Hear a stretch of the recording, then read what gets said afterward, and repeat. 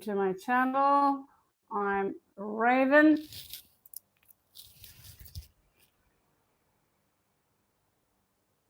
And you get 3 cards.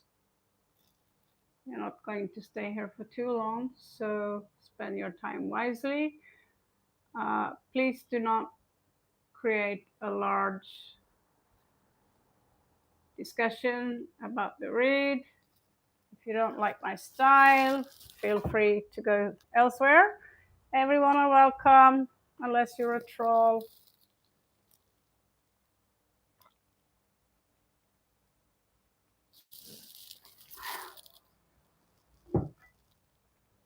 Which means okay, guys, I have besides this giant pumpkin here, I have a small surprise here for us today. So let us have a look before we start. Hello, Anshu. Anshu and is it name straight?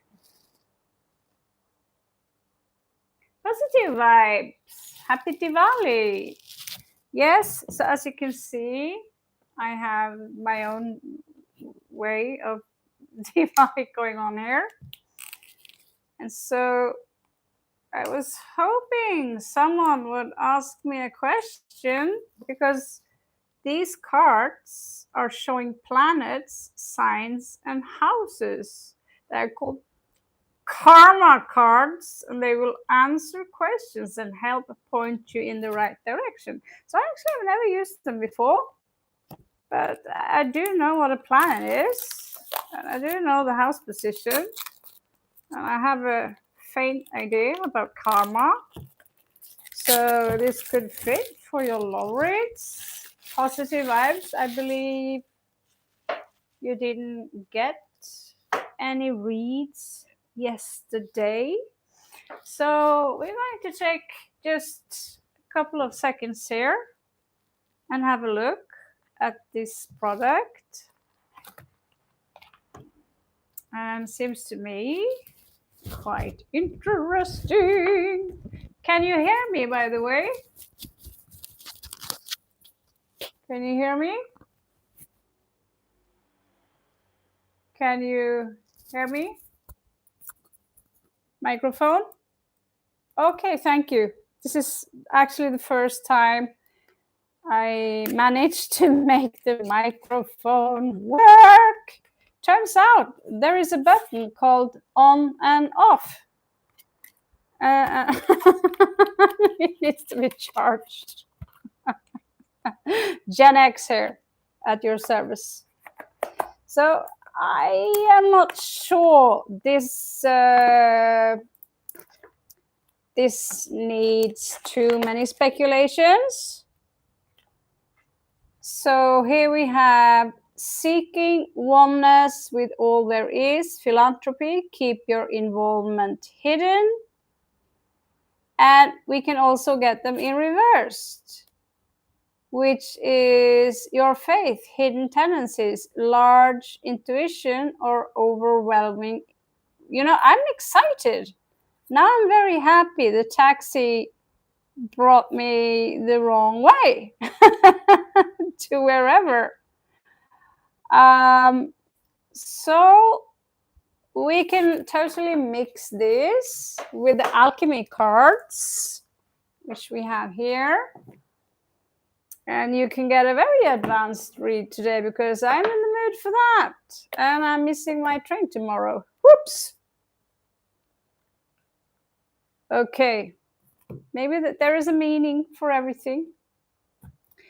So, and maybe I was supposed to get these cards. Just let me have a good look. Oh, it's stuck. So is that. Okay, so for now, I'm simply going to use the cards from my own intuition in regards to how I know astrology. And whatever system he have, I'm going to have a look at that after, but now we are going to have fun with them. I'm excited. I hope you are excited. We're going to have some shadow work, and let's waste no more times. Unfortunately, 90% of the questions are feelings, and so we tend to not end up going too deep, unfortunately. So, namaste. I wonder if I should put up my, let me see, my second in command here so I can actually see your questions.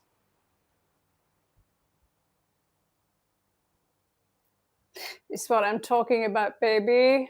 This is sexy. Sexy. So, Anshuman and see here. Positive vibe, Shirley.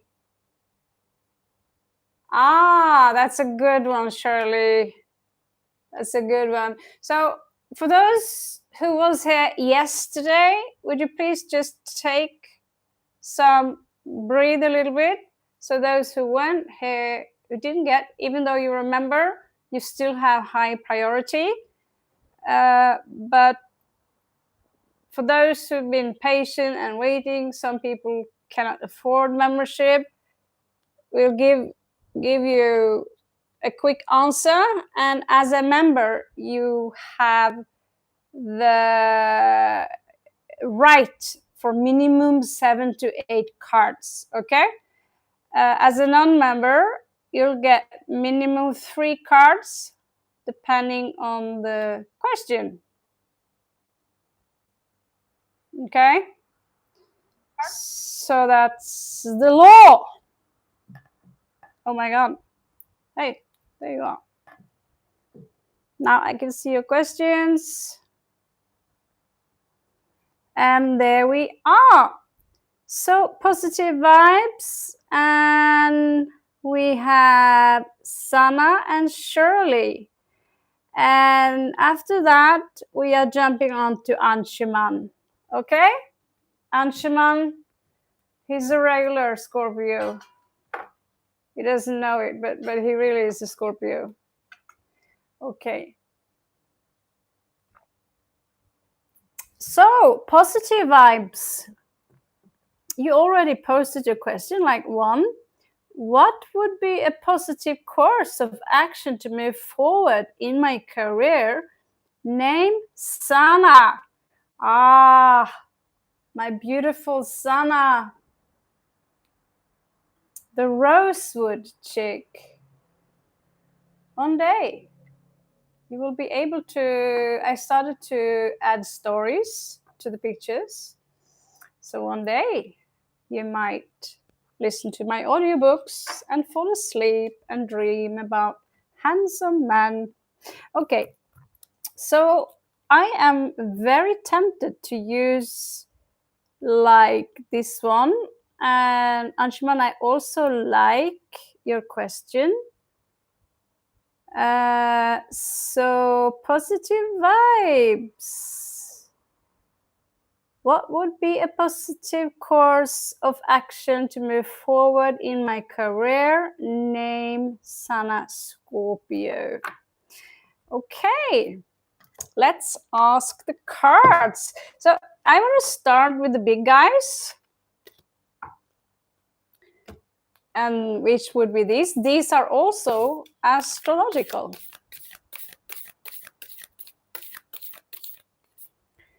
This will be an interesting mix. So we have 7th house. 7th house is the dark one.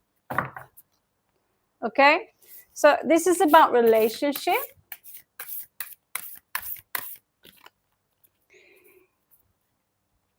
And we have Capricorn. That's where I have 7th house. So this is basically hard working. usually you can manifest anything with having the, breathing techniques, faith. They say you have to work really hard. So Sana, here you are. So if you put passion and hard work to what you do, you'll get there.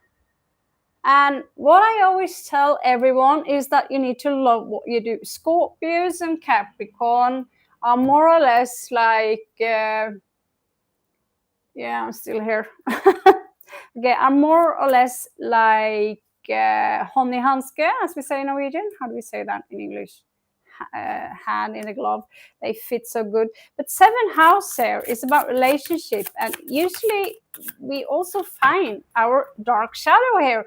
And both Capricorn and Scorpio, unless you work with your shadow and you do become very powerful, you are in danger of being sucked up by the ego, because the ego is like a black hole that we can completely lose ourselves in that. So this is where this is your dark lord, where you need to look out for the embodiment of deceit.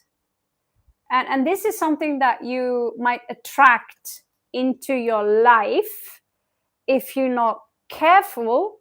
And you have to understand that you have to treat these creatures as if they are actually alive. If you think, because if you don't face them and talk to them and say, hey, it's like if you have a voice in your head that says, I'm useless, you're useless, you're useless, you're fat, you're this, you're that. That's not you. That's not you thinking those things. That is negative energies, just like radio signals with their own consciousness, who wants to pretend they are you. And this is how we get hijacked, and this is why we get depressed. This is how we get the void into our life. So let's see, how can you win over this embodiment of deceit? And I also want to have a look at your 10th house. So your vision, the question is, so this is a little bit about work. What's new and different about the subject you're up to? And use an unconventional way. And here we have Aquarius. Aquarius are very different people. So how about what's new and different about genius to experiment with? This word, it's a word salad. We have use an unconventional way,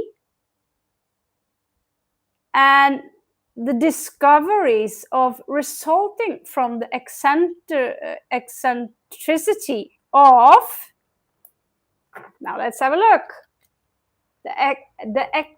Okay, so we are on Aquarius, but I'm going to pull one more on that one to see.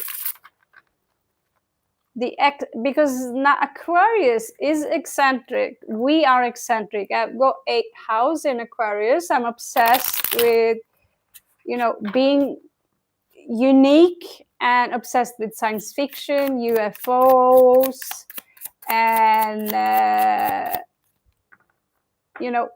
everyone are equal. So the Lovers here is coming in reversed. Okay.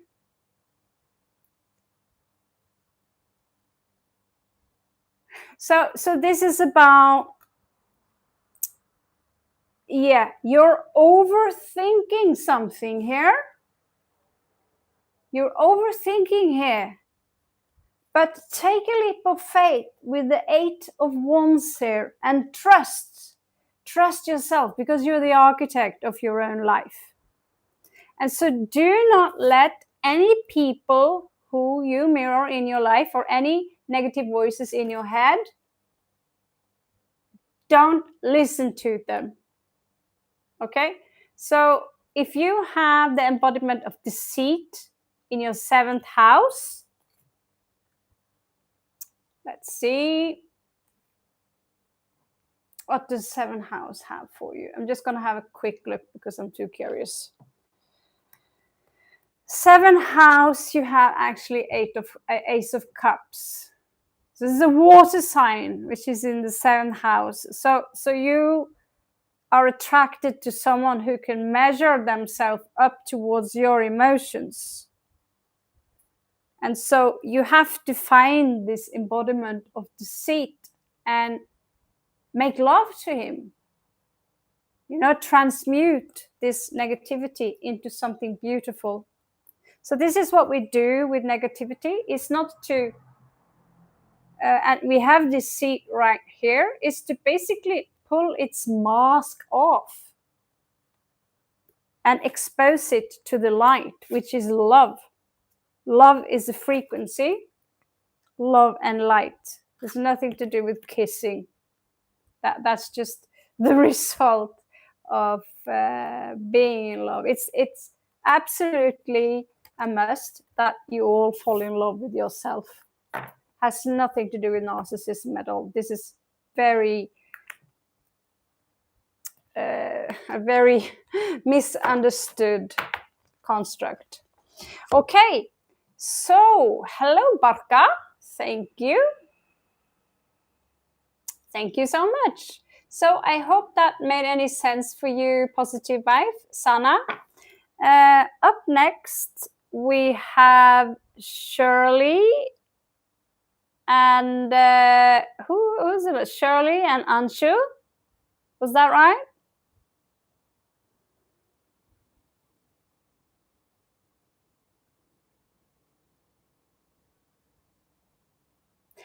You're welcome, Sana. Always my pleasure. Always my pleasure to share whatever cool stuff is popping up in these cards. And let it be known, we are going more and more alchemic here. So you can get whatever you want in life instead of coming to me and say, can you cast a banishing spell? At some point, instead of just watching tarot card videos, I purchased my own deck and started to play with them. And now I can help you, and I see all the dangers and the worries and the frustrations that I've been through myself. 6 years now. I was just like you, very frustrated and also obsessing over being loved or getting some kind of validation in love. So this brought me to you guys.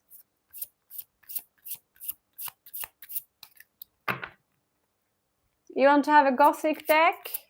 Yeah, why not? Okay, so Shirley, thank you so much, by the way. A braid? Yeah, I'm from Arundel, actually. Same place as Frost. So if I frost my hair, I can be the real deal Elsa, because my heart is so frosty and cold. Okay, that was a really, really bad daddy joke. But I am actually from Arundel of Norway, so it's a real place where this Elsa girl comes from. It's named after my town. So I always feel like this braid is like symbol of the town I come from. All right. So do you feel that the sound today is better than usual? Does it sound more pro than usual? I mean, do you like this actually using a real microphone? So please love feedback for that. Okay, so You have a gifted reader who is obsessed with you.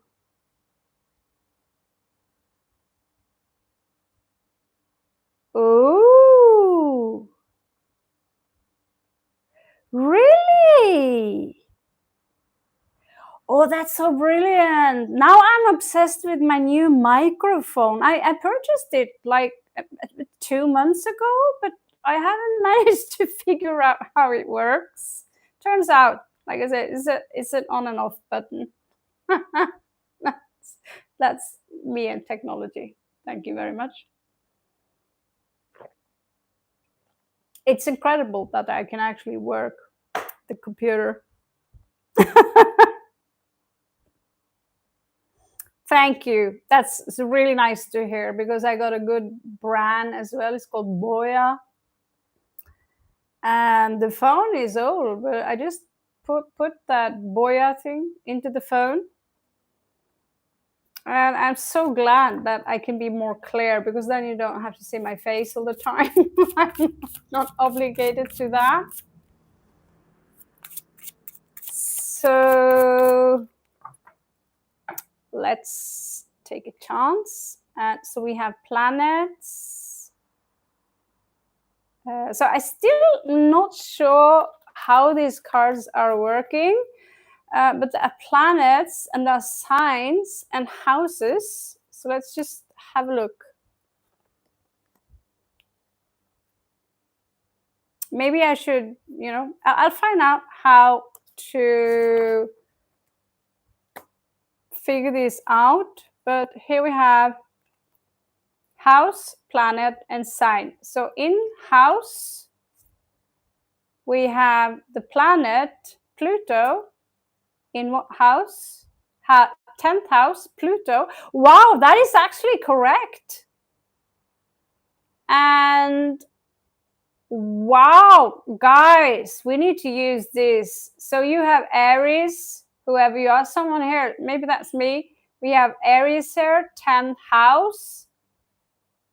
So willpower for the win. Oh my God, okay, this is so cool. This is so cool. So it's like we don't really need the big ones anymore. Okay. If you still can hear me, post your question. If you don't, I'm gonna assume that this channel sometimes we fall out. All of a sudden I'm gone.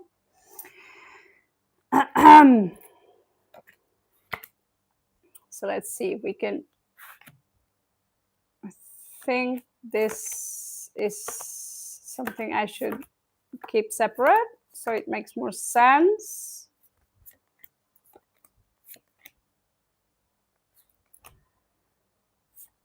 And signs. Okay, so whoever's up next. Hello, like 5. Hello, Raven. What do I need to know about my relationship with my sister? Okay, let's find out.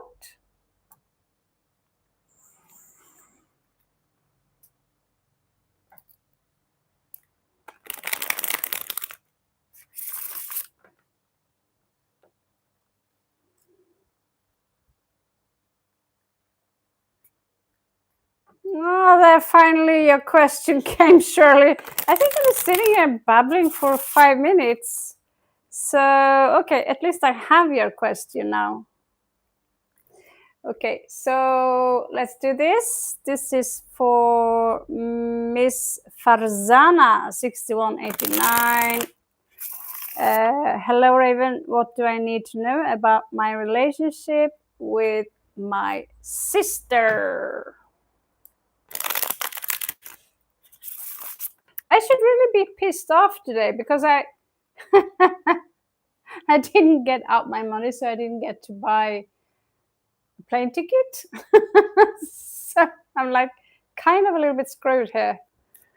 As you guys come along, I'm like, okay, fuck it. We got Diwali, we got bling. So this is for Mrs. Farsana.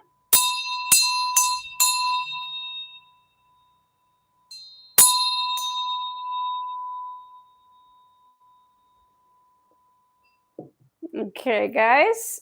As I understand, dinging the bell can seem a little bit weird, but it's something that's actually just called cymatics.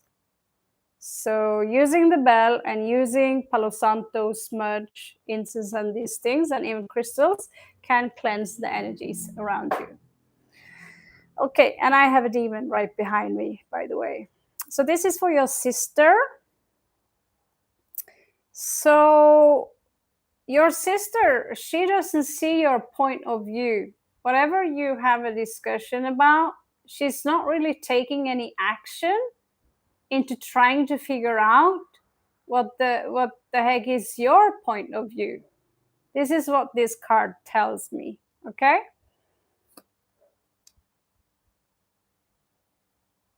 She have trouble letting something go here, okay?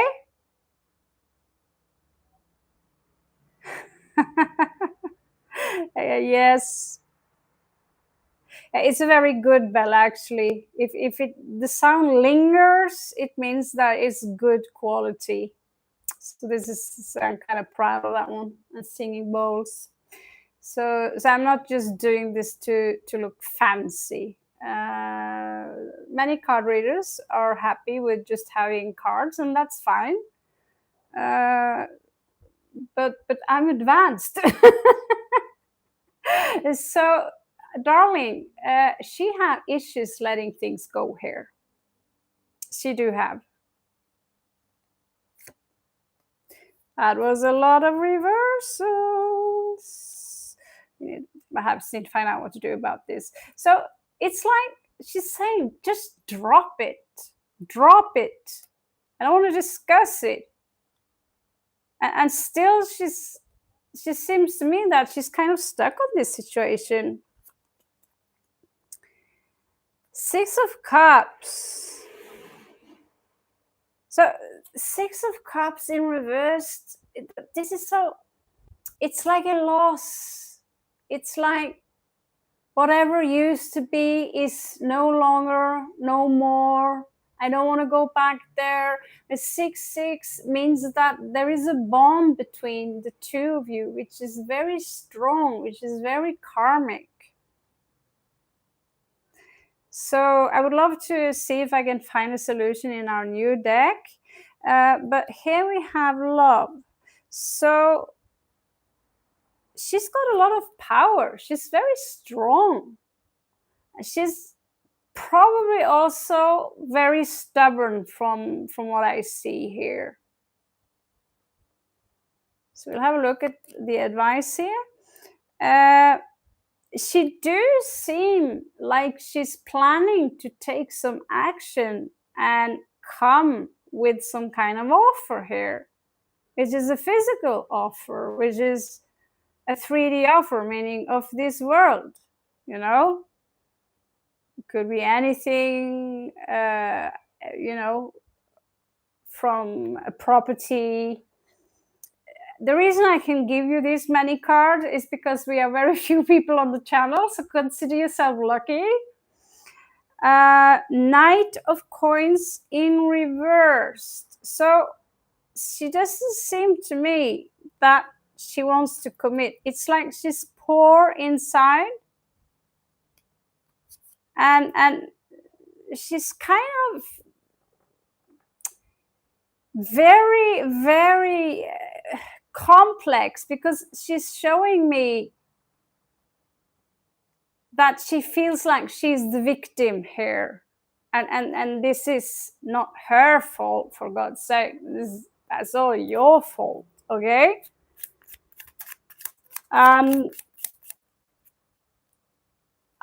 I don't see how that goes along with strength, but she could have Venus in Leo. So she wants to be perceived as the victim, who is, where people come and say, you know, I give and I do this. I'm so kind.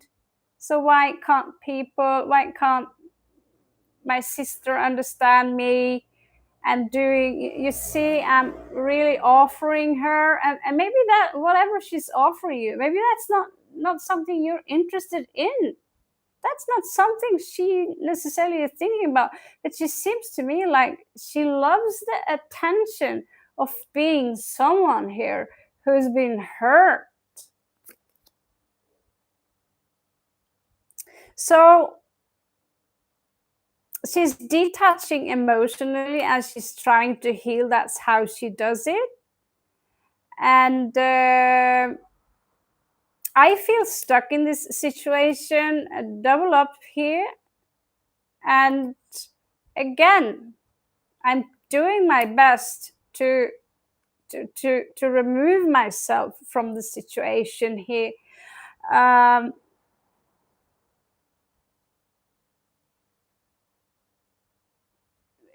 You know, deep down there, she actually thinks of herself as loyal to you.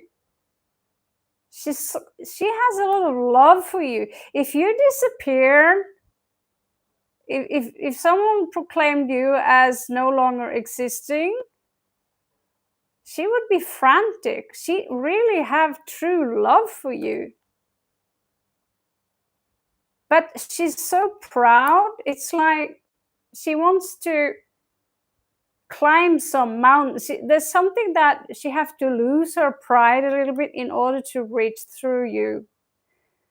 There's a key element here, and that key element is that she has to work on her communication and drop this wandering around and telling people. She tells people also that she really care about you, she really love you. So she doesn't understand quite something you've done, something you're doing.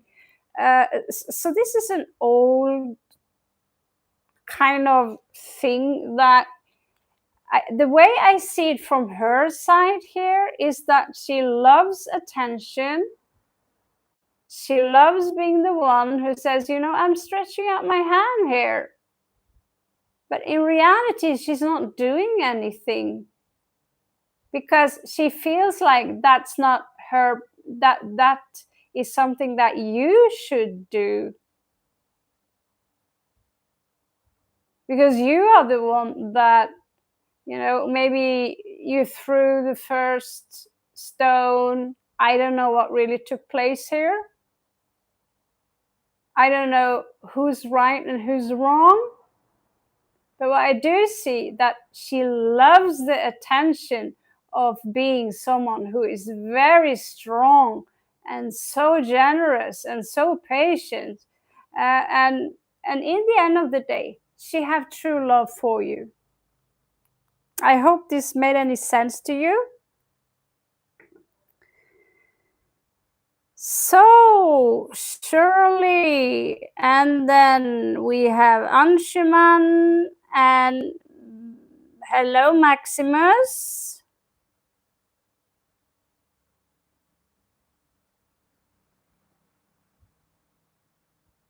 Luna, now I'm starting to regret I purchased almost the Egyptian deck today and another deck, but I already have it in Spain. So okay, I'm just going to sort these cards a little bit, so maybe we can all have use of this. So Shirley, you're up next, and then Anjuman.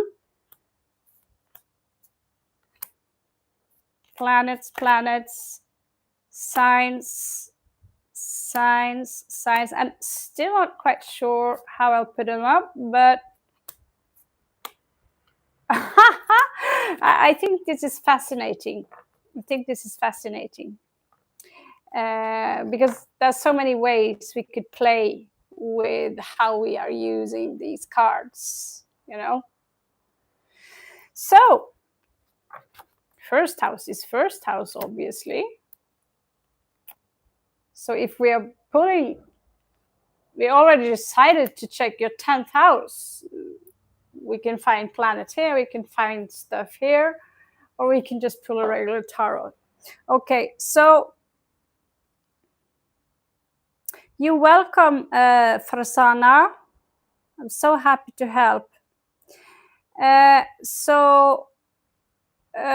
see, where are we here? So we have Shirley and then Anjuman.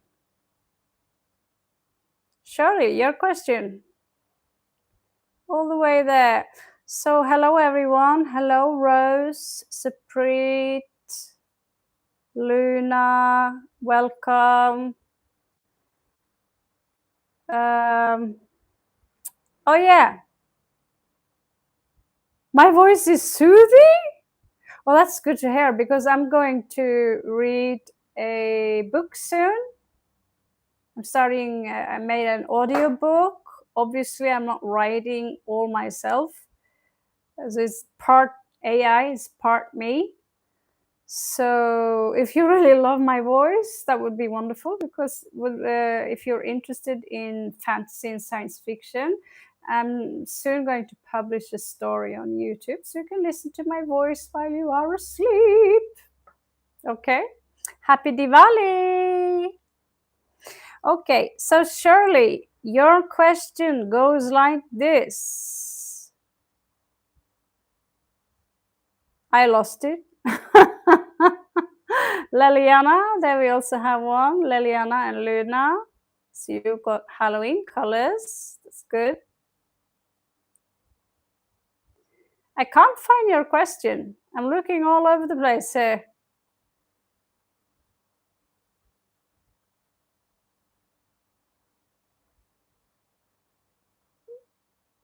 Where were we? Oh, yeah, you're all the way up there.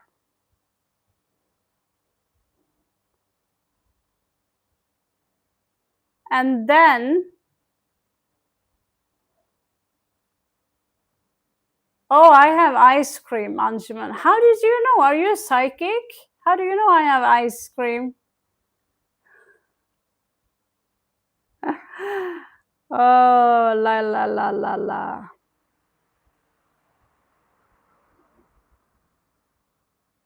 Shirley, can you repost your question? Because I don't know, I do need better glasses, or I should get better glasses. If not, I'm going to jump on to Anjuman. Okay. Does AJ miss me? I'm so Dory.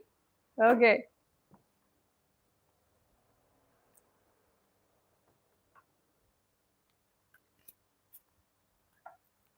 Does AJ miss Shirley Martin?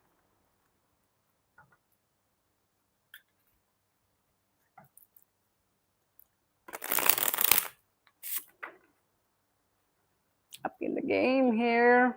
Does AG miss Shirley? Your name is Shirley. I'm thinking, sure, we miss you, Shirley. Let's have a look. See?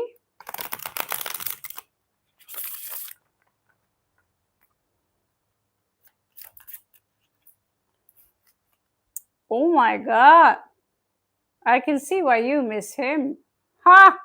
Ha! Oh, he's hot. I'm so jealous.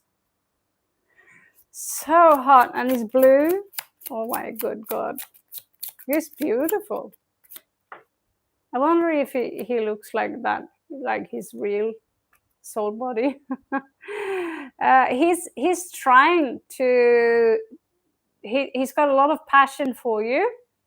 He's trying to detach from you, but he misses you. Yes, he can't get over you. 8 of Cups reversed here. I can't make it up. Even if I'm standing on my head and shitting in an angle, it wouldn't be possible. 2 of Swords here says that he needs to make a decision. He's trying to make a decision.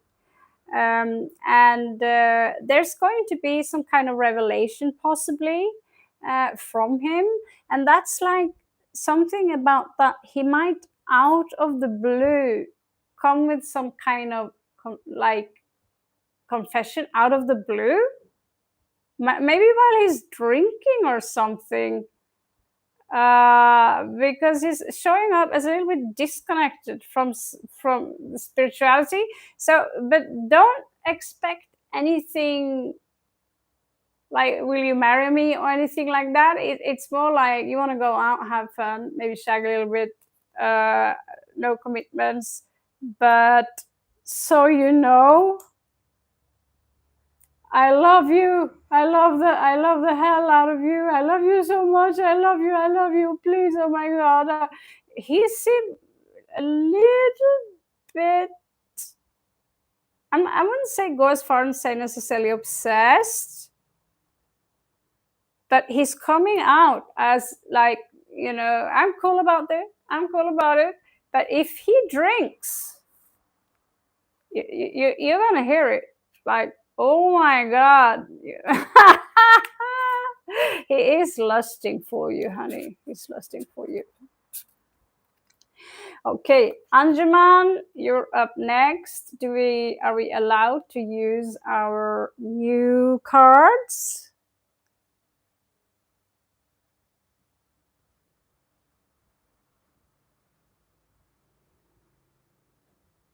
He's so sexy, like a model. We are not allowed to say sexy, apparently. Yes, he does think of you sexually. I can confirm that. He's actually, I was going to say something, but YouTube's gonna throw me out. It like instantly, like, yeah, I can't even say fuck anymore. I'm allowed to say fluff off. It's like the entire YouTube is turning into bedhusmenigheten på söndagar, which is like going to church on Sundays and let's have a chat, guys, about love and violence and blood stripping and shit like that. It's just a matter of time before we have to pray to Jesus before we enter the channel. Okay, Anjuman, like 1, guidance for removing negative blockages and getting tapped into the divine energy with my chakras. Ooh, now that is interesting. That is interesting.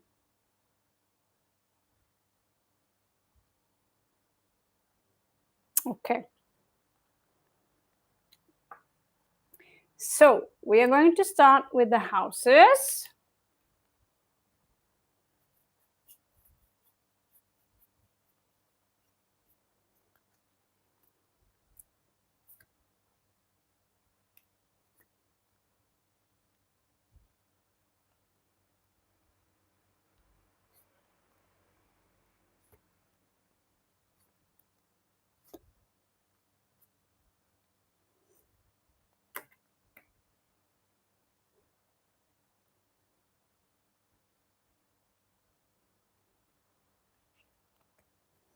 You're getting full spa treatment today, Anjuman. Then we are getting the signs in the houses.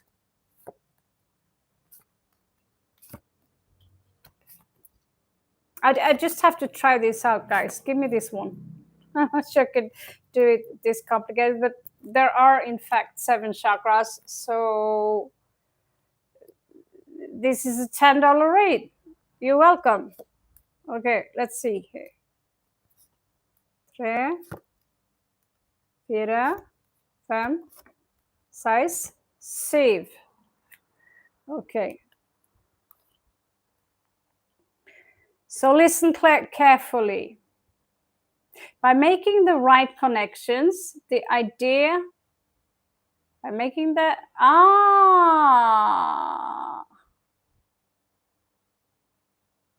you need to have faith in your goal. So this is how it's working. By making the right connections, you need to have faith in goals. The idea in question your day-to-day reality of worry about. Okay, so this is this third house.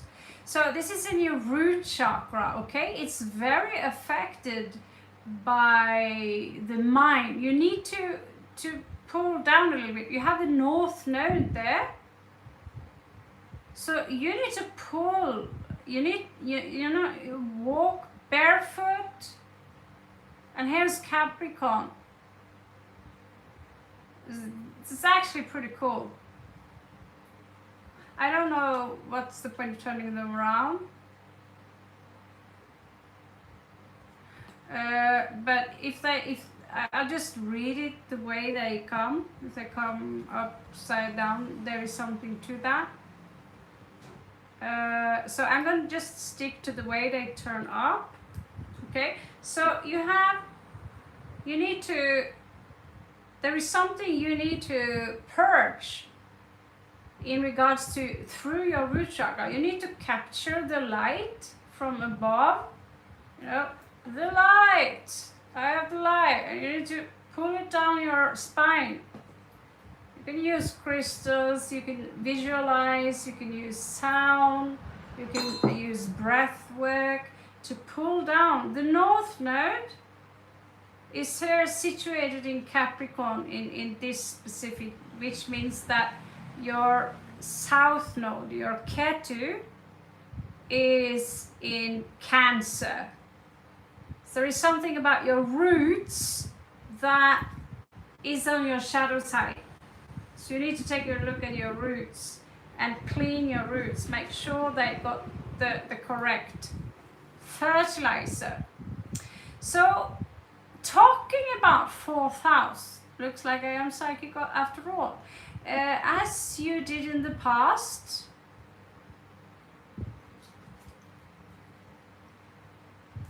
your vision, something about demonstrate your vision, just like you did in the past. We are here maybe in past lives. Your home base, realize what's new and different about your home base. Okay. Act like a leader, use an unconventional way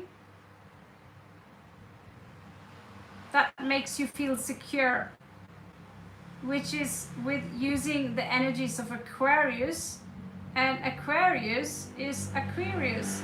So this is all about creativity, how you can make something stand out and to be different, and don't be afraid of being different. So the creation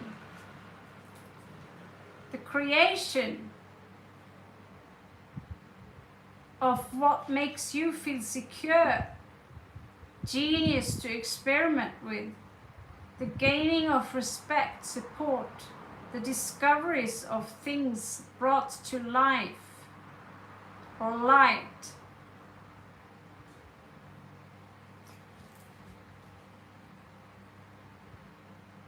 Resulting from the eccentricity of Aquarius. So Aquarius, I'm partially Aquarius, so I can teach you how to become one. So yeah, that was all.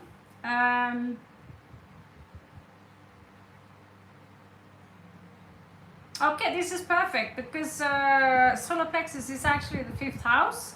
So we are now in the 5th house, and we have Uranus in 5th house, and Gemini energy, and that means a lot of parrots like me. I'm a parrot. I do have Uranus in 5th house. And I have Gemini 1st house, with Mars. So as you can notice, this is the energy I emit. I talk a lot, but through my speeches, you also learn a lot. I teach by using fifth house. I express myself by using fifth house. So this is exactly what you got now. This is on your solar plexus. With the trust of a child, steer up the situation by using what you want to be known. Fun, romance, be open to new ideas about what is believed about. Do it dramatically, invent a way, use the quickest way. And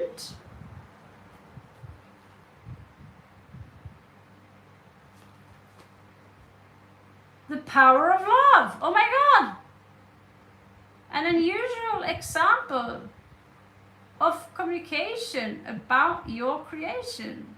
An unexpected taste, unexpected change resulting from the fluctuation of Gemini.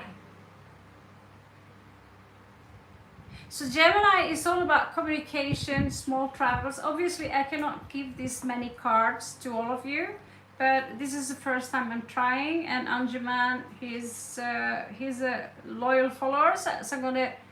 So guys, pay attention to this. I can give you.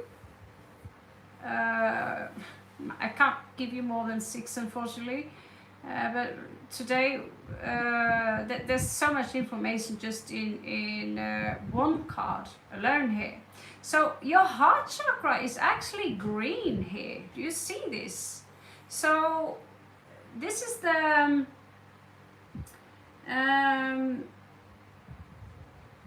damn, you are Aquarius in Western Sun. I've never heard about that. I never heard about that. Okay, so hello everyone. And I don't have time to chat while I'm doing a read, but I'll try to reach all of you, sweeties. Okay, so heart chakra here. As a full-time job, inspire others with your beliefs. Serving, be prepared to sacrifice the cost of something. Are this the correct way? There's something about serving, which is, you know, when you serve yourself, there are 2 ways you can serve yourself. You can serve yourself because you are in a negative state of mind, which makes you useless in regards to serving others. But as long as you love yourself, take care of yourself, you can make sacrifice for other people, but you need to follow your highest passion. So here we have Neptune and Taurus. This is about compassion. So your heart, basically do a little at a time. Yielding is the only way. Use the most and direct way. So this is a very sensual card. We have Venus there, we have Neptune. So this is all about compassion. Sacrifice yourself a little bit. Show compassion to other people and try to understand that many people that we call junkies and this and that, losers, and we have this hierarchy in life where we should live in a hierarchy. As a whole, we are all equal. And so sometimes when you see like I saw this cat which was sick, and I took him to the doctor, I took care of him, and you could see this as a test. Will you understand that this little cat is an actual angel in disguise? But you get to experience how far are you willing to sacrifice yourself to make sure that this animal or this person is getting a better life.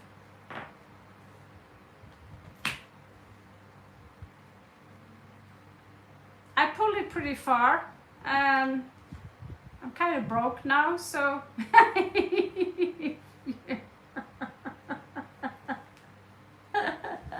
yeah, I pulled it far. I'm not joking. It was a lot of work, a lot of money. He was very, very sick. But looking back at it, it's a beautiful story. So, the serving of others. So you have 7 house here. This is love. You have Virgo here in 7 house. So the attraction now could be to purify yourself. But we also have Pluto here. Pluto in 7 house. I have Pluto in Libra. And that could be a pretty harsh way of judge people and things. So be careful in regards to your speech and what you say here. Okay? Be mild. Get a fair deal. And remember to get the details. Do or die, you must. Pluto is pretty extreme, actually. People with Plutonic traits, they are very beautiful, but they can also be completely psychopaths. So this is also about your partnership, about cooperation and balance. The method for the healing power is the need for control of balance. The analyzing of an obsession with cooperation resulting from the perfectionism of a power struggle. And there's something about a partner here. This is wild. These cards are wild. So that's the dark side to this one. So this is about cleaning up your karma, some bonds that you have attached to other people. And you can do that in 10 seconds, or sometimes you need 10 millennia or eons. Okay, so let's have a look at this one. As a life or death is, so we have 8th house. 8th house is our obsession. Like me, I have Aquarius 8th house. I totally obsessed with UFOs and astrology and all these metaphysics things and being something original, something unique. This is my obsession, okay? So you have 8th house here, and in this house we have Leo 8th house. So your obsession here could be, I want to be seen. Why do I have 2 houses here? That does not make sense. We are supposed to have a planet here. Give me a planet. If I'm going to find one. Here we have planet. Something got mixed up here. Okay, so here we have Saturn. God's sake. So as a life or death issue, leadership, be realistic about getting and using power. Be concerned about the creativity of use other people's resources. You must wait before you can do what you want to. And this one was a little bit more difficult to read, but be careful. This need to be seen and admired is a shadow aspect here with Saturn, okay? And just be aware of it. But you're showing up as someone who are actually very expressive and talented in regards to entertaining other people. You're showing up in general in this street to be a good leader. As soon as you go within yourself, because this is warning you also about spiritual narcissism,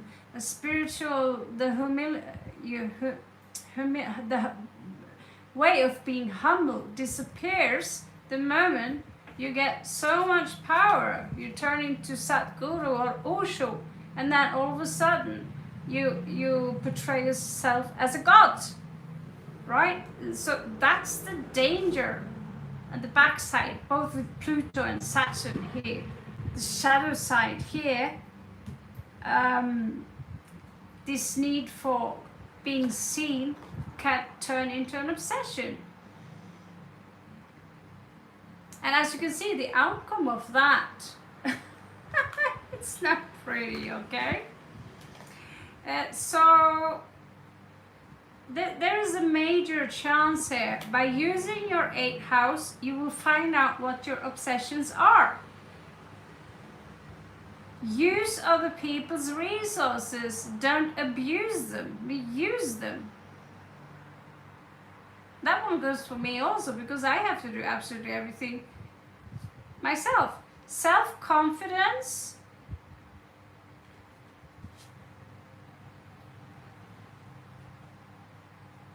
Self-confidence, personal power, the maturity that brings, taking a chance on the mysteries of life, limits imposed.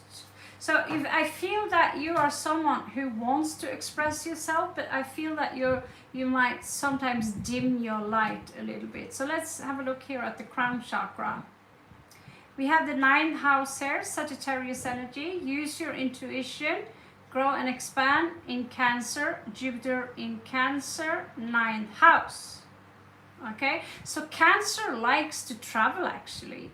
We like to, as you see me, I've got a fair pile of Cancer in me, and I love tiny houses and the creativity of building houses, and I love to bring with me camping stuff and tents. And also you have Jupiter here in the 9th house, which is exactly where this planet belongs, right? So as if it or they came from all there is, your feelings, learn or teach. That's the same thing to me. When I teach people, I also learn. When I heal people, I also get healed. The philosophies and laws involved, attitudes from the past about be positive, about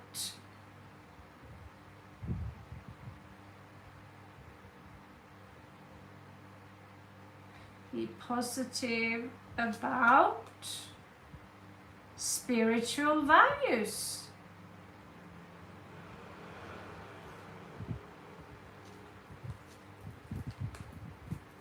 Wow.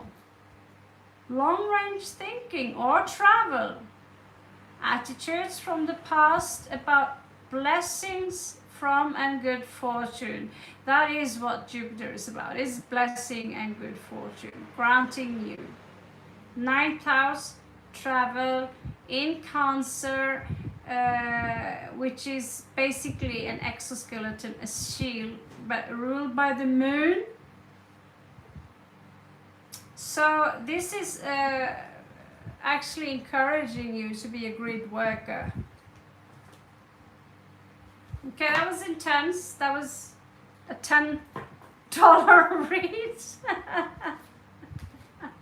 I'm sorry for you other guys. I just had to check out this card, but I see now that, okay, if you want all this information, that's going to be $10. So usually we're only going to stick with a little bit for the free spreads here, okay, so we can all have a chance to get through. But these cards, I totally am happy that my taxi took the wrong way. My fault, by the way. Okay. So, that was interesting. What do you feel about that, Anshuman? You look like you froze to death. So, we have another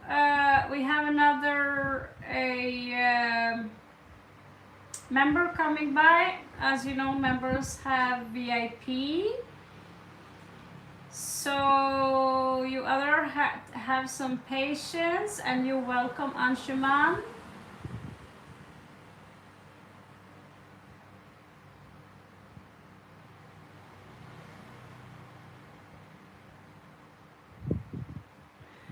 Oh my god.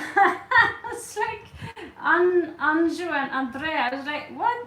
These questions, you look the same. Okay. What was Carlos, the Leo's energy from me over the past weekend?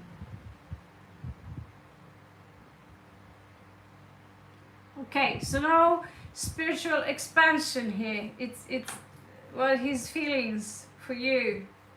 Okay.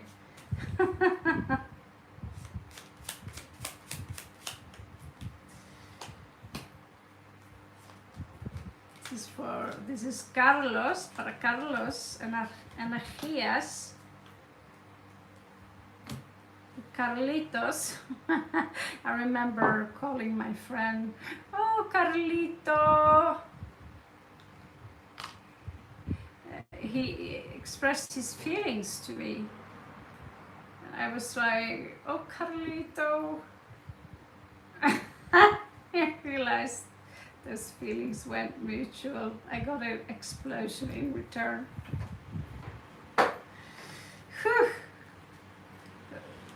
Taught me never to say to a Spanish person, Carlito or cabron. I thought cabron meant like boss. Turns out it means asshole. So I got some fuck yous.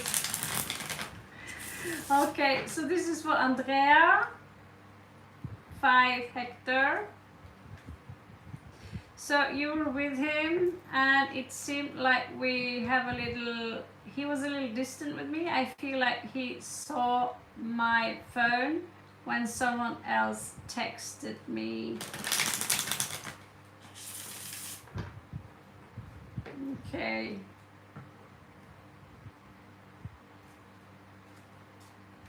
Let's have a look. See.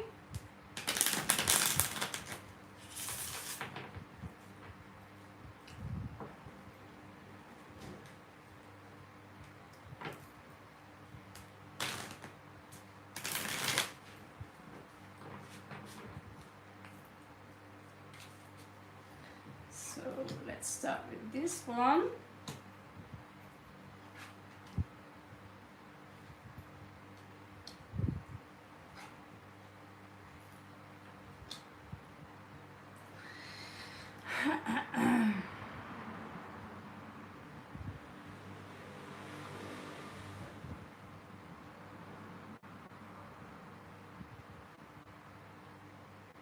I'm afraid to lose you, because you are my desire.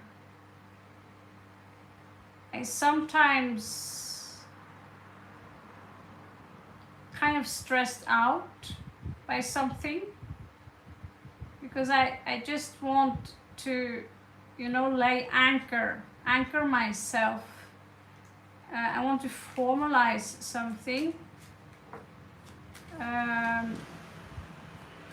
But there's also something to let go of here. Let go of fear is what I get. So this is for Andrea. What is it that she needs to know in regard to Carlitos?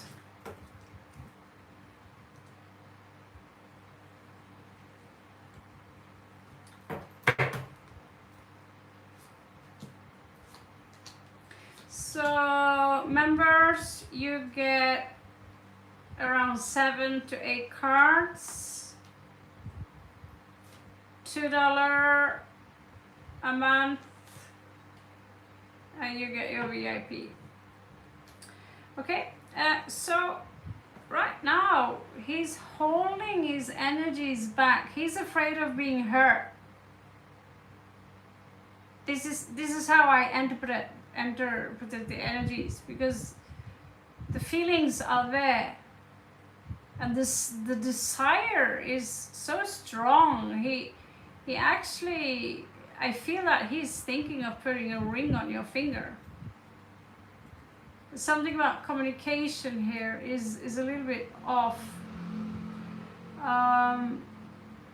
He's showing me that he's very self-sufficient. I mean, he can manage without you. But there is something here that is going to come to an end, or he feels like something is coming to an end here, and this is stressing him out. He feels that something is finished and that he has to let go of something, but he's not happy for this. But it's like he sees something as some form of betrayal. He looks at you with some kind of disappointment, and he's not, the way he's taking action here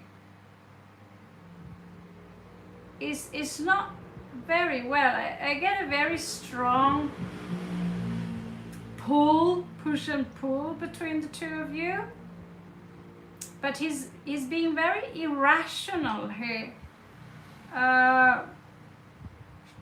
There is a lot of overthinking here, maybe even manipulation, but I would be careful here, because things are not going to be done between the two of you just because of this situation. But he sees that there is a heartbreak. There is a heartbreak coming in here. Maybe he's the one that carries this. And after the heartbreak, there will be someone, or maybe he will change his mind. So someone here is going to commit long term. And that's something that very often happens when you get separated. When you get separated, that's when you realize what we really have, and we want it back. We don't want anyone else. He's afraid that you are with someone else.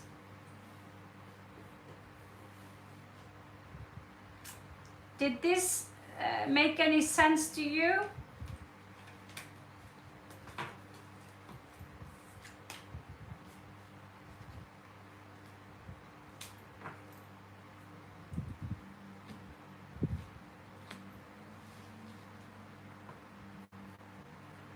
Alright, so now you know what the gig is all about. So the best way for you now is that you communicate, and without pointing fingers or judging each other, try to understand each other's fear. Be open and with how you're feeling. And I know this. There are some people who are very emotional avoidant, and that's up to you how much you can handle. That means that they are loyal to you, or they could be loyal to you, but they are afraid to get hurt, so they push you away. That is sometimes can be mixed with someone being a playboy. I didn't get this playboy vibe from him. I get that something is bothering him. So he's like, I'm going to hold myself like this for some time so I won't get hurt. But he's already hurt. Consider him hurt. And so this can be fixed.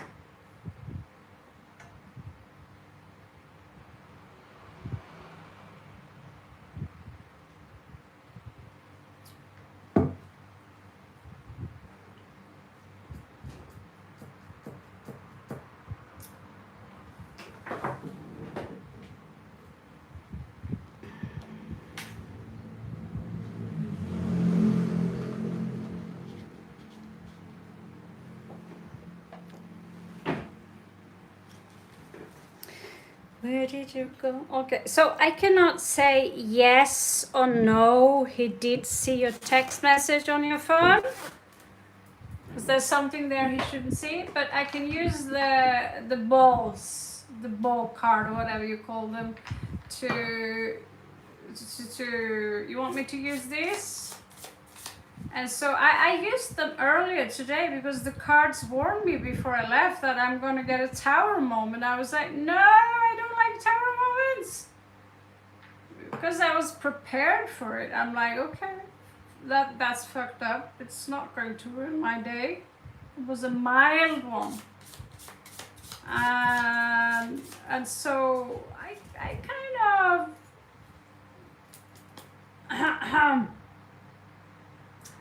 I used this. I have to confess, I used this. Did he see something about go? The time's right here. You have to reconsider something. You have to let go. You're going in the right direction. So there's a lot of information in between here, which is not necessarily. There's something you have to let go of. And you have to get more information. Maybe talk to him. And what the hell was on that phone, right? But now is not exactly the right time. But the card says he did not see what was on your phone. But I wouldn't say, I've seen something on someone else's phone one time, and that's when my spread looked exactly like his, you know, where my mate turned into Empress in reverse, you know, you really, how could you, right? And there was, but there are very often misunderstandings, right? Sometimes you could be sarcastic and tell someone a joke, you know, and the joke can be dirty because it's an old friend of yours that you know for 30 years, and then your boyfriend comes and read that joke and thinks that this is some serious stuff. And this is why we never make assumption about a situation that involves other people and what they're thinking and what they're doing. Clarify first and then make your direction from that point of view and see if this is something you can live with or if this is completely unacceptable.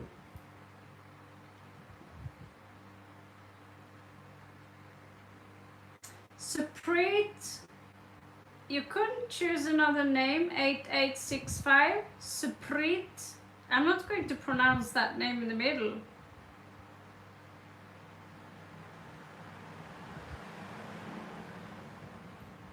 Okay, so you're stinging a little bit by calling me ma'am. Okay, ma'am. Bye. So yes, I should really read less. I should quick up, just give you one card like the other channeler people do. So I can please absolutely all the 2,000 people who sometimes visit me when depending on long time I'm here. No. Okay, so main tick hon, धन्यवाद. आप कैसे हैं? So, who is, we have, someone's been waiting here since 17. Saminga, Ashan's current energies towards me. Next action, no contact. All right?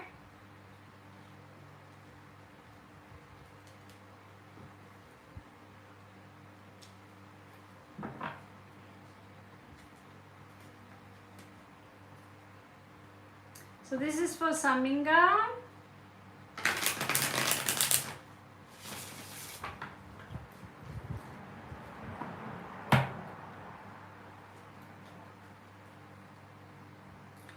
This is for Saminga.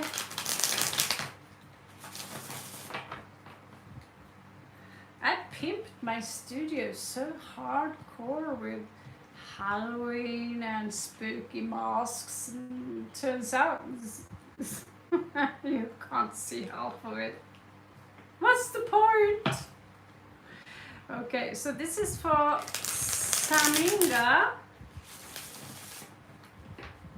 आपका स्वागत है.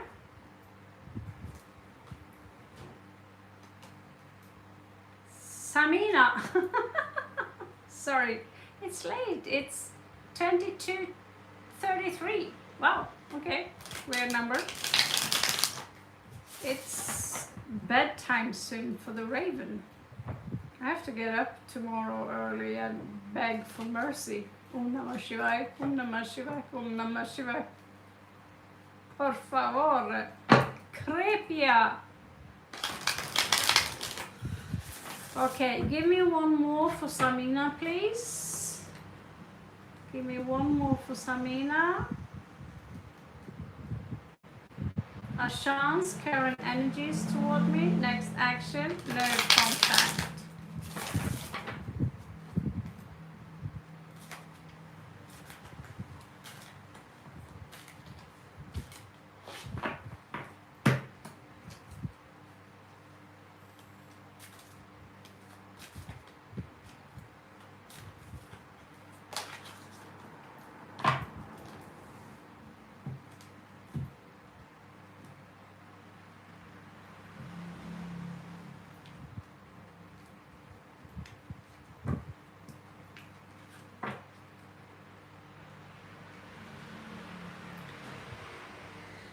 All right.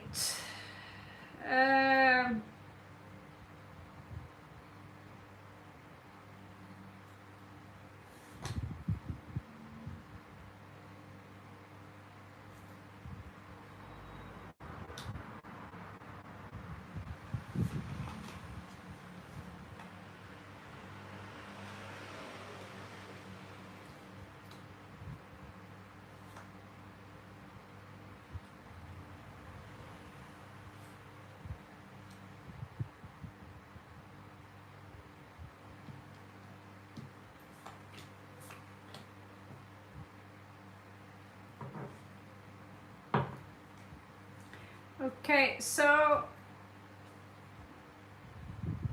Ashan seems to be turning his back on you simply because it seems like something is over here. But it's not over, but it's over, but it's like he's hiding something. Something here is completely disconnected. Thank you, Heavenly. Thank you. Well, someone's got to look like a skeleton. Maybe I should put my mask on. Would you like that, guys? I don't know why I came up with that idea for. Okay.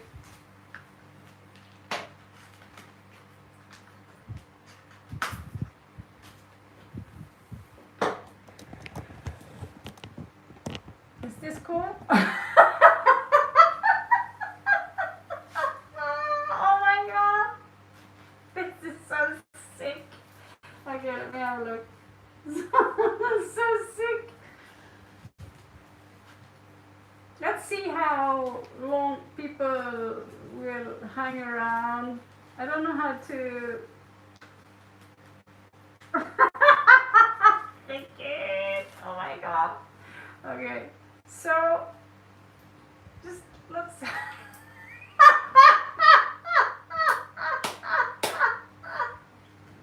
Okay. Try not to laugh, but this is fucking hilarious. Okay, I'm gonna have a serious read there and die laughing. Okay, so I might have to take a break just to get seriousness out of this for some time. Okay, so I can't do this. I'm gonna die. I'm gonna die. Okay, so this situation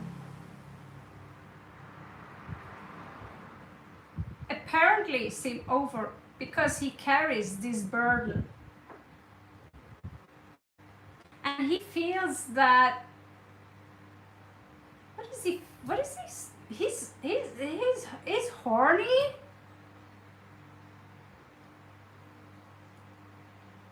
But it's like he's hiding behind the curtains to jerk off. I'm literally just being super honest here. Okay, this really is the most strange tarot card channel on earth, not just on YouTube, on the planet. Okay, so it's like he's holding back everything here because he feels betrayed. He feels betrayed.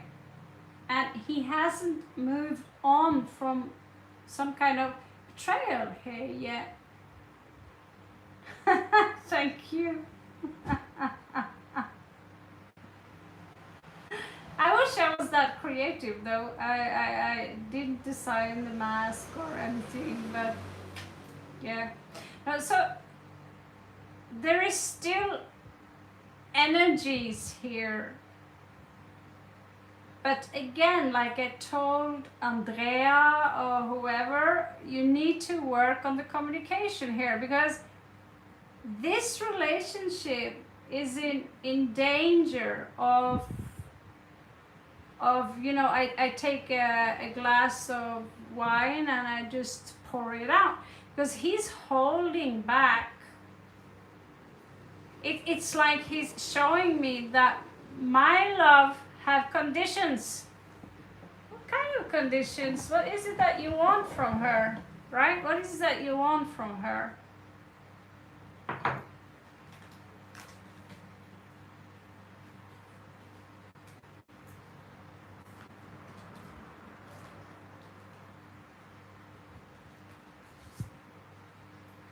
See if this is a planet, science, house.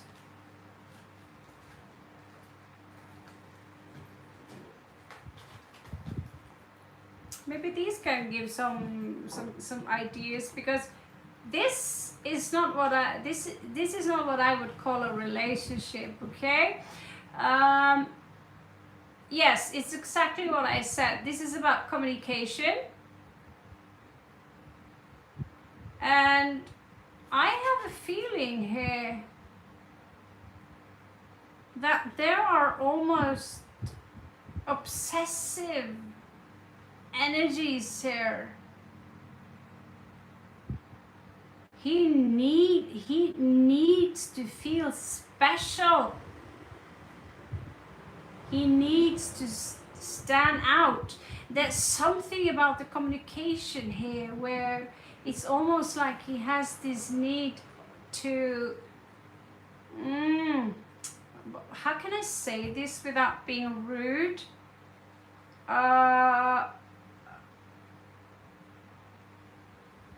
He's manipulating the energies here. He's manipulating. He's doing something. I don't like it.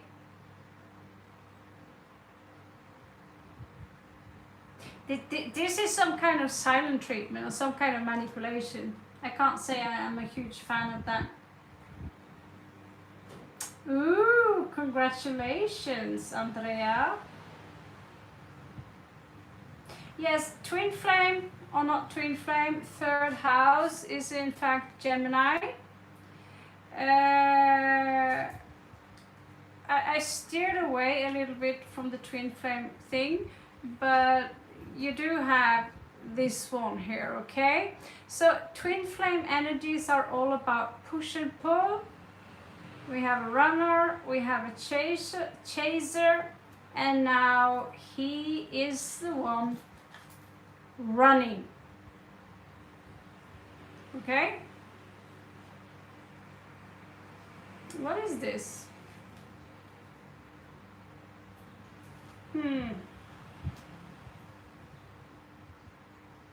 It's like he's scared of commitment, basically. So he's like a cheese, basically. He needs to mature a little bit before he can commune on a existential level that makes sense, if that made any sense, you know.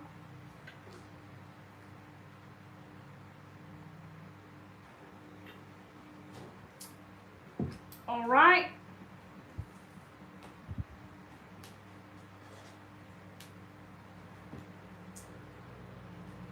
Hello, Ajay Kumar.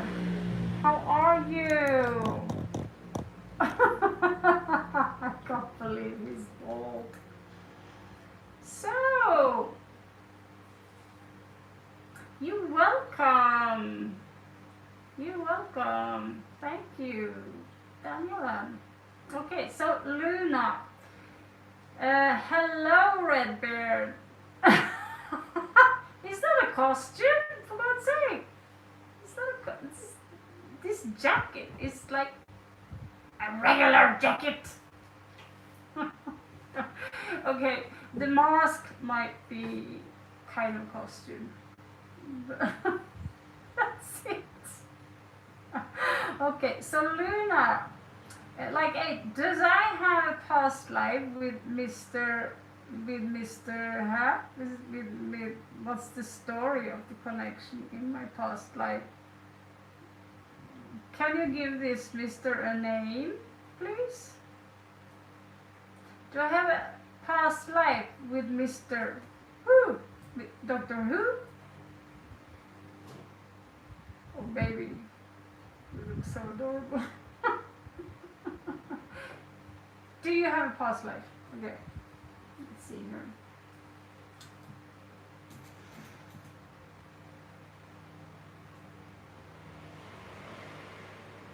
These ones.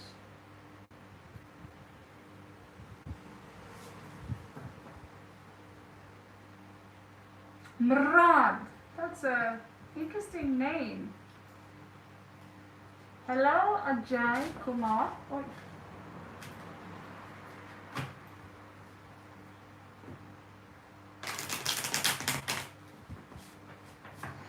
Okay, so this is for.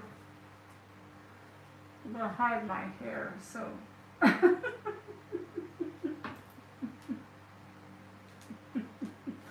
I know, right? It's so fucking scary. I freak out when I look in the camera, see my own reflection. I'm gonna shit myself. So, like, hey, does I have a past life with Mr. Whatever? Do you have a past life with him? The answer is yes. Now let's see what kind of connection this past life was all about.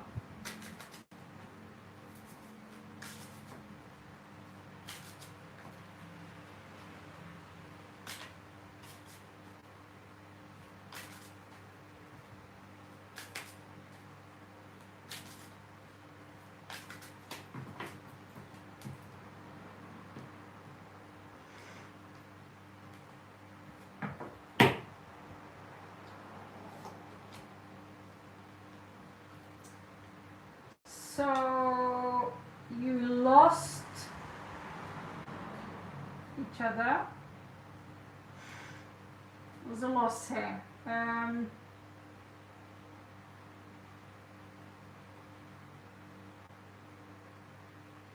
Let's see.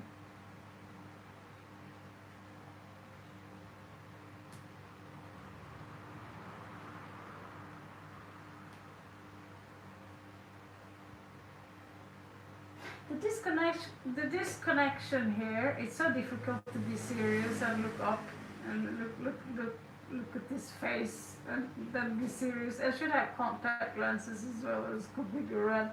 But the connection here has something to do with the betrayal. backstabbing basically, and someone was caught with their pants down basically. Okay. So this is pretty deep shit.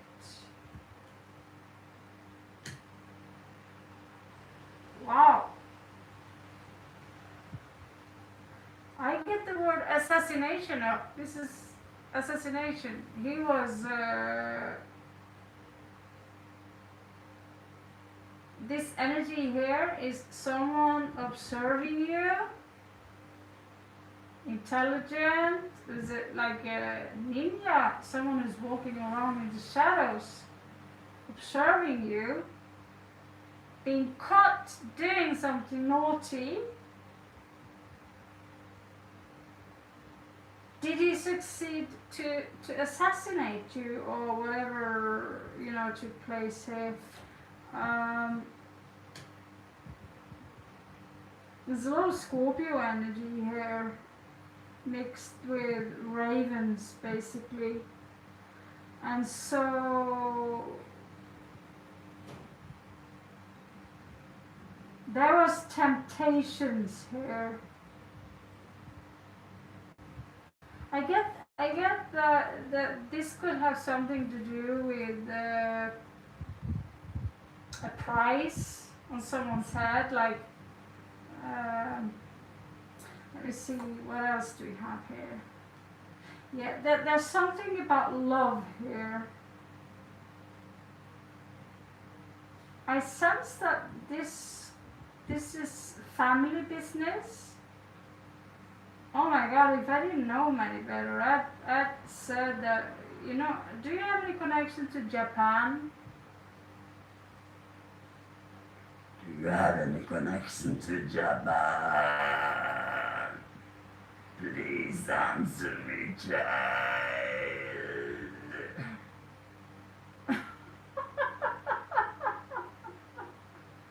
Okay, so the reason I ask about Japan is because this read is the energy that's taking place is very similar to people who, you know about the ninjas, the ninja families.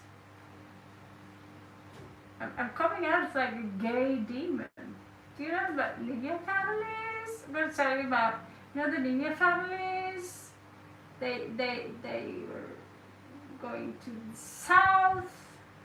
Still, if you don't feel any connection to the ninjas today, you still could have been part of the shinobi family. But anyway, there was some kind of betrayal. It was a power struggle. And someone was paid. Poison. Alright, there you go. I can channel with the mask on. So,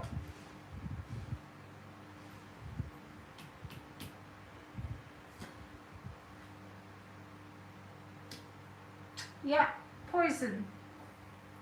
Death by poison.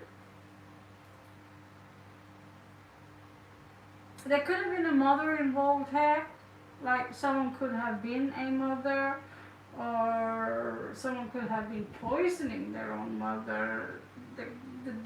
You know, exactly where you're standing here with this person, you could also be cancer, right? But something was very unclean here.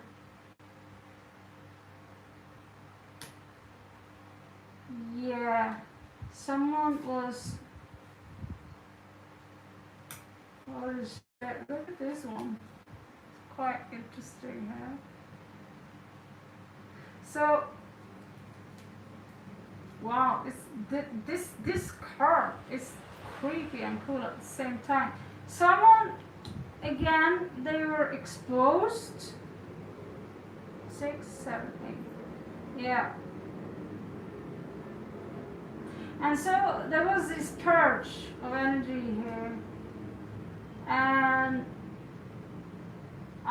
think that the person who made the choice to maybe make some money in regards to betray, to kill, to poison, I think they all of a sudden, when their heart chakra opened, when they realized what they've done, they regretted it because they, you know,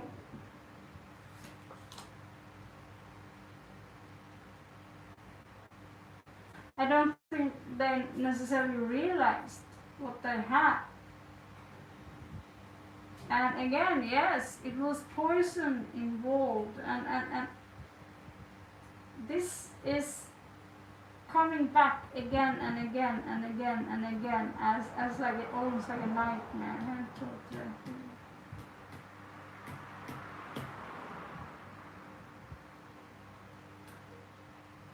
Was it a third-party drama? It's not showing up here as a third-party drama. It's more showing up as like almost Juliet, you know, like house,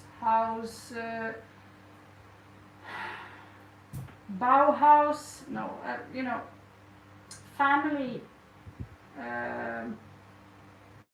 feuds, you know, power struggles within powerful houses possible. Like once someone here carrying a mask, being dishonest, playing with other people's emotions,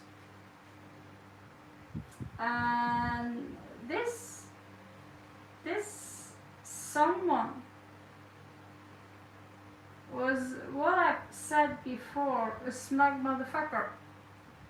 Someone who, there was someone in this picture, someone, it could have been you that realized what you were dealing with.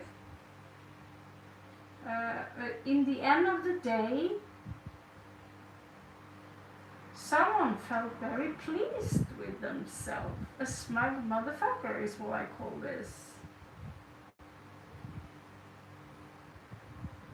Hello, Paolo. Yes, as you can see, what did I do to my hair? Good question. 6 of coins. Yeah. Okay, there was a third party involved, and there was poison, and it is connected to the powerhouses, also known as the Vatican. Pretty badass read, if you ask me. Okay, so I'm not supposed to give out that many cards for a read, but it's past live. You don't exactly read too much from 3 cards, can you?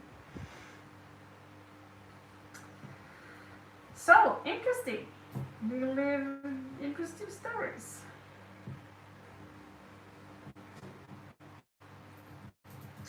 So, who is up next? So, Luna, this read was your past life, because this happens so many times. I give people a read and then they keep asking for their read. It's like, I just gave you the read. It's finished. Oh my god. And I have a microphone. You should hear me pretty clear, right? Okay.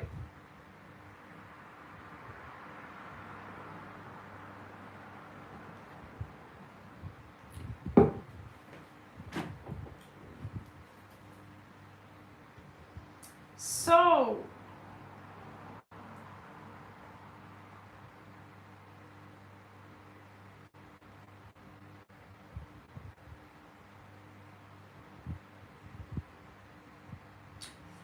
okay, good. Thank you for the feedback, and you're welcome. It was a very interesting story. It needs probably a lot more dissection, but yeah, it was a very, it's a very classical one. It's almost like I want to orchestrate some music, background music for that's, it's worthy a movie, I think.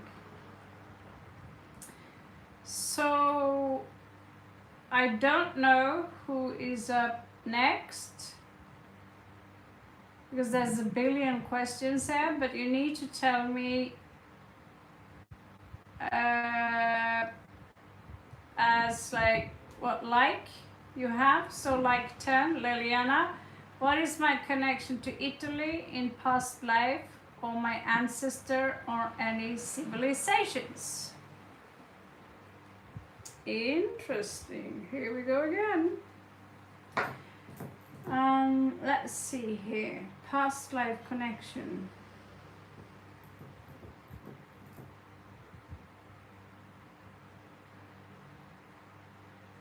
Okay, let's do an experiment. Let's do an experiment here.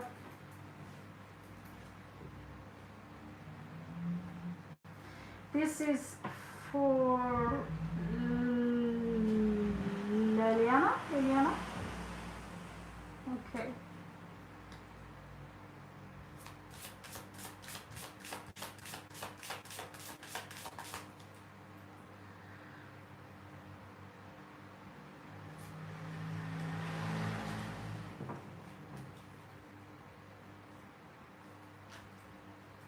Are these?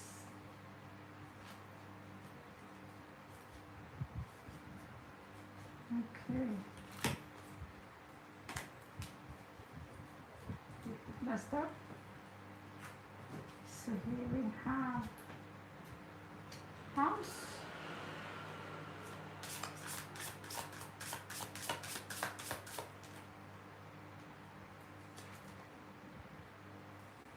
Planet.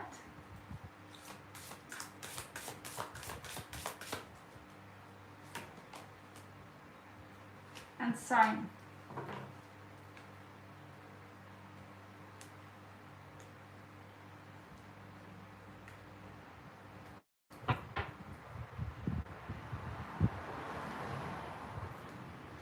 This one is piss easy, baby. It's piss easy.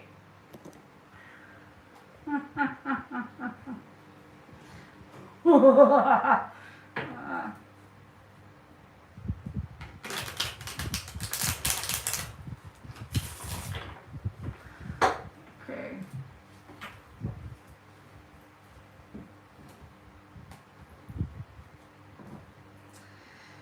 See, this is probably one of the coolest masks that I ever had, except my Raven one, of course. Always was a little bit theatrical.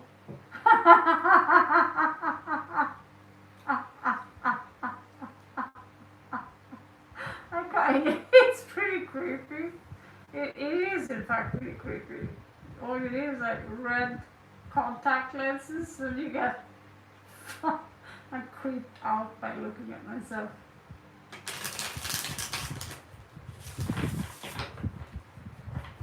Yeah, I'm scaring away bad spirits though, because I'm the scariest one in the room.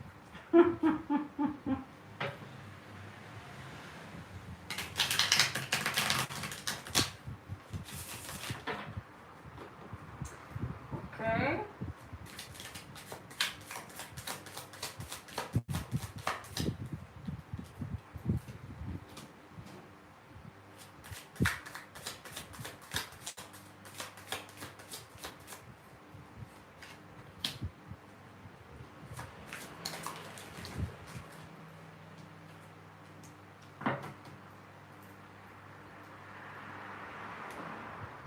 Ooh la la.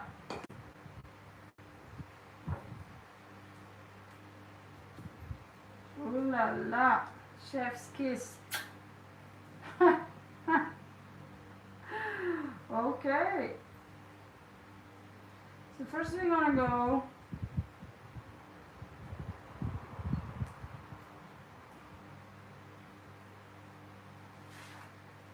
What the hell was going on in Italy?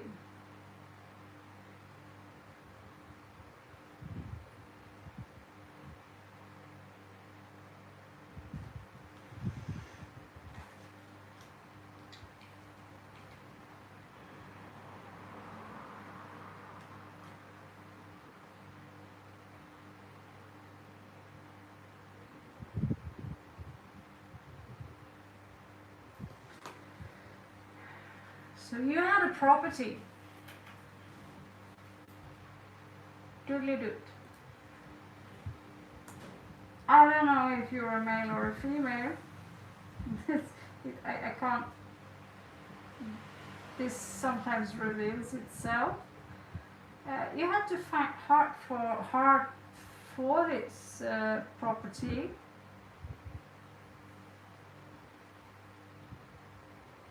But there is a love story connected to this as well. Okay.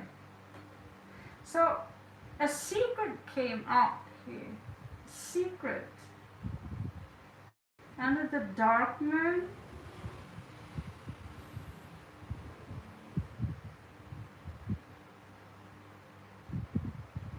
I get that this secret seemed to be very erotic, to be honest. Let's find out and see what else we have here.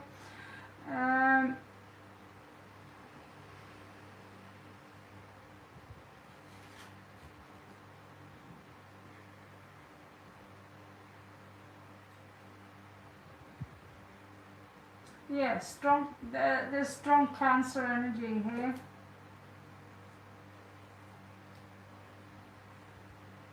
Cancer in second house. So you have many properties and you felt very safe and you were really to fight pretty hard to make sure that you were safe and that your properties were safe. Your family, your property and your family was something that you were really to fight very hard.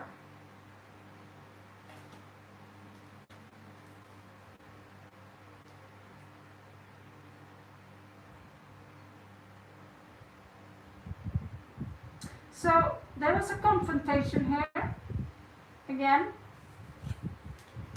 Someone was being very irrational here, tried to maybe reason with you, but really just talking manipulative bullshit. But you're showing up as someone who just wanted 4 of coins. You just wanted a foundation. But you had a lot of power. You had a lot of power here. And so, resulting from the history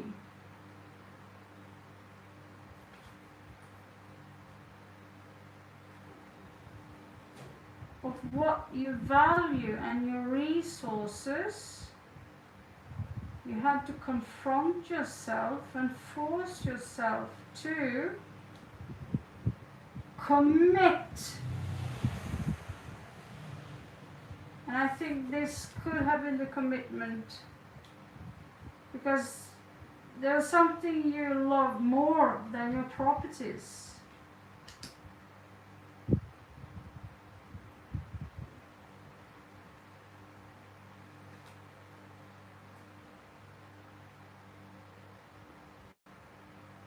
So your feelings and attitudes, your feelings, patiently, energize attitudes from the past about what you still want. So there's something you still want and need to confront yourself about. So your intuition is very strong. You know already that you did live in Italy. I actually had a dream a few months back that I was Italian myself, not full Italian, but this is how good we look. I don't know why I dreamt that.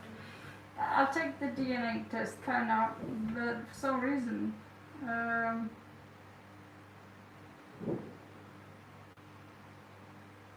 but the Cancer energy here is very strong. Mars in Cancer. This is all about shielding. This is all about protection. This is all about family. And there was a family feud here. Okay?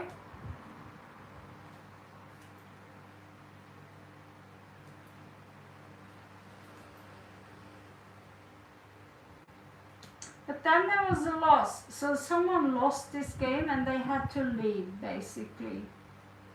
Possibly so that the properties was lost or the fortune was lost. And it was not done in a righteous way. So you had to fight a pretty hard battle to keep your family and this property together.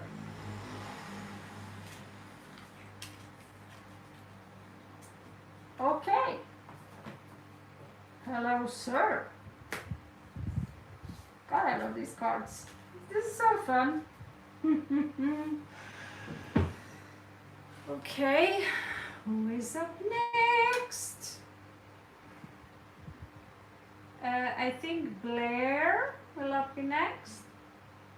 You're welcome, Liliana.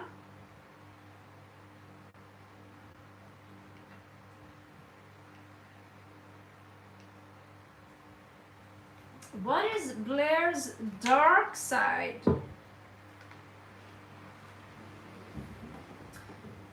You have come to the right place, my lady. Okay. Dark side.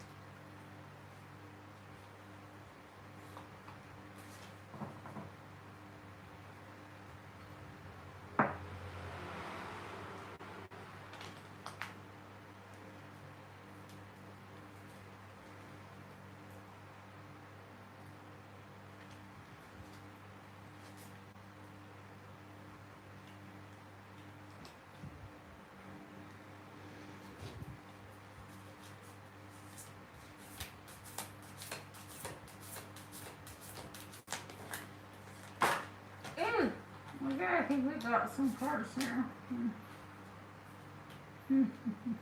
Well, that is dark. The despicable face. Talking to me? Talking to me? How dare you?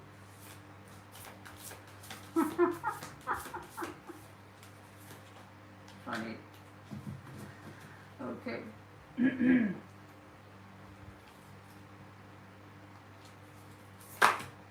Cold.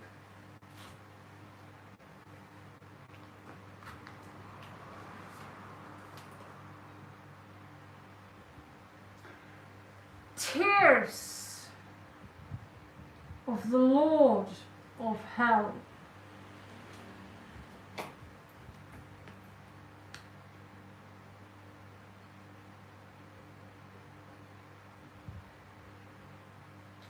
Symbolically, you can heal those tears with Rudraksha, which is tears of this guy here. Now, should I? Let's have a look.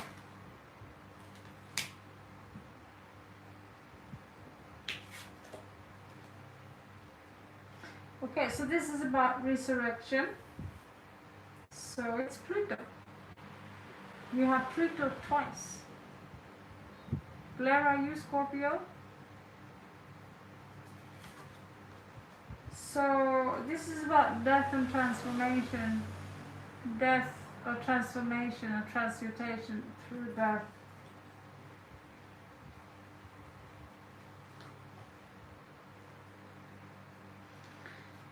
And so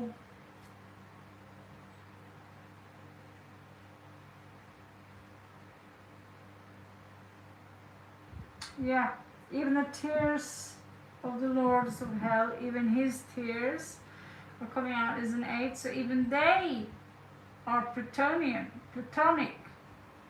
The Lord of Hell, literally, what he gives out those tears are salvation, because we purge when we cry.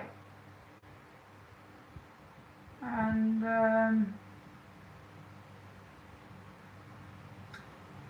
just like Shiva cried, they became into Rudrakshas, right?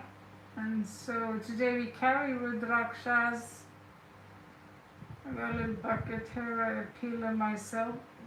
They apparently have this healing energy. It's a permission slip for me. Everything you need is something you already have up in your head. We have Libra here. Pluto in Libra can be extremely judgmental in regards to, well, I have Pluto in Libra, so I can speak on behalf of this and say it as it is, that Pluto in Libra, we judge other people too harshly, we judge situations too harshly, and we judge ourselves too harshly. Also depending on how you criticize things. I'm pedantic, rabbit, Venus in Virgo, so extremely self-criticism and harsh judgment. This is something you need to fluff down on and become less hard on yourself. Let's check out the other parts.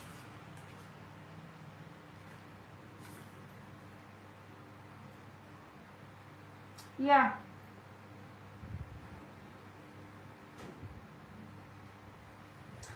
Dissolution. Okay? Filling up your cup. Because right now there is a winter, there is this energy of being in the dark. Because Pluto right now just started going direct again.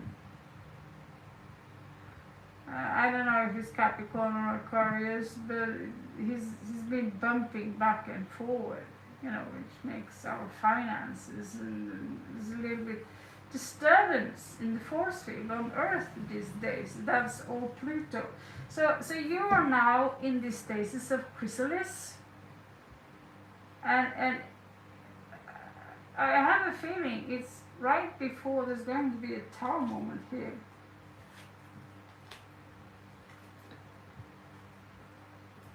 So you have 10th house here. Pluto, 10th house, tells me about this resurrection is you're going to experience one of the most memorable events taking place very soon. You stick to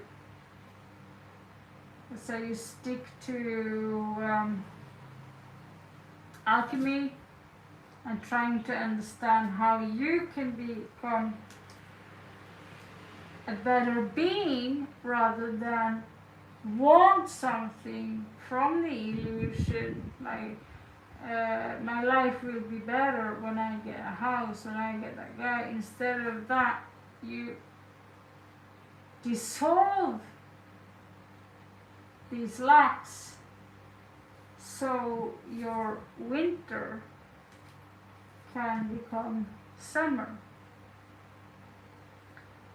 so you can blossom.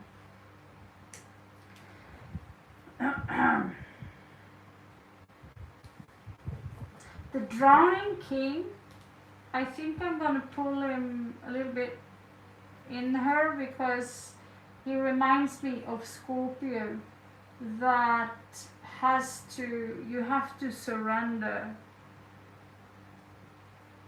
to the energies that you're dealing with. So there's something here that you need to know. Specific messages. And Pluto twice. We take that serious. So do it with your partners and become a person of power and status. Do or die, you must. So that's your dark side. You know, that's your dark side.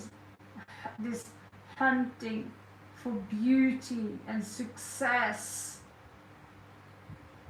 When you see that, that is the emptiness in you, that's the void in you, you need to feel, you know. So instead of going there,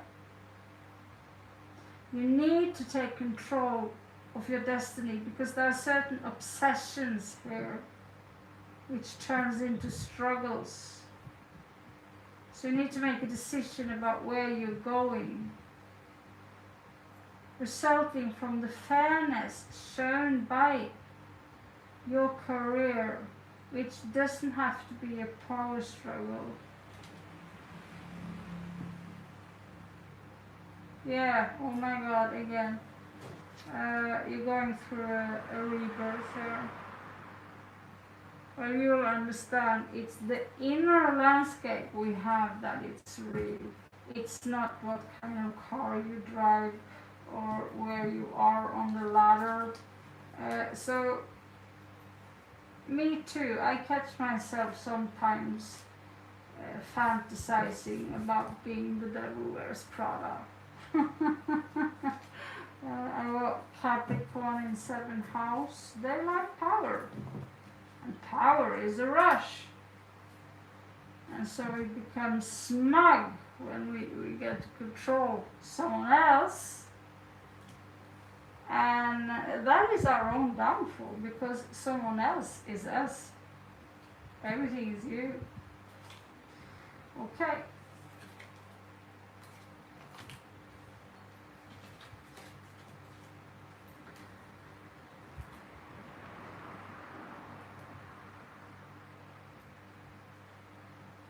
You're welcome, Blair.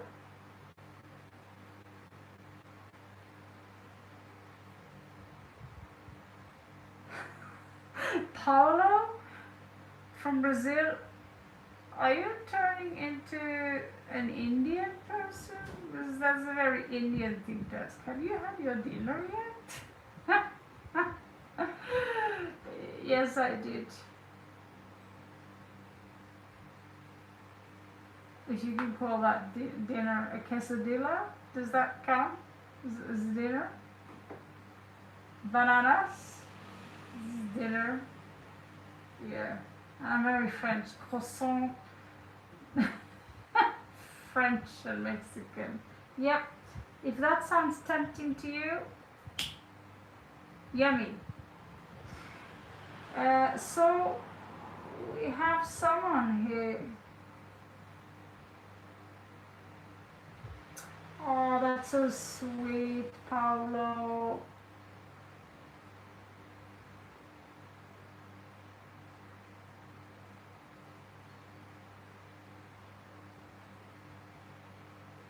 Make something healthy. Okay, so we have heavenly moments and we have Sarah, like number 12. I see you too, heavenly. Sarah is number 12, she's a little bit ahead of you. Is traveling to UAE country. What is that? Will be good to me in my love and career situation.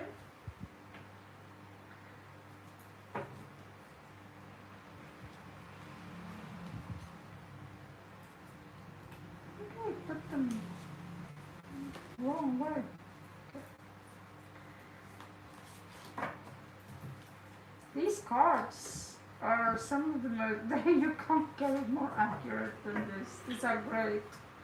So okay, so I'm going to pull you a planet. And you only need 3 cards. That's brilliant of it. I'm going to pull you a house, and we're going to find you a sign.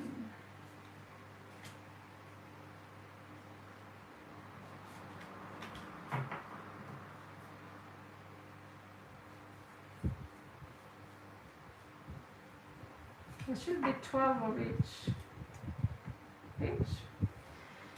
Okay.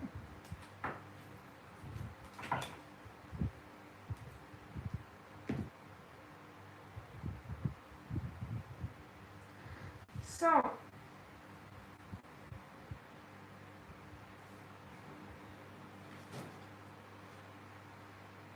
Mercury, many words.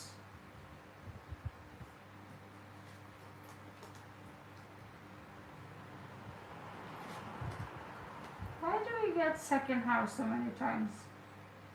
And Gemini and Mercury, it's like all the airheads here gathering up. So, let's see.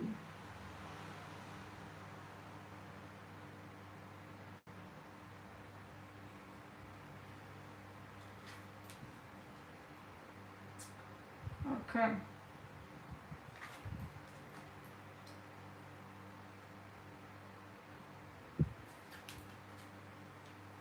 Okay. So the advice for you here is that, first of all, going somewhere which you are attracted to, it's not necessarily something you can regret, because you are the one with your own mentality that gets to decide whether you enjoy it or you enjoy it less. It's not good, it's not bad, it's, do I enjoy it or do I not resonate with it? And what you do not resonate with is where you get teachings for free, which are exciting. Because right now I'm curating for someone who is trying to manipulate me. How dare he? But he is so obsessed with control and trying to get a line in to my business that every time he managed to fool me by using different kinds of trickery within business, it's affordable, and I'm thinking, you just taught me something new.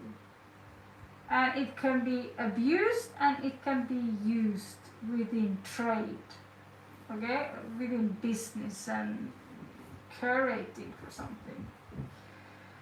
So when you leave and you want to go, it's all about your own mentality. And when I came to Thailand the first time 2 years ago, when we started with these free reads, I was high just being in Thailand. Every night was excellent. But I also have very little experience, so I would always end up in some kind of trouble in the beginning. But for some reason I managed to endure that trouble. I went back home to Norway, and then I came back here again after enduring Spain. And now I know how Thailand works. Kind of. Kukunka. And so the same thing goes for you. Communicate patiently your vision, whatever vision you have. Analyze what you want, what's new, and what's different about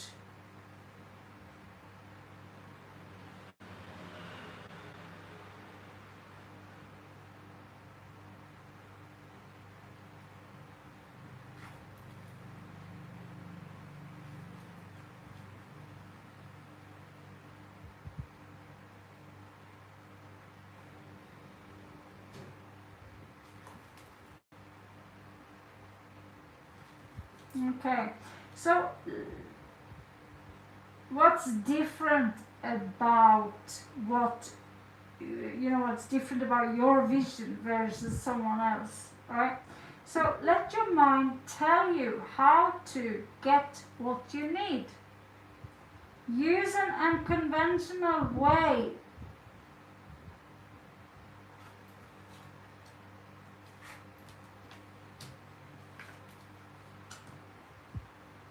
This is exactly what I would have said. It's like so logic. It's in your face. So the awareness of your beliefs, genius experiments with many thoughts about or from what you value, the discoveries of many words, your resources resulting from the eccentricity which you find in the energy of Aquarius. And not people like me, because I'm so totally normal. Did that make any sense to you, Sarah?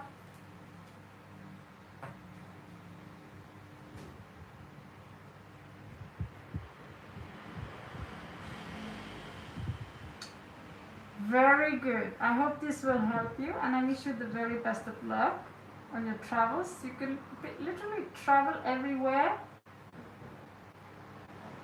but like some people, they talk so highly of Dubai, you know, and these places, and I'm like, no, Singapore, no, no way. I want to. Where I am now, it's a small town. It's really big, but small. It's not like New York. There's a lot of nature, there's a lot of culture, there's a lot of artists there. I get to, and it's cheap.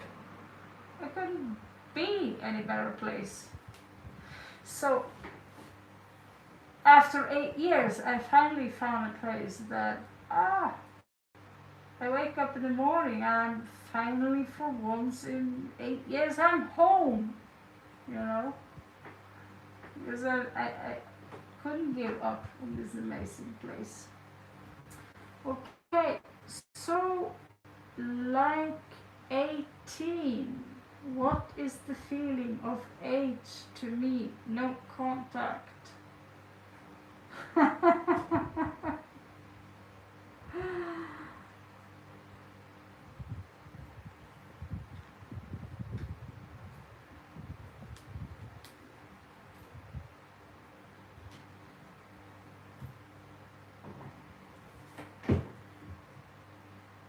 Hello, Karen.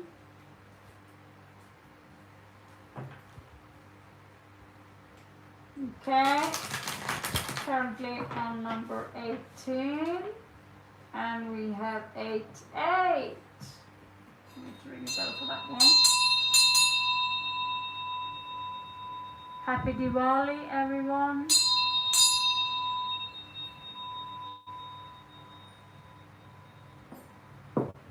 Okay, let's raise the holy pumpkin and start with the next one.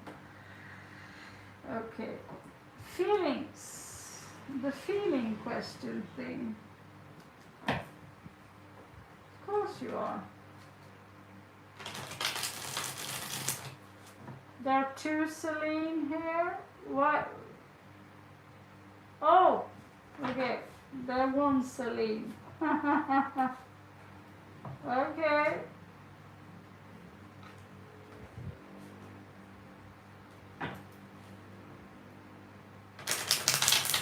This is for Celine. This for Celine. Is it that Celine need to know? Om Namah Shivaya.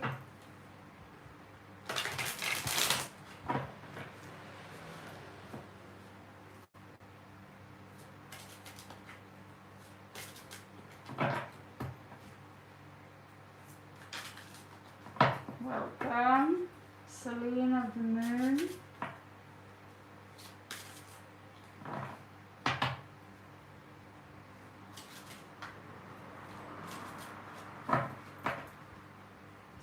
Celine.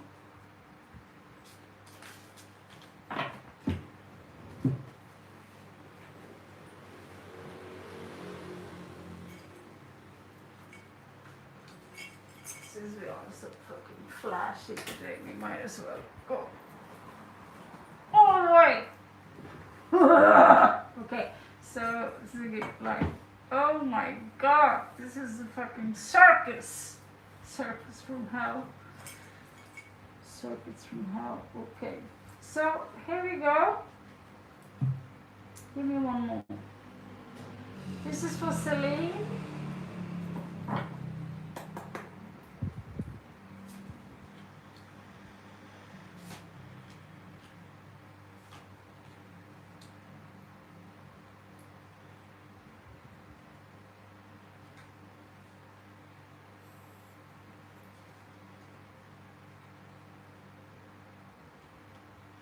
So seemingly, it's like he stopped working on it, but he's going through a very powerful situation, which is going to make a pretty rough movement, you know, like de repente. And he's still dealing with some toxicity in his energies, maybe lack of patience.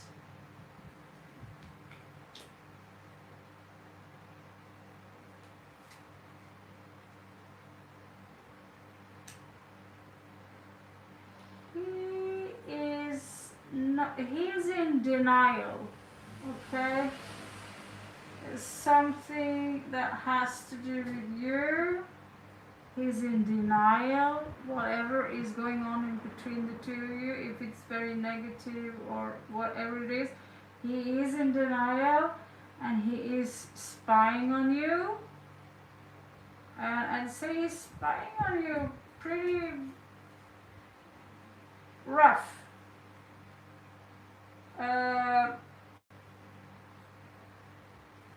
He sees the connection as some kind of a splitter, I see, but the feelings that is harvesting to you might. I don't know if you ever find out, because Scorpios are very secretive, but if you find out and if you can learn how to use your intuition, you will learn that he harvests very strong emotions for you.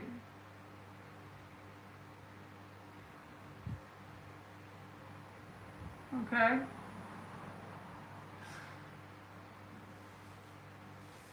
So, no contact. That's what we say because we don't express ourselves with words or our vocabulary. Still, I can sometimes sense what's going on with specific people somewhere else. That's the backside of being a Hayoka. Being a Hayoka. It isn't really profitable.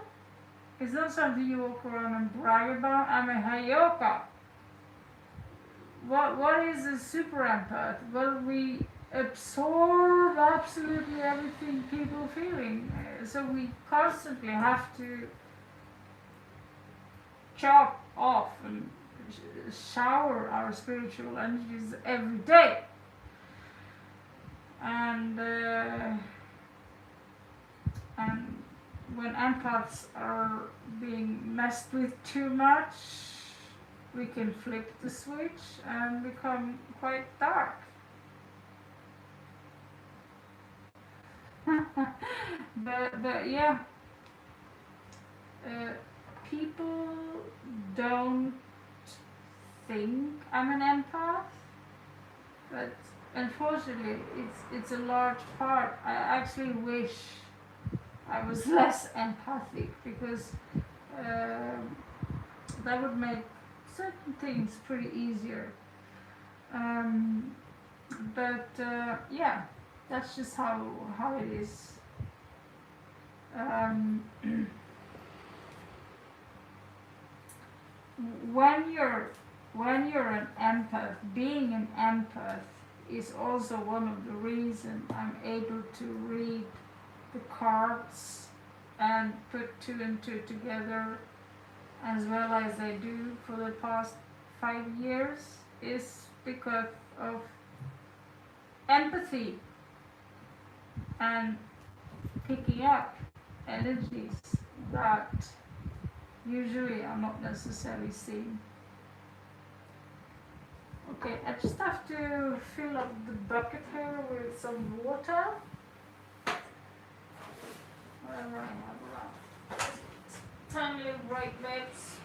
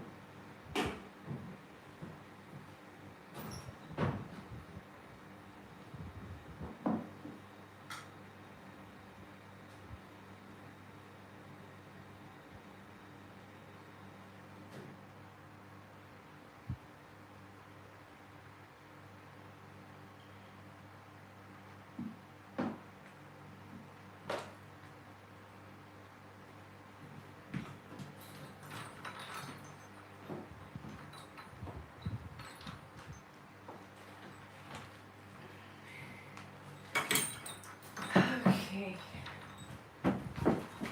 Sorry for the delay, guys. So, by the way, realized while pouring out or showering the bathroom, because that's you really need to realize that I have my microphone on. I was thinking, good thing I wasn't making some mafia deal or anything. The thing is, we soon, guys, we have a web shop. I'm working on connecting it up. So I make my own tea, and some I get finished. So you will be able to get. I got so much stuff. I got absolutely everything from you could decorate your house with. Like to this is a tiny box from cashmere.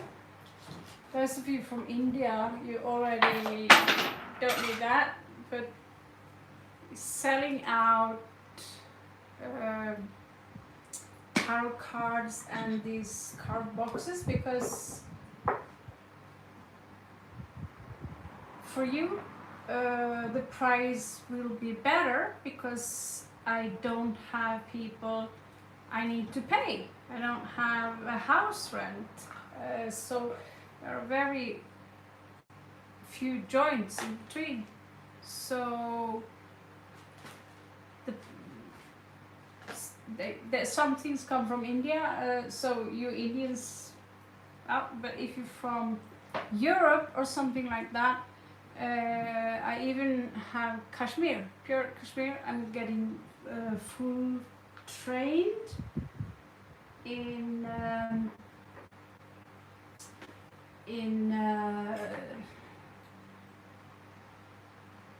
yeah, my background is handcraft and embroideries and these kind of things. So we're also putting up a school. So absolutely everything you need to become an alchemist or a witch, and at the same time live a comfortable, luxurious life, you can actually come in this direction. Unfortunately, I don't have access to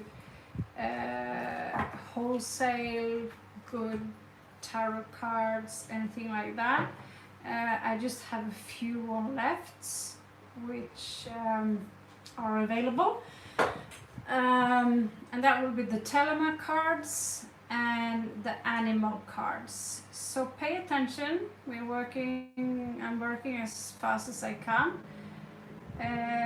You will also have access to crystals, because some people are literally ripping you off, and amethyst is not supposed to be expensive. It's nice prices. Okay, when that's done, let's move on to the next one. And that. Yes, I am entrepreneur. I have entrepreneurship from the university. So I built multiple business. I used to, I can train other people to become healers. I now know how to focus energy directly and can teach these things. Is so hard to explain that I'm talking kindergarten language so that everyone can understand what I'm trying to say. But especially lately, and especially after the aura transformation 15 years ago, my abilities have been growing and growing and growing and growing. And now the things I see, I can see people's if you show me a picture of you, I can see things in your past, traumas. I can see things, future possible timelines and things that you can choose between. It's like looking on a lot of spiral versions. It's so hard to explain. And my hands are getting warm as well. And sometimes I know the answers without looking at tarot cards. So sometimes I've also been managing to control energy directly on spot. And so these are the things I offer to teach you guys. I want to have a podcast. We also can talk to other teachers, which could be more of your preference, because I don't do that fluffy angel bullshit, sorry, new age kind of stuff. I want to have like some logic to why we can store information in crystal. Okay, so that's that. It's not enough about metaphysics for now. Let's move on. So, who are number 21, it seems? Hope. Oh, I like your question. Ha! Yeah, let's do that. So, okay, Hope. What is my connection to aliens and stars? Can I know what color of aura and type I have, please? Yes! It's like awesome question. Here we go.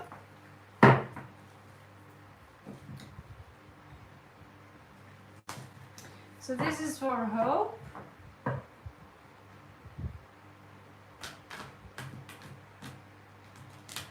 Yeah, I'm working on, I have so many projects that I'm going to need assistances, guys, just hinting up here. So when and if I get a house here in this area, I might offer a community where you will be, in the beginning you will get your training, but I also will train you in entrepreneurship. The reason, the one and only reason I don't have 200 to 500 subscribers is because I've got 10 different businesses that I'm working with, have been working as a publisher and all these things. So I'm writing books, I'm generating images, I'm drawing, I'm writing currently a book about tarot cards, role-playing games, and in reality, if I were to have to grow this up to 100,000 people, I would have to do this every day, constant, 5 o'clock, 6 o'clock, have a fixed program, and that's not possible for me, unfortunately. So this is good for me, having you guys around. That's good enough for now. And we are going to go more hardcore, and that's by production and teachings. I go for the long term game here. Okay, so this is for Hope.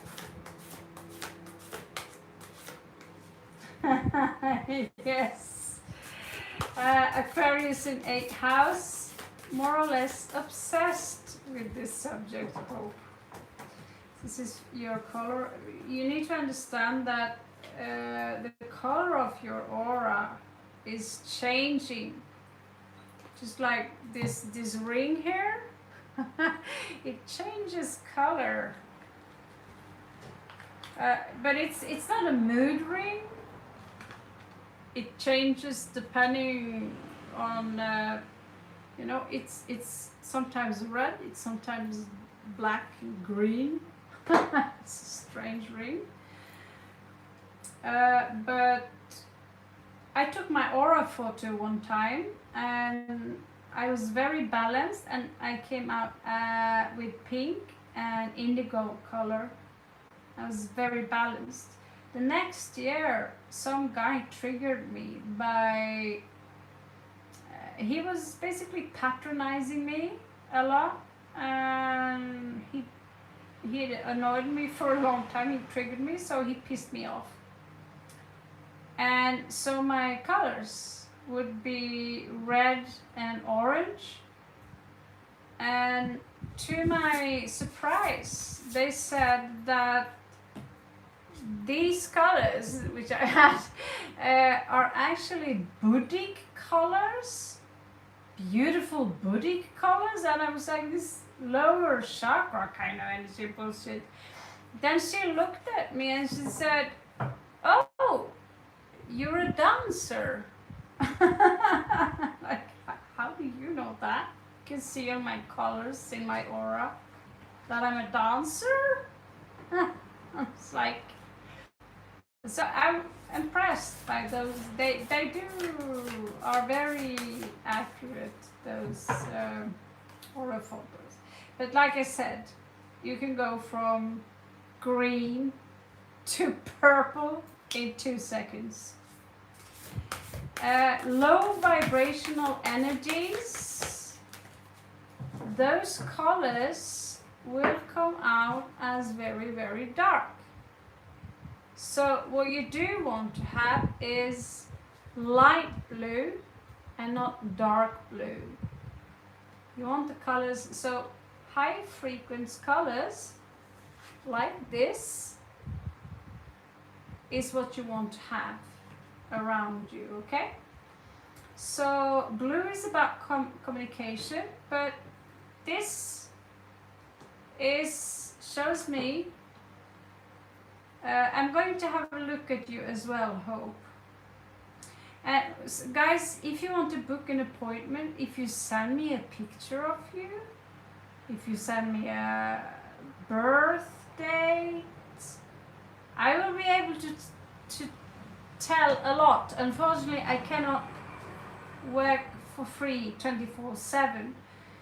But I'm just saying that I can get hours of information by simply looking at someone's picture. And also, if you give me a video where you're talking, I will be able to see multiple of different versions of you and things that happen to you in this timeline, other timelines, past lives and opportunities, and different node points of how you're working.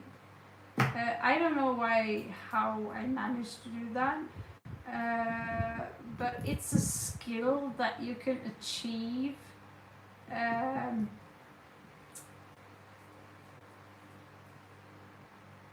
by stepping out, by keeping focus, by stepping out of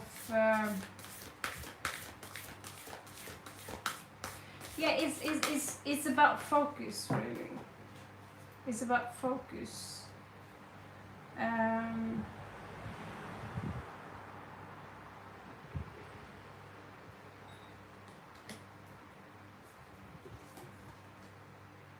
So if your focus is scattered, here we have 7th house. So you also have some teal color in your energies. That's such a beautiful color. I love teal. One of the creations that the creatures that I made in I'm an architect. I'm designing not a house, I'm designing a solar system. And so you're pink, darling. You're pink as pink can be. Okay, let's see what else we have. Aquarius again. So Aquarius is a lot of indigo.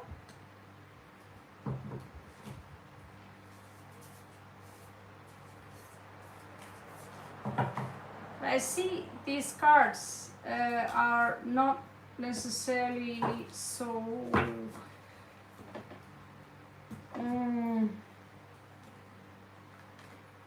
to have a little a small extra peek. So we're going to sign, see here, planet. We're going to assign you a house. Let's see what else. I think another planet would be cool. So we have conjunction here. Planet, okay. There you go. There you go. And your colors are showing up much more clearly. So there's a lot of blue that you have. Let me see here.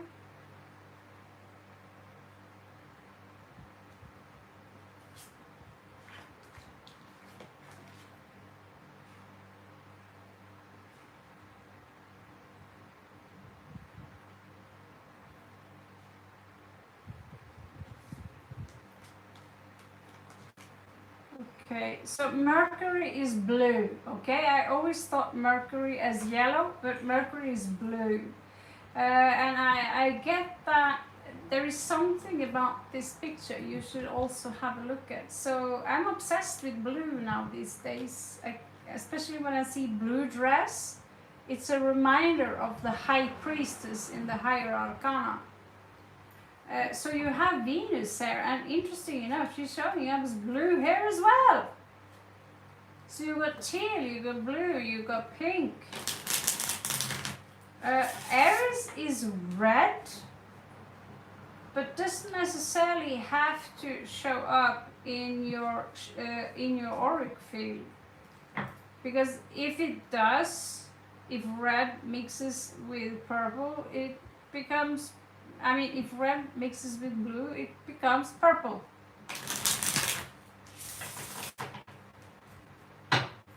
At least if you're mixing acrylic colors.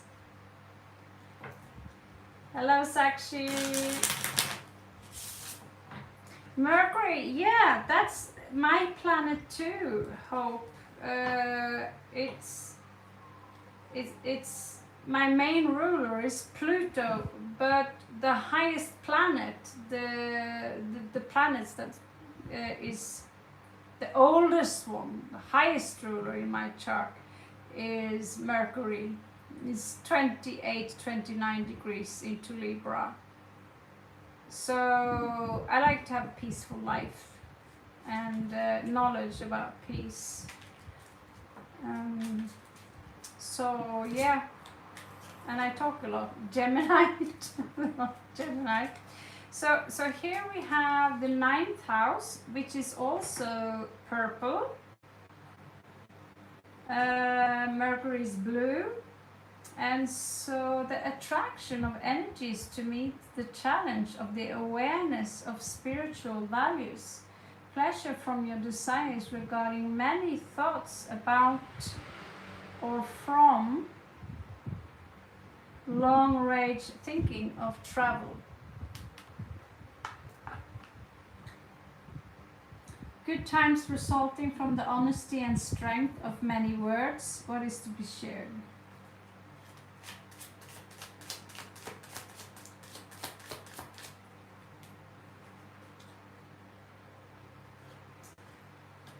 Beautiful.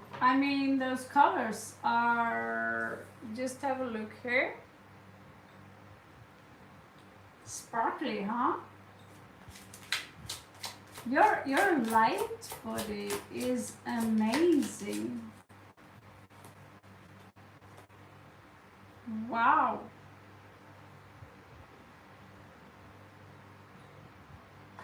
So you are already on the brink on learning how to control energies, matter, so to speak, okay?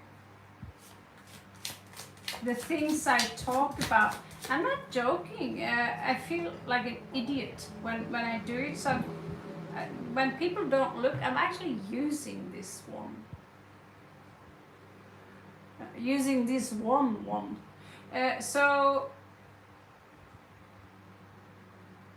it's not about the power is not inside the one, it's inside you. And in the illusion, you are directing the energies as a conductor through the one. So it functions as a permission slip, slip, where you have so much faith in your own power, and you live in the end with your assumptions, just like you assume that you're going to breathe 10 times more at least. You can control your breathing, you can control many things that's been hidden from you by using symbols, breathing techniques, motion.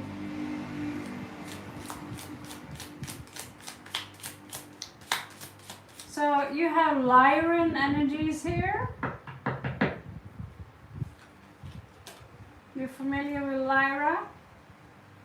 And you have Venus energy, Venus and Lyra. I see a lot of people here with Venus and Lyra energy. There is also Arcturian energy here, which is working with plutonic frequencies. I get that some of them are actually down here to make sure that when humans are trying to push the red button, to detonate a nuclear bomb, Arcturians and other beings are down here, literally messing up the frequencies so it cannot take place. But there is something here that where you might feel stuck.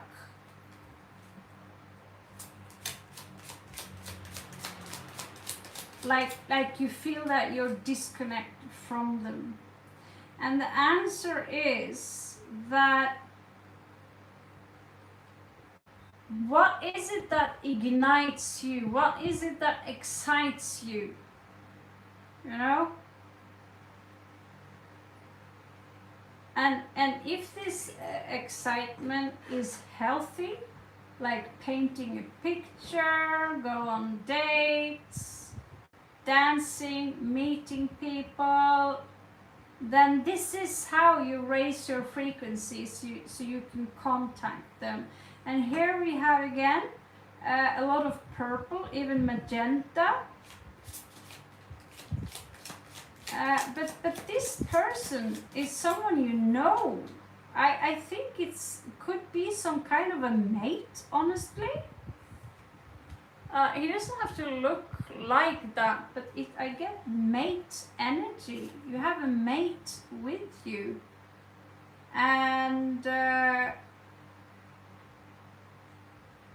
he's not young in that sense as a child. But he's committed to you. Did you hear me talking about the high priestess?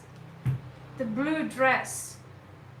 Every time you see a blue dress or something blue that really sticks out, remember my words. And the first thing you can try is to try and do your best. Then try to say, now I'm going to manifest a blue dress. I don't need the blue dress, but you have seen the blue dress that I ended up attracting, have you?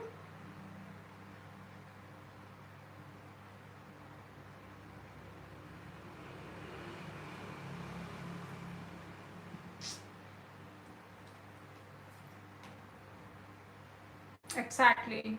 So I didn't understand in the beginning why I was supposed to manifest the blue dress. But then bits and pieces started to, fall together. It's the most powerful card in the zodiac deck, in the higher arcana. I consider this to be her. She's Maria, Mother Maria. She's Sophia. She's the embodiment of mother. If she's a god, she's the most powerful goddess. And in human form or alien form, she's the most powerful of all of those 22. Even the jester, even the magician, even the emperor. She is all that is, the embodiment of all that is. And you see in fairy tales, the fairy godmother, what color is her dress? The blue dress. If you see in that movie AI, that little boy that's chasing the fairy godmother in the blue dress, blue symbolizes nobility, spirituality, communication, light language, you name it. So just like many other people are here, you're here to invoke the divine feminine. And you're being encouraged also to take some kind of pilgrim journey here. But you have a mate, and he's with you all the time. He's of fire, basically, and he says, ignite, baby, light my fire, basically. Okay, I hope this made some sense to you. It was really cool read. Thank you for entrusting me with this task.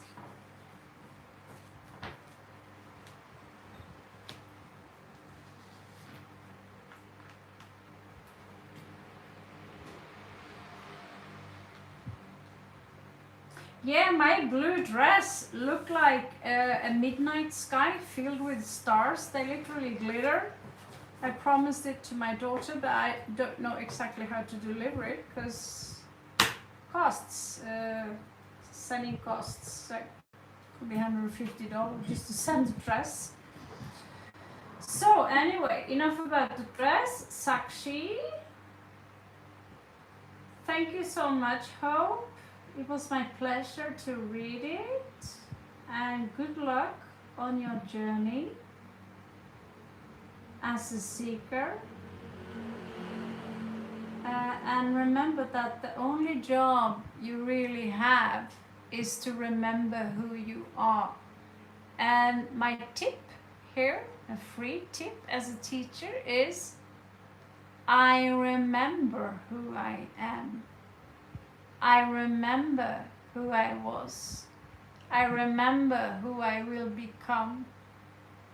I am what I am, and that is good enough. I am that I am. Om Namah Shivaya. So if you are becoming, then you will always be in the becoming state. But if you command the universe and say that, I remember, then the universe, with your, if you are so convinced yourself also, I remember, and I remember more and more and more and more, and the more I remember from let's say behind the veil, the more I also forget things. Ironically, I see an elephant here. The more I forget things that belongs to this life. So my spirit is already on its way to detaching itself from its body. Basically, I'm dying as we speak. And that's actually a pretty beautiful thing. It's just doesn't sound has to be said only by an emo.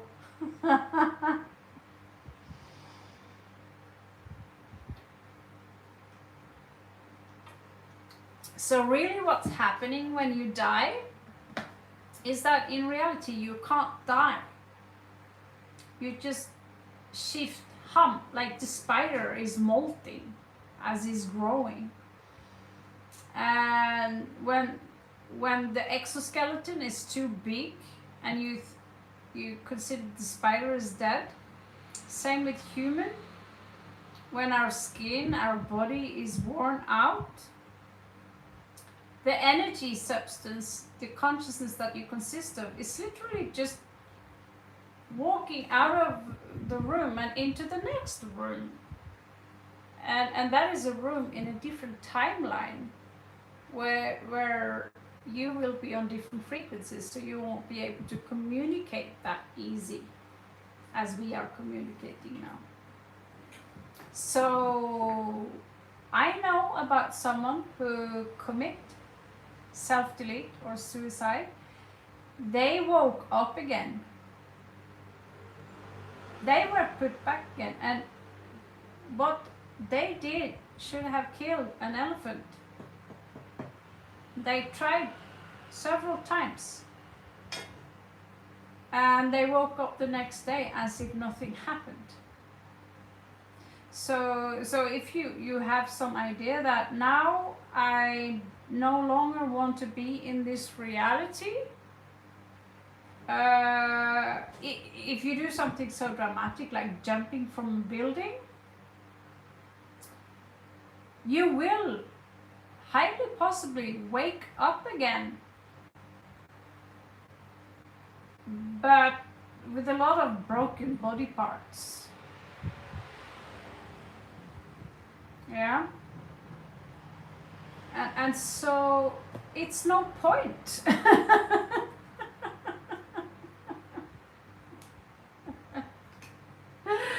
You're stuck here until your task is done.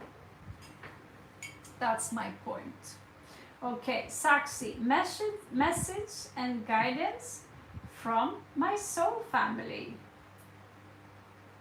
So hello there everyone.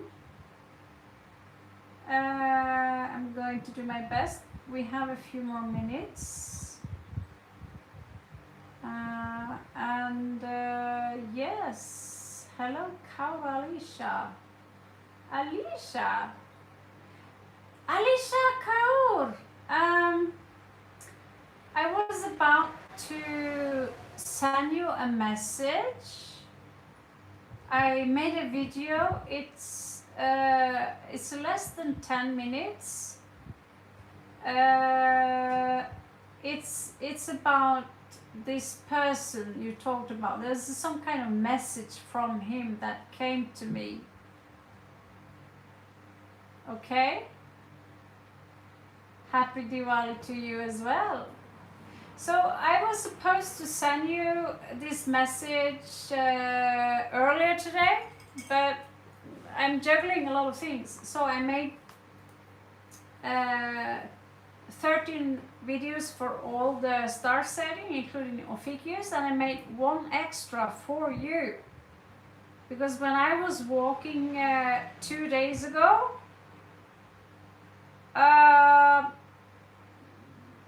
let's just say his name came up. I don't understand the message, but I did pull a card read for that.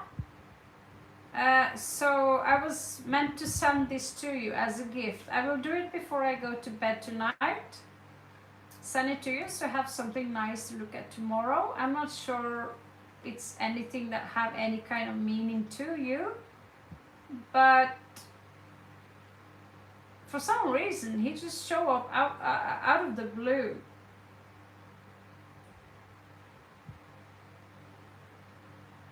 You feel very heavy.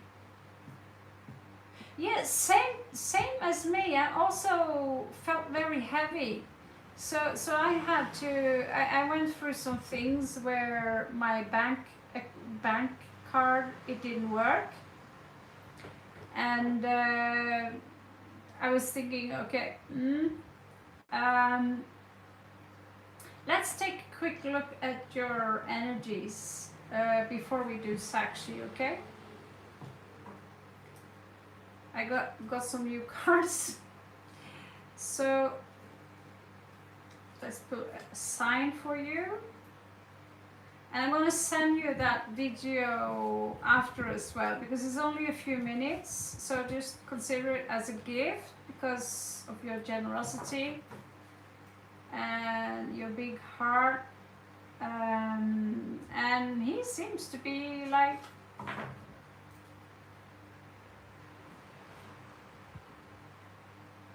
contact seeking. Can we put it like that? It's like what I get with him is that, and the irony when I saw him was that I was wearing a similar headgear as the picture you showed to me. You know, and it's dark blue, of course, this blue color, and follows me along with him as well. So I was wearing like almost identical like Sikh hat. And it's not for looking amazing. Here we have house. It's to cover what's underneath there. So let's see where we have you, Alicia. Here you have Cancer, which is your star sign, and we have Mercury. So what is really going on here? There is a lot of things going on here, and I believe it affects not only you. I notice it's affect me also. Like, I don't exactly know what's going on. So the shadow here, we have beasts of the wild. That's so crazy. That's so synchronized. So this could be about suppression. There is something like a beast inside of you that are not allowed to express itself. It needs to be tamed, but it also needs to be run free, first of all. So we all have some of these shadows in us. So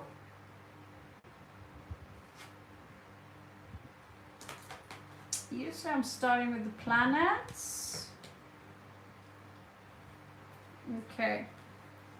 So let's see if this makes any sense to you. The awareness of your beliefs is your intuition to protect. Many thoughts about or from what you value, attitudes from the past about, and I think you know what that is, Cancer energy. Mercury, many words, your resources resulting from the history of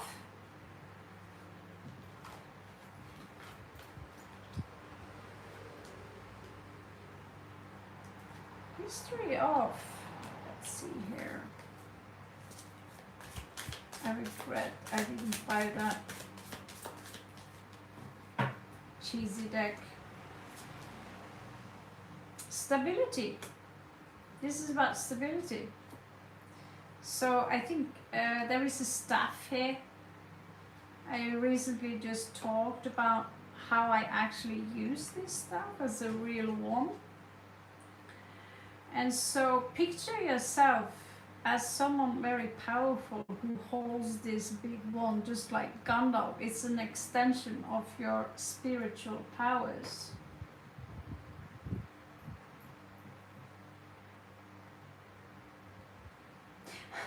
Thank you so much. Same to you. Yes, I decided that I'm going to purchase my just my web shop, but I will design my website myself. But the web shop I'm going to need help with, so there will be a lot of products for sale, which I have right here on this table, and I've got beautiful cashmere scarves and things in the house, but I also curate and have I have a lot of stuff. I also sell readings. If you want to purchase a Finnish read, you will have to trust the power of synchronicity. So let your mind tell you how to get what you need, use your intuition, and your intuition is very strong. Mercury here, you see this twin flame energy. I think you know what I'm thinking about here. So this is about the second house. This is about property. Give me my glasses. Okay, in case you wonder, Sakshi, Alicia is an honorary member. This is just, yeah, this is not green. She's purple, basically. So, is there anything else we look over here? The awareness, many thoughts from what you value, your resources, Cancer, second house, Mercury. Okay, so communication, values, there's a lot of money going on here. And Cancer is all about protection. And so communicate patiently your feelings. Analyze what you want and analyze the attitudes from the past about. Let your mind tell you how to get what you need by using your intuition. And remember, we all have a dark side. Do not suppress your beast. Befriend it, love it. It's your shadow side. And later I will send you a message from you know who. Maybe, I can't even remember the message. It's just chit chat. Did he drink coffee by any chance? Or did he hate it? I hate it, so I can't imagine why anyone would drink it, but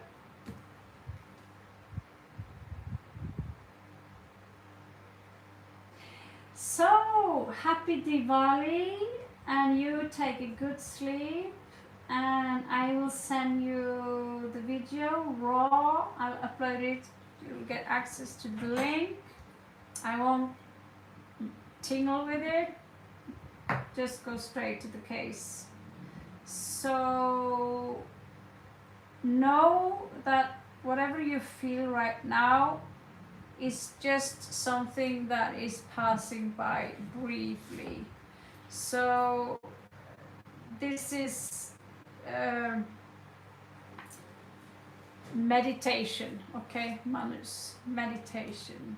Center yourself, your mind is scattered.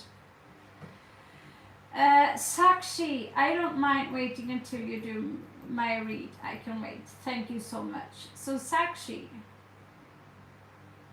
and guys, if you want to have VIP priority, it's $2 a month, and there is less waiting time for you, and you get more cards. Just saying, okay? So, Sakshi, message and guidance from my soul family. Can I use this again?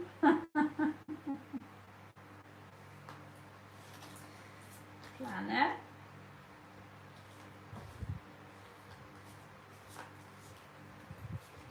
Signs.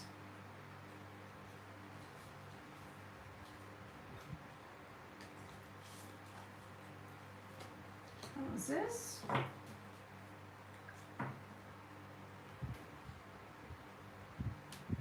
So I was almost buying cards I already have in Spain. It's so I have all these wonderful cards in Spain and Norway.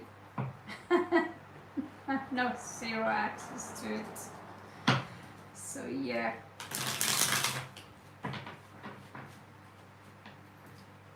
Soon they will be back exactly where they belong.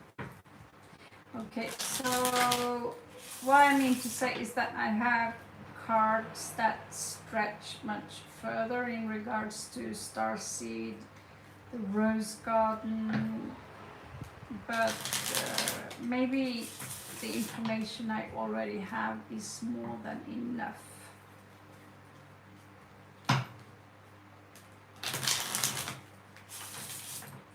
I literally have a tower of cards here, you see. So I'm going to pull out 3 extras from your soul family. So I'm going to tune in a little bit, okay? That means Raven is going to channel. So they tell you that you might feel that there is a mountain ahead of you,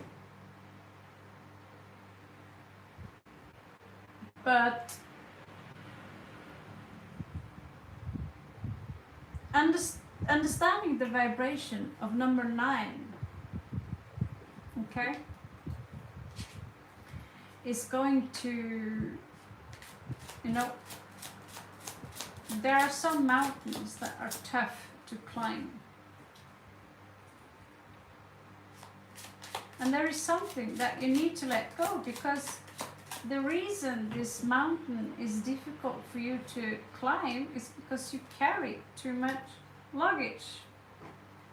And so you're in the middle of a huge transmutation. It seems to be an ongoing theme for most people in general these days. Yeah? So the gates are opening. I don't know why, but I get that this one is for you. You need to get ready. You need to wake up. You need to understand and remember who you are. They really, really want you to come with us onto a higher timeline.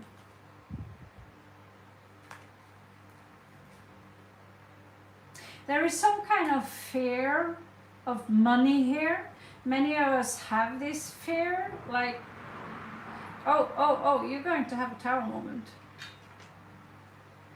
I had one today, and I was like, holy fuck, you know that when you get the tower, before I left, it's like, okay, I'll do the cards before I leave. So they could guide me a little bit, and of course I got the tower, but the read ended up with Jupiter, so I was like, okay, it's an old belief system that makes certain things loop and happen all the time. So here you have, they're giving you flowers basically. They are telling you to be more focused, and that's what I said also, that your mind is scattering in all directions, and you need to focus much more. And you need to move on from something by letting baggage from the past walk away. You already know these things, and there is something here. You're being given, in this case, you're being given the key. Let's see, what kind of key is that they give you? But you need to claim it, because if you don't claim it, someone else will take that throne. You are in the 8th house. You are in the middle of a huge transformation. So you might go through things that feels like, holy crap. But there are sometimes you think that, what's the point with life as it is now? And sometimes that's the moment where your soul needs to breathe a little bit. Like myself, I'm taking upon myself too many tasks. I should choose one thing. Okay, the web shop. Okay, the tarot cards. Okay, uploading a new video. There is not a single day where I have nothing to do. I have something to do all the time. And the energy scatters itself, so it doesn't really get the proper nourishment, because you're supposed to ascend right now. Okay? Thank you. So you have Venus in Libra. Fantastic. In the 8th house. Your capacity to love, and you eight 3 times, you have an opportunity now to become extremely abundant if you use your key to turn this around 180 degrees. Okay? Because you're someone who can see straight through people. You have a very strong intuitive gift, but you also have a beauty from within, and my guess is also with this strong Plutonian energy, the attraction. Yeah, there is something here that you're told to leave behind, but you need to unstuck the mind. Whatever happened in the past, you need to let it go, because it no longer exists. So whatever we have now is a result from the past, which we think took place, when in reality there is no such thing as the past. What you experience now is your own generic, you're generating the matrix that you are in now. So what you see now is the result of the past, of previous building blocks. So things move slowly here in 3rd density, like this crystal. But from another perception, from another view, this crystal is actually moving pretty fast, and it's storing information. So the attraction of cooperation to perfect personal love, personal power, pleasure from decisions about the mysteries of life, good times resulting from the fairness shown by a major change. Fantastic. And so they give you actually flowers, and they have given you the key imprint, the blueprint. There's something about number 3 here. It could be the 3rd decanate, it could be the Holy Trinity. 3 is a very creative number. It could be Gemini. Don't dwell on it. You'll see maybe a lot of 3, 3, 3. Cherish relationships as a life or death issue. So that simply means that I'm almost dead in myself sometimes. I can't figure out how one minute my daughter is so small and fragile, and then the next minute she's gone. She's an adult. She's 18 next month, and so when things disappear in this space-time continuum, this is known as why Saturn is eating his children. It simply means that he symbolizes time. He's Kronos, and so we disappear, but we really don't. We walk out from the illusion. Charm, art, and beauty are the way to do it with your partners and use other people's resources. So this is about coming together as a unity consciousness. There will be a loss here. You might feel defenseless, but your soul family is around you.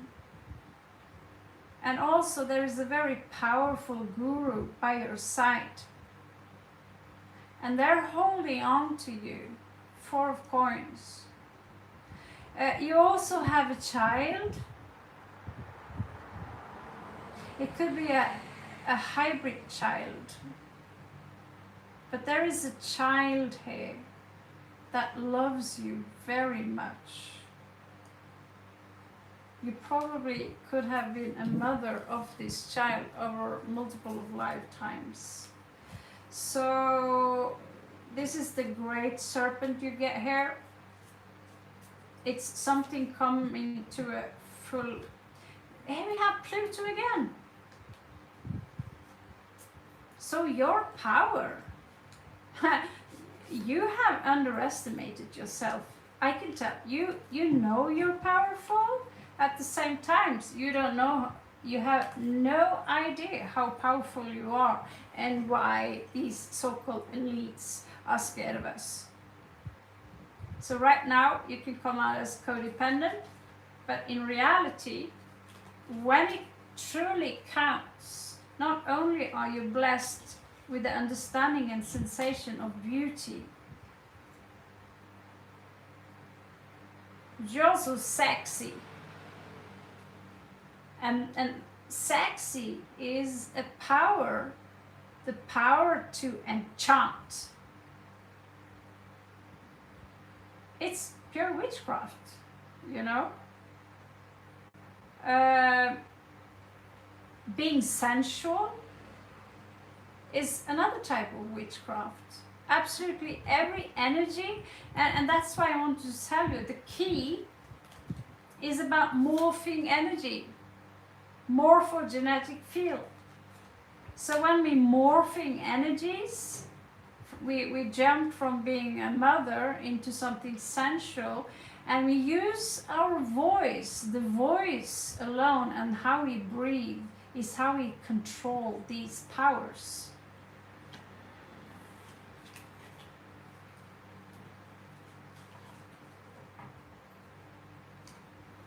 I will teach about these things on Arts of Aurelia, and I promise to look more decent. I'll put my hair up, my glasses, and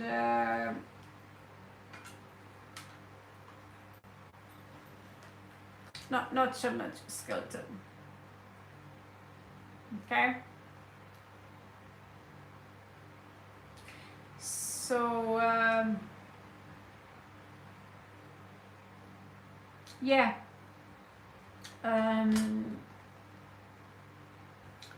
There will be some free videos on Arts of Aurelia, which we put up on YouTube.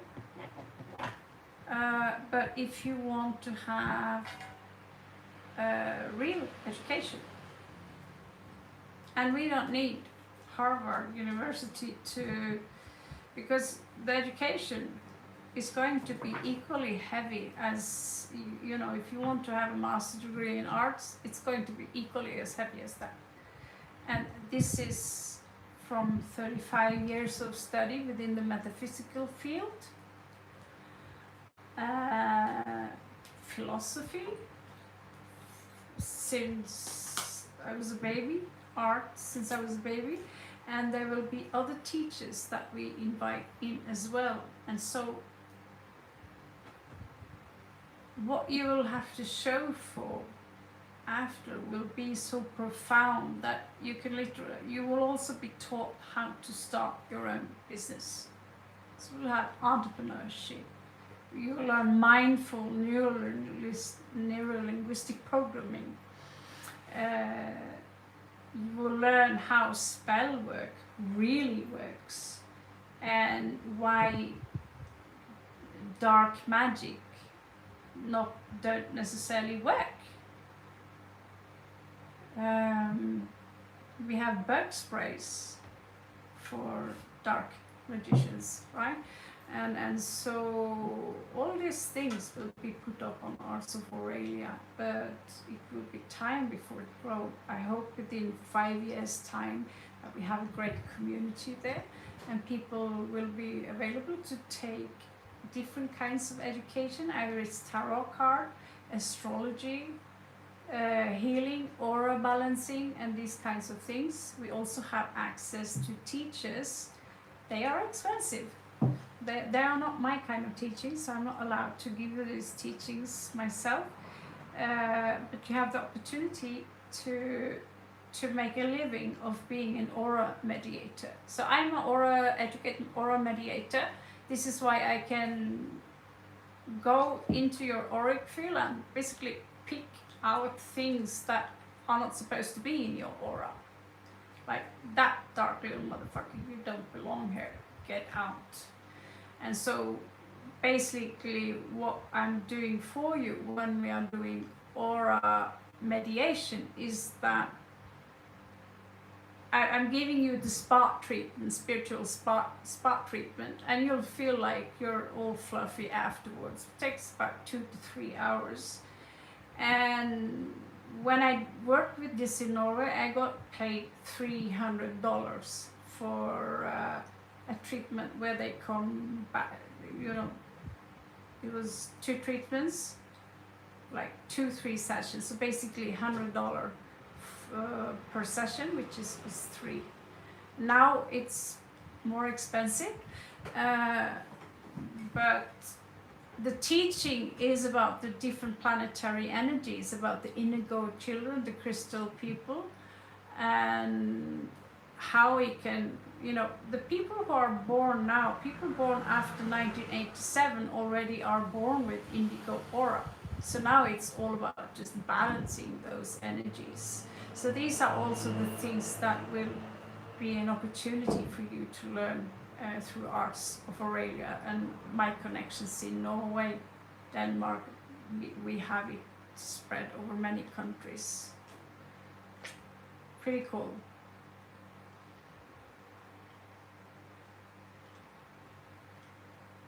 But it's going to take time.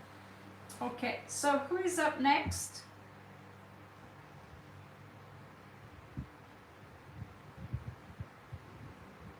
Like 22, Giselle. What is the shadow self of N Scorpio? What is his secret that he don't want me to know of?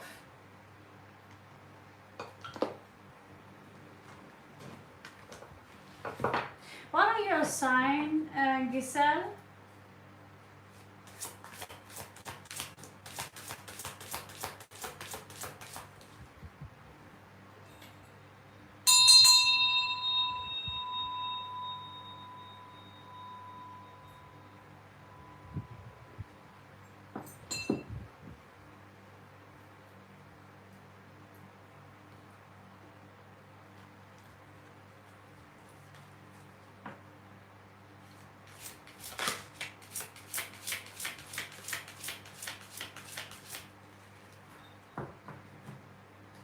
Giselle, you're up.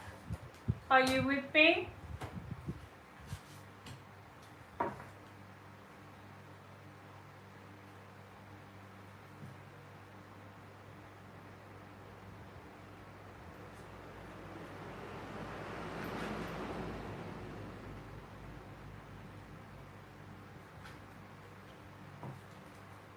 Okay.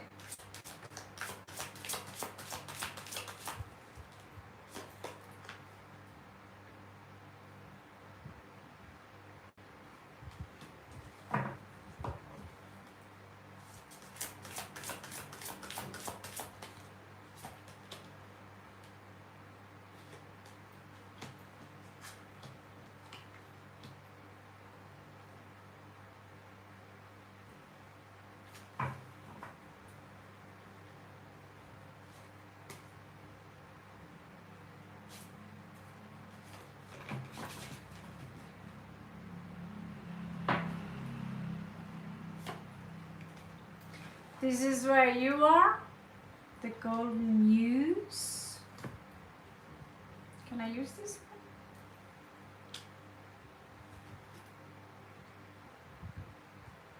one? Or not? Okay. Okay, let me have a look here.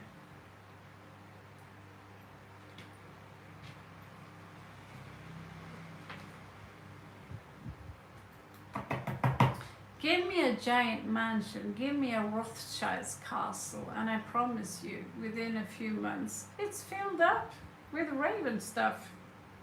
We love bling. We pick it up, we bring it with us home. It's an eternity loop fascination. Okay, so let's have a look at your person, what he's hiding.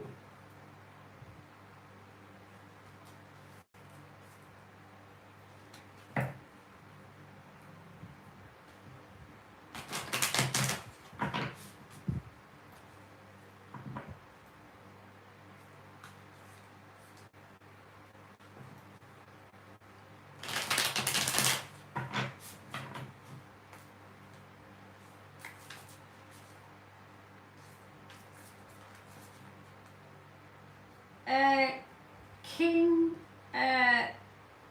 King Town, is that your name? King? Oh my god, I can't. I need better glasses. Don't need it, but King Theona. $2 is the easiest way to be prioritized among hundreds of people that is coming, depending on how long session we have. Then you become a member. It costs you a cup of coffee, $2, all I ask, and that's how you will be prioritized above those who are subscribers only. Subscribers is not only, I'm grateful for your subscriptions, but if you want to be prioritized, because not many people give so much in return. I will be honest with you. It's like 1% who is actually donating something to the channel. But by becoming a member, you're giving something in return, and for that you will also get higher priority.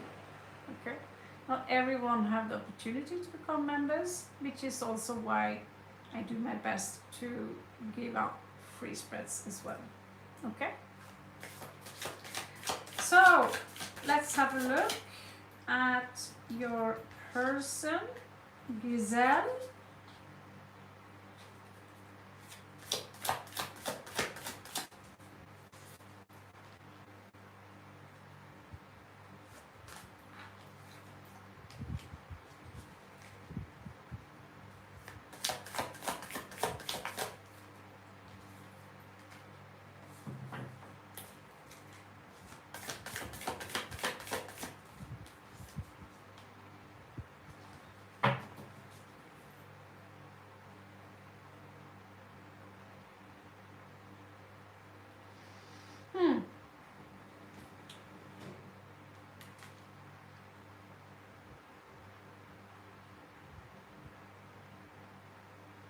You also have the High Priestess. That one is yours. You have the High Priestess and you have the Golden Muse. So he's actually feeding off your energies, just in case you wonder.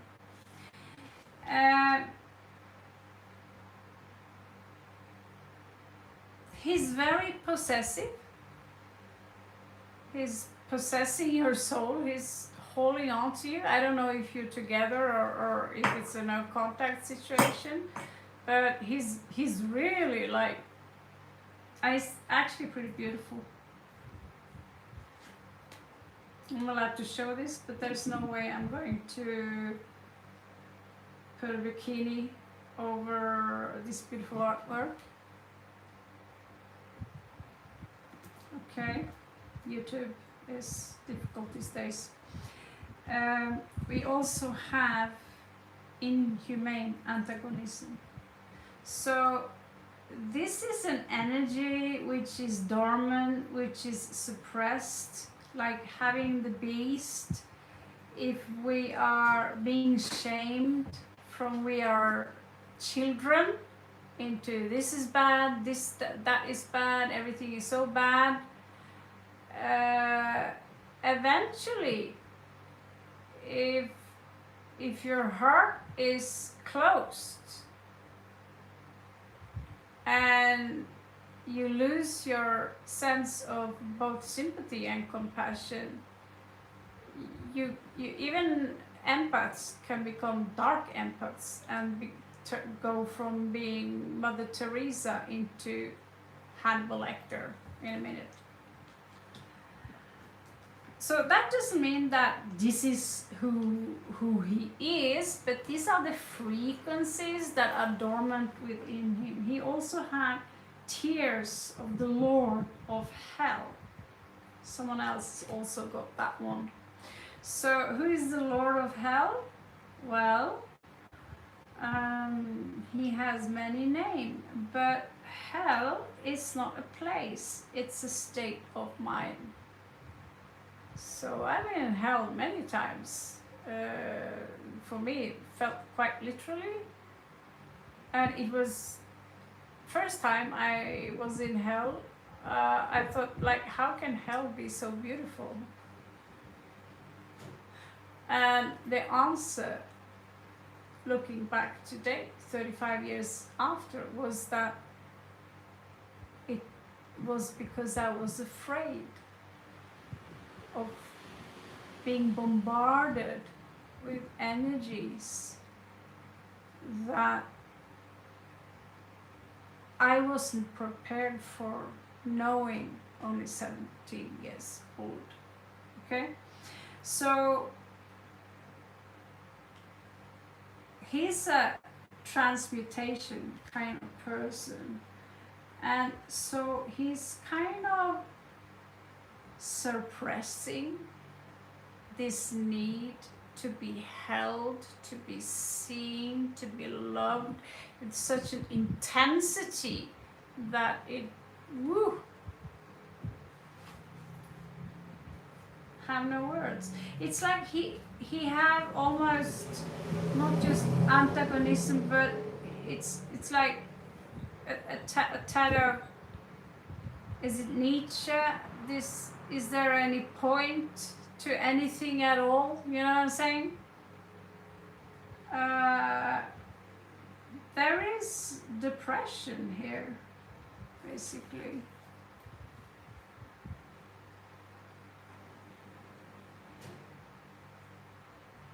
And he's being haunted by shadows. And in regards to what he's doing directly, well, he might breadcrumb you to make sure that you're not going anywhere. I don't know what, I don't know the full story because these cards are very few. But Wheel of Fortune is coming in here as a break, which says that, we are going to grant you a new beginning. So he needs help, but when I told someone that, you can show me a picture of yourself and I am capable of seeing the, what's the word? The transactions,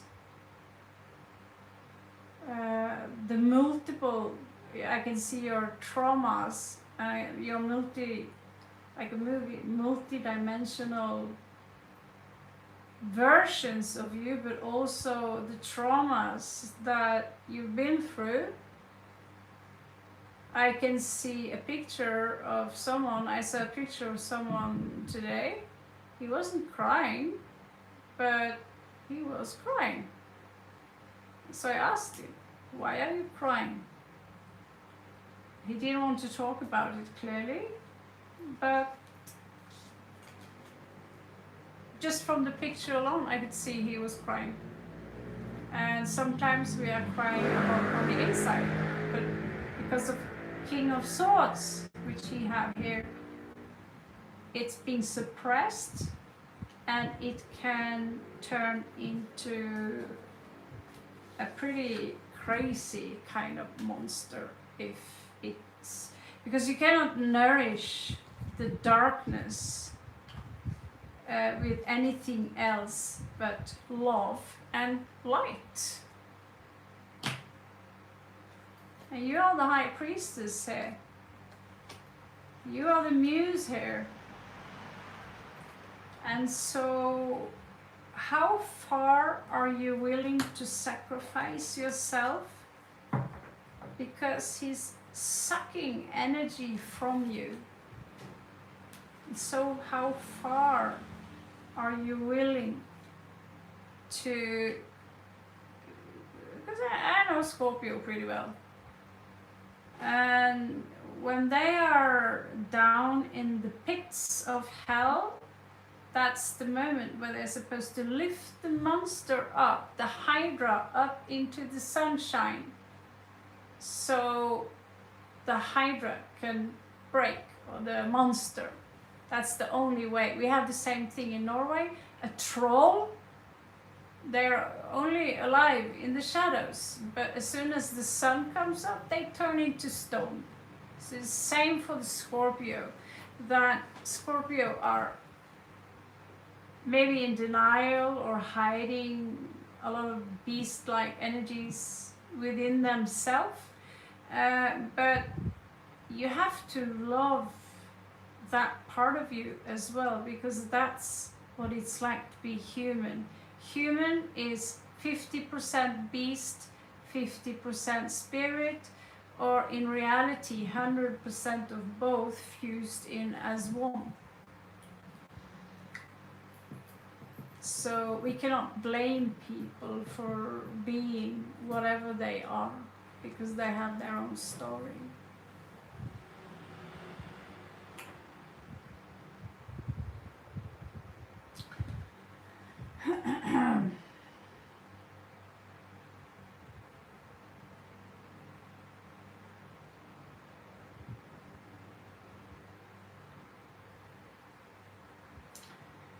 Okay, so after this one I'll have to close, because I would love to, I have energy to sit up longer. I want to sit up longer, but I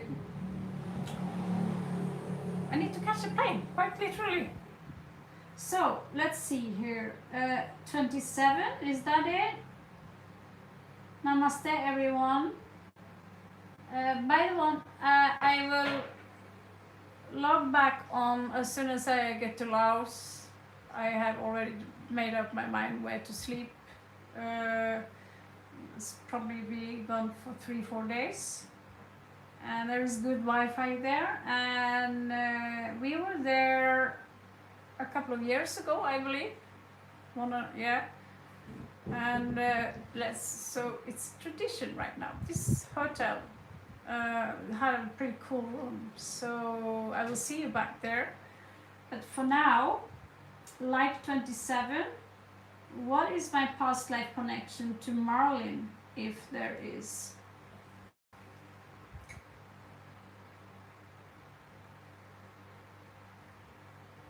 Let's see here.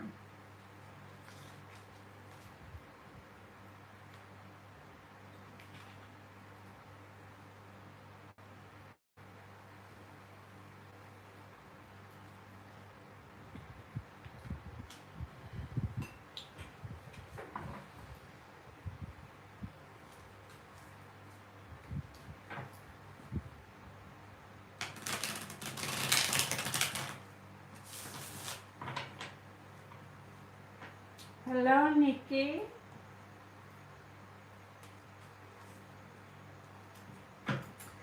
Okay, so this is for Serene, right? Serena, where are you from? It's really cool when you ask you a question to tell me what country you're from. It's nice to know.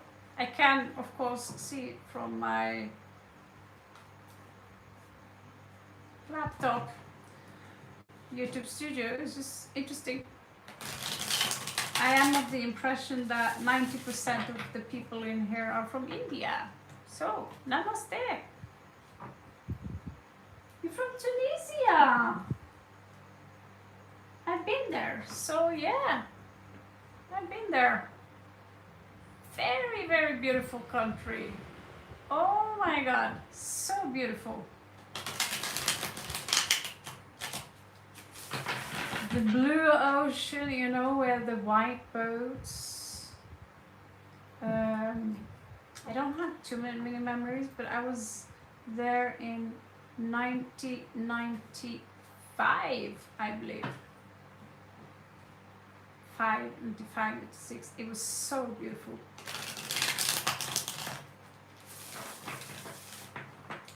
And we had to train taekwondo. 6-7 hours a day. So we were quite angry. Okay, so your past life connection. Yes, I know it's Arabic. Sahir al-Jin here. So, Sahir Bashar al-Jin. Inshallah was what they taught me to say. Inshallah, everyone in Taekwondo went around and said, Inshallah, see you tomorrow, Inshallah.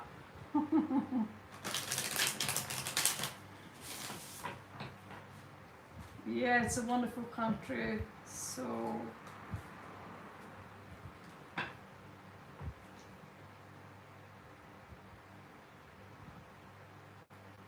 really, yeah, the taekwondo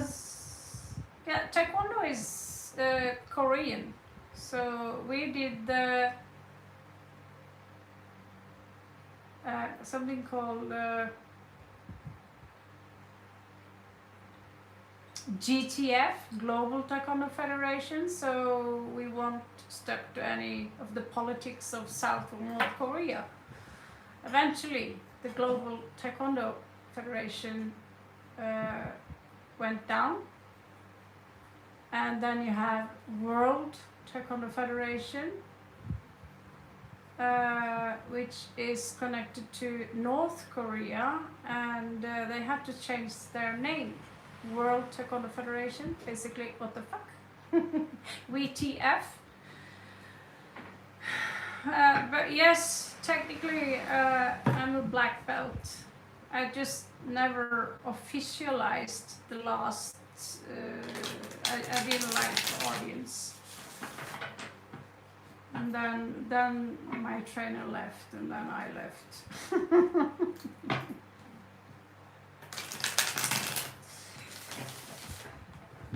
Okay, so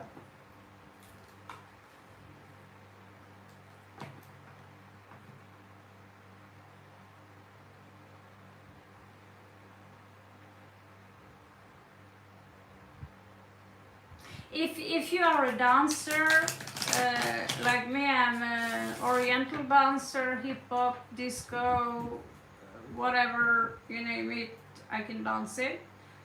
I'm not very acrobatic, but it turns out that when I started Taekwondo as 19 years old, I was already extremely bendy and athletic of nature by simply training ballet dancing, and I was a hip hop queen, like disco hippo queen something. I wanted to dance to Gran Canaria. A contest. This is how like. So when I started with Taekwondo, it was like to my amazement, I was so scared to not getting the graduations, not get the first yellow belt, and instead they gave me, oh, you're really good. We're going to give you straight to. I'm sure we had orange, but yeah, I think we had maybe orange. So I bypassed also in Okinawa Kempo Karate. I was like, oh, so. But never underestimate your enemy. So that was so far up, means I'm tired.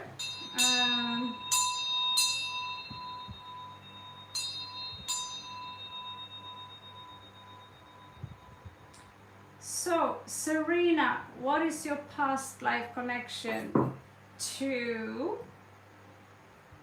Marlin?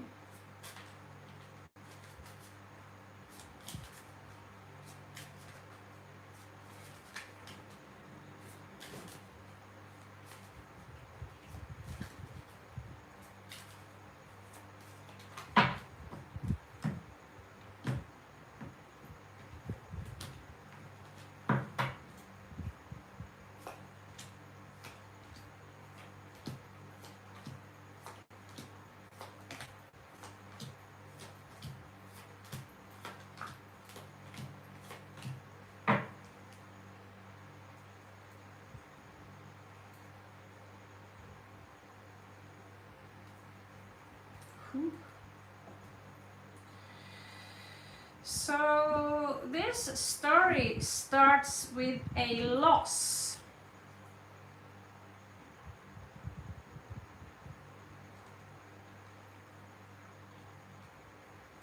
So something had to be cancelled.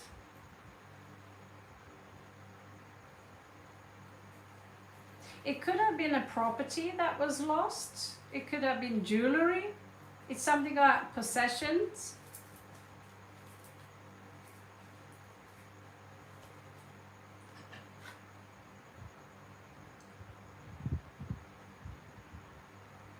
It led to a great defeat and mental exhaustion is what I get here. But he shows up as someone who wanted to commit to you long term somehow. As family.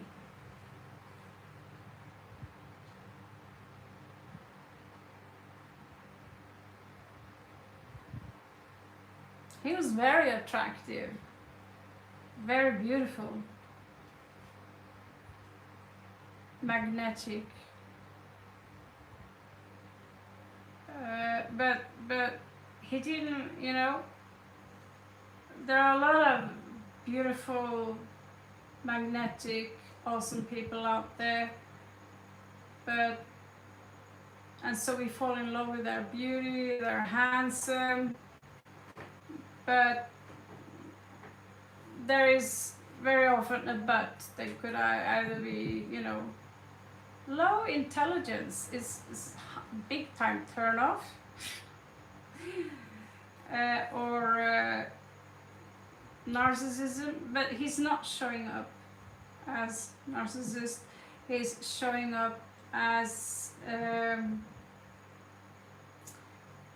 bipolar. One moment he wanted to commit, next moment he's afraid of commitment, afraid of being locked.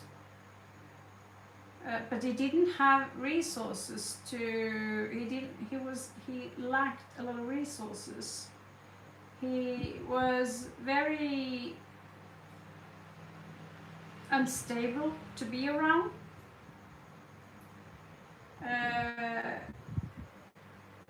There is a love story here between the two of you, and it came to an end quite dramatic.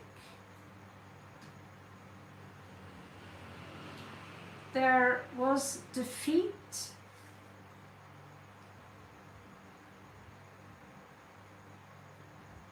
but he refused to let you go.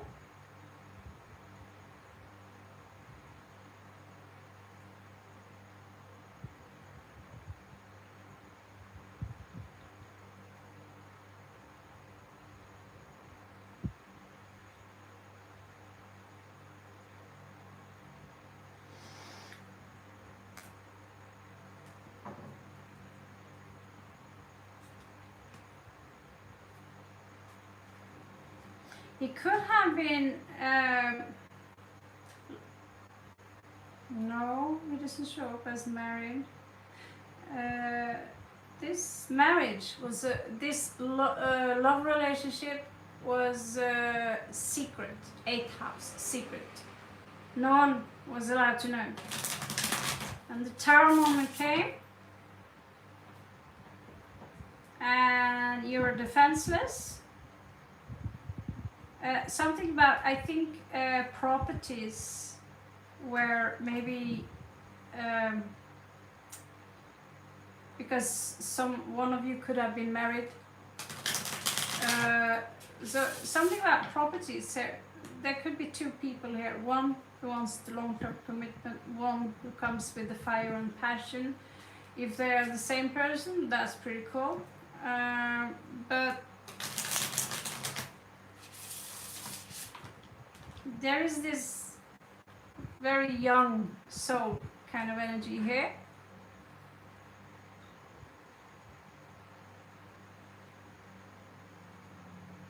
There's a very jealous woman here. Classic. And I think she made sure of, in regards to the legality of, she's not showing up as a wife or anything. She's showing up as a troublemaker. And so she wanted to get rid of you, I think. And so you had to hide.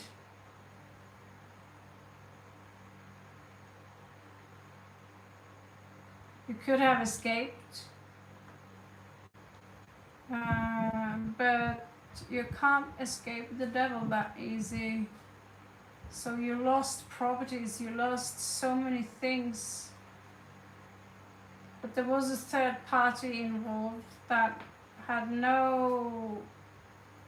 was not cool with what you ever do. So yeah, you had a spy also on your ass.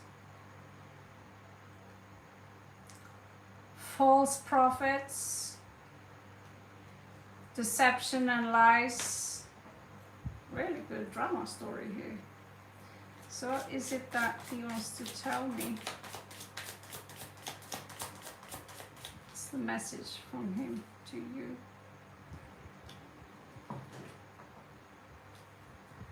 He says that when I lost you, the sun went down. I'm still searching for you so I could give you what I promised you, a ring. There's some kind of token that he wants to give to you. So he's still somehow searching for you, not quite understanding that you might be right ahead of him. So you're showing up as a wish fulfillment, something strong that he admires, but he's stuck in something that is not yet necessarily healed. So you carry traumas from parallel lives and past lives and these things, and this is his trauma to carry for you. Does this make any sense?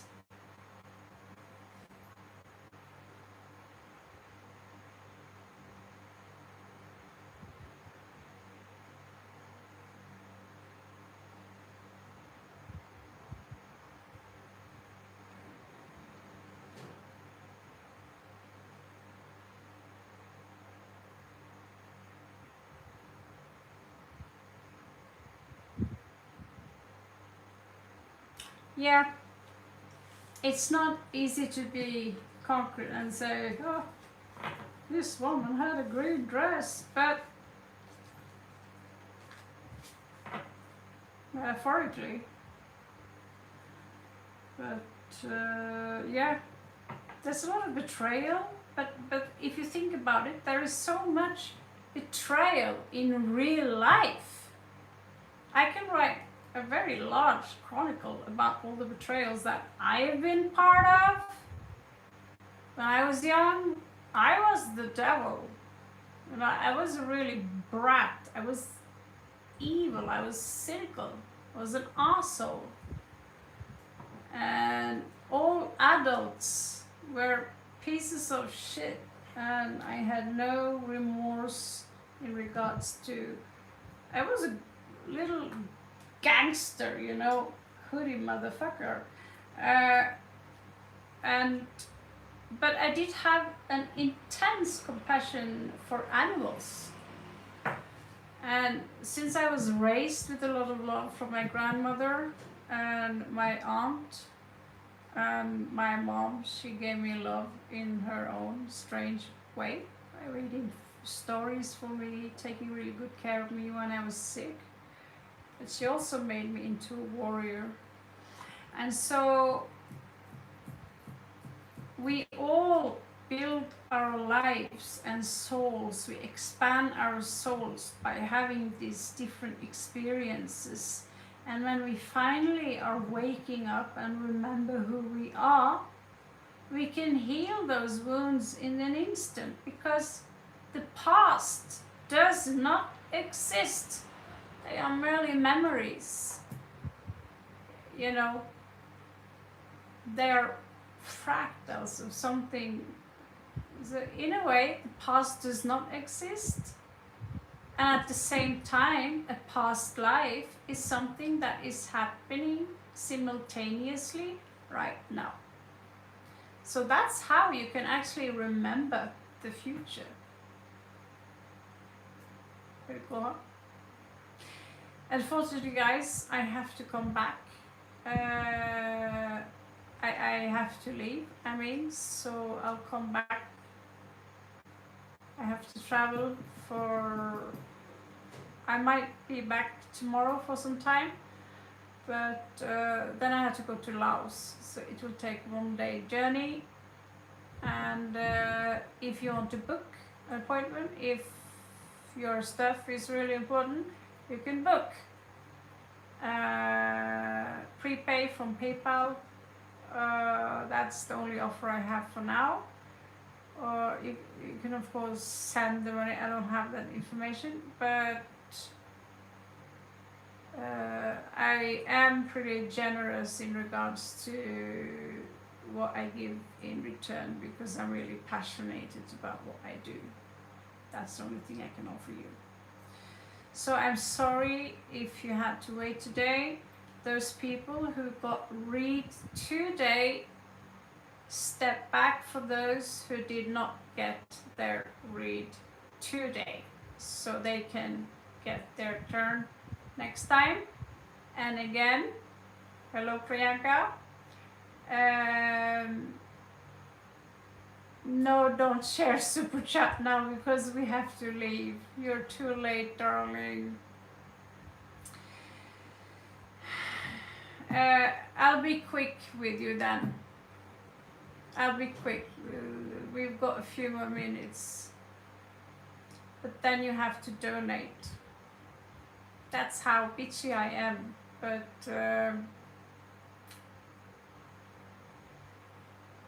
yeah, $1.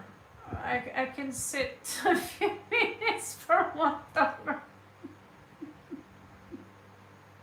I don't mean to laugh. It's just I don't mean to be condescending. You can get a lot of stuff for $1 in India, and in Norway you won't. You don't get anything. But I'm in Thailand, so 20 baht buys me a good drink.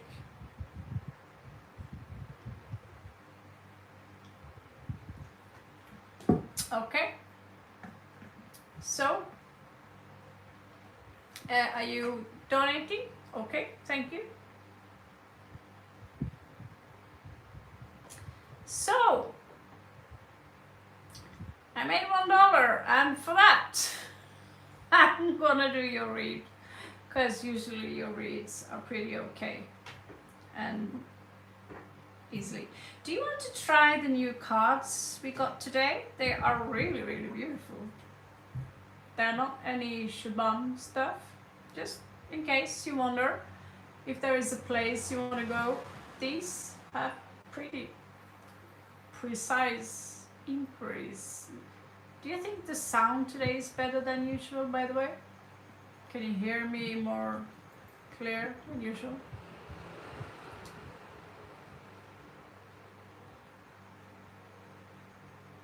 I'm sorry, Nikki. You will have to come back next time. And it's $2 for a membership. You will get easier access, basically. $2, I kept a low price, so all of you can afford it, basically. Priyanka, she chose to give me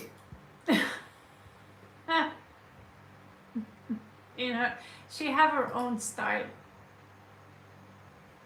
So do you want me to read from these cards? In that case, what is it that you want? Is anything specific you want to know?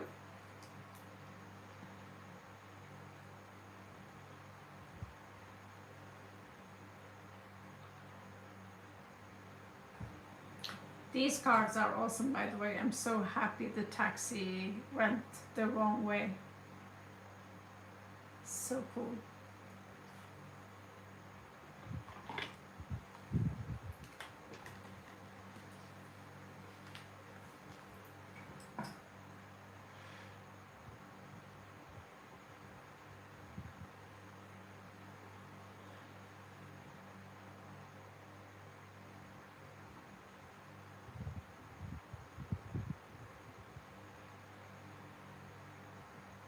Happy Diwali.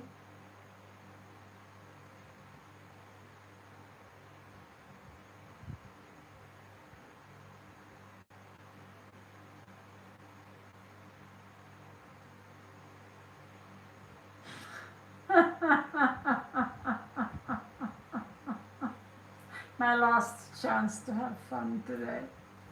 I know, right? And the worst part was that how fucking cheap it is in Thailand sometimes. Okay, so and skeleton outfit particularly, and shiny pumpkin thing. It's pretty cool. I just wish I didn't flicker that much. I like flickerish. Like, calm down, guys. You flicker. Looks like a fucking Christmas tree. So, post your question. Was that cool?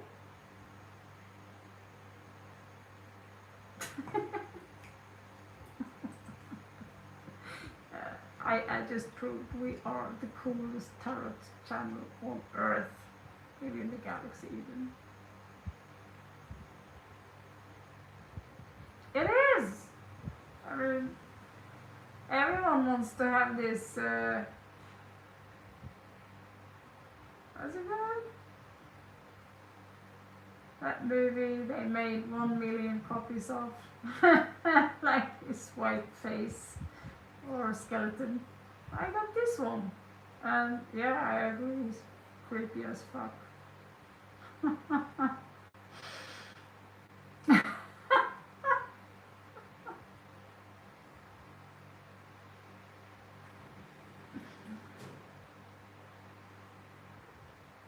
Yeah, I think I'll run two. Normally, most masks are pretty bullshit. But for being in a, I wouldn't say toy store, they have shops there that are so weird, very classy, and so I finally found a shop with Halloween stuff. I love Halloween, so I was looking for real pumpkins, but not accessible. So yeah, whatever. Post your question, please.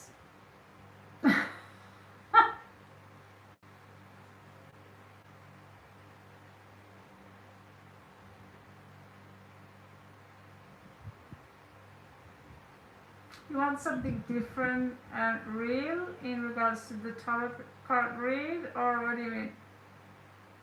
I know! I got glitter pumpkin! It's so cool! Damn! I pimped so much. I even have my own Doom Dudes Halloween figurines, tiny, tiny, tiny guys. I have a house for them or two. Oh, it's so fun being childish. Oh, you posted. Okay, let's have this. I can't be serious with this mask and read at the same time. It's not possible. So, okay, here we go again. Nerd style.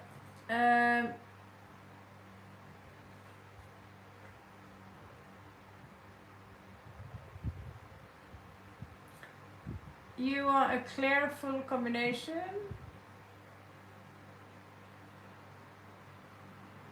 You might have posted the question, but I'll ask you nicely. Please post it again because I'm very confused right now.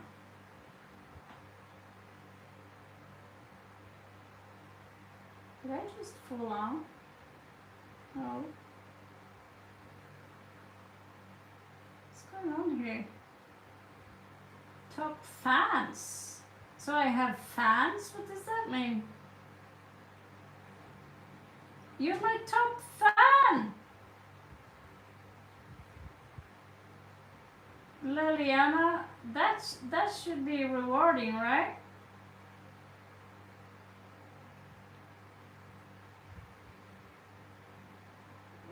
What on earth does this mean? I have fans? I don't understand. Okay. What does that mean? Fans? Okay. Let us love. Send love. Okay.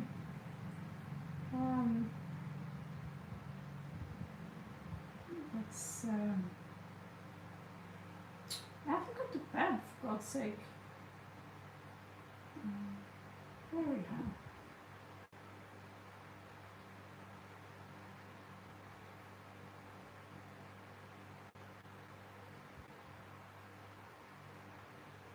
Oh my good God.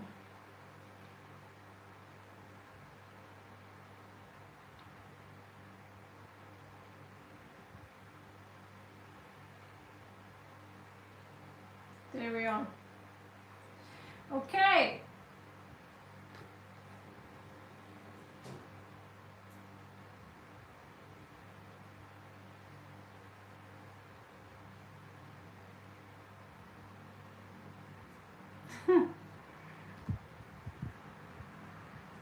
Oh, no, that's not your question. That is Nikki Hauhan.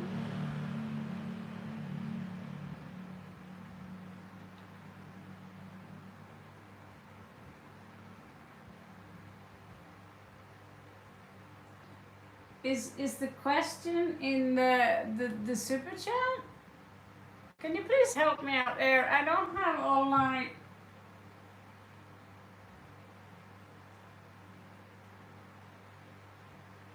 I seriously have to get a plane tomorrow.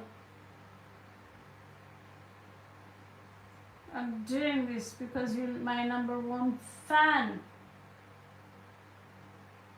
But I don't see a question at all.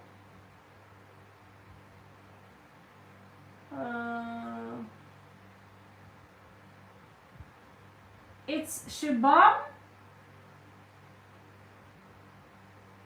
Fuck. It's a Shubham question?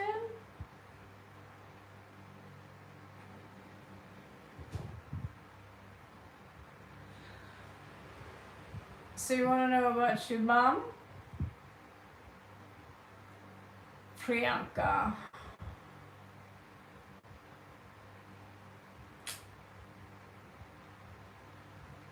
Why don't you sign up to my school soon? Get yourself a pair of tarot cards. You can, but you're not gonna get him back like this. I will be honest with you. You're not gonna get him back if you do this. But if you insist.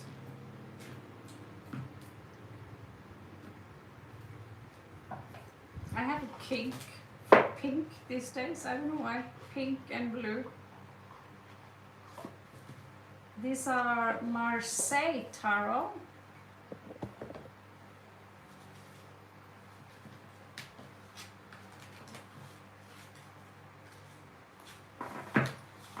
Okay, so since you are my number one fan, and since you are the reason I might get paid for YouTube this month, I need to make at least $60. Thank God. This is my main food source. Let's see.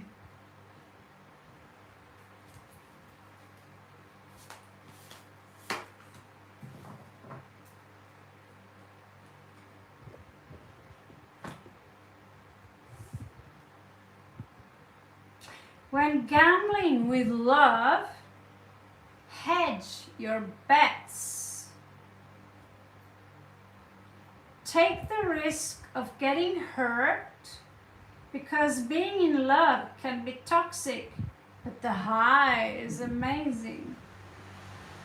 Trust your family to take care of you when you can't. So this is someone, I see a new side to him. He's not someone who likes to settle for just something traditional, something that kills a relationship is being predictable. Oh, today she's coming home and she's like, dinner is ready, and she's going to complain about me being untidy, then go to bed, I'll have a boner, and she's got a headache, and next morning same shit again. This is how you kill love. And she had the expectation to me to be like this and be like that, and dress like this and dress like that. And I want her to get a boob job. It's the number one killer of a relationship, is to live on top of each other with routines and your really personal data in each other's face. You also stand in the risk of being truly addicted to each other's presence. There are some couple who behave as if they're twins or something, but those are rarities. We tend to think that someone are a twin because in the beginning our arousal for each other is so big. The moment you realize your partner cannot be taken for granted and that there are other possible partners that are very interested in your partner, all of a sudden they become very protective. It's called jealousy. And I hate to say it, but jealousy can actually spark a relationship. Being unpredictable, not really knowing exactly where you're standing with the guy, can also spark the relationship. But if they become unavailable, emotional, unavailable again and again and again and again and again, there is going to, at some point, you need to make a decision, a difficult decision. Do you want to break your heart now? Or do you want it to be crushed by simply seeing him with another woman? There is exchanging body fluids with other people.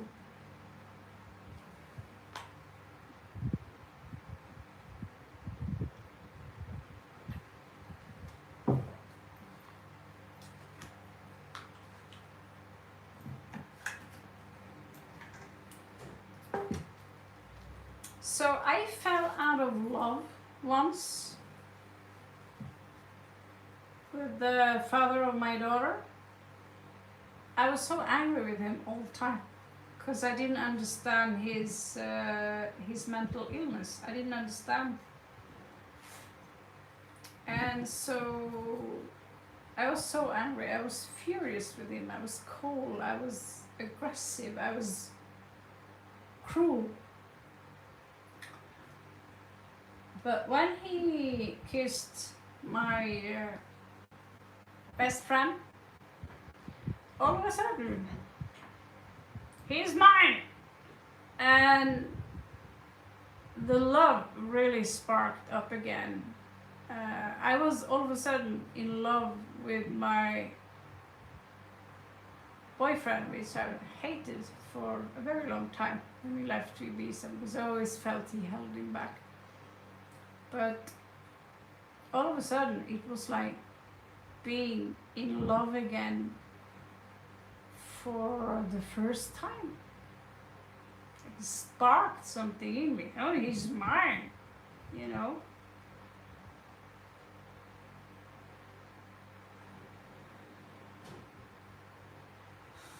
Yeah, food for thought.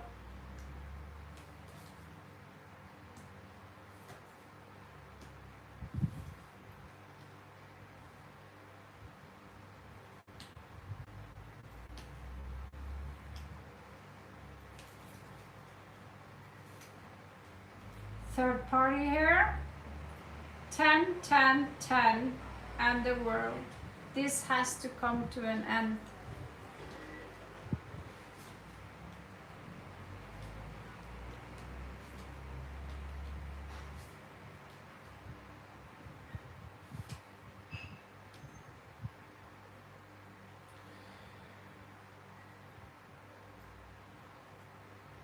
No. This is a no, no, no, no, no, no, no, no, no, no, no, no, no. You cannot have these energies. So you notice that the energies changes depending on his mood, because I noticed that with myself also, that one day you could from experience, again, I'm 50 years old in a few days, and so you could have this delicious desire for your partner extra one day, maybe due to the hormones or the star constellations, who gives a shit. And then there could be days where you're not thinking about them at all because you're so occupied with your own stuff, which I really recommend.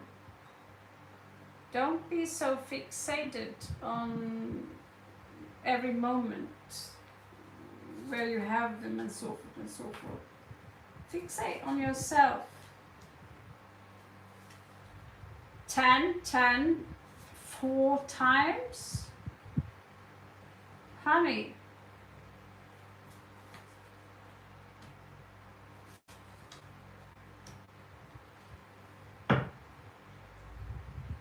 Yes, there is love here.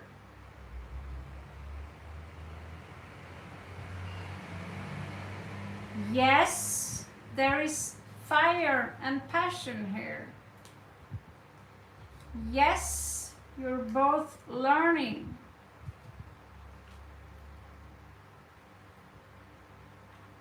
But also, yes, it's clearly not working out. He's still in agony because of some shit happened then and what you have. Let's see here.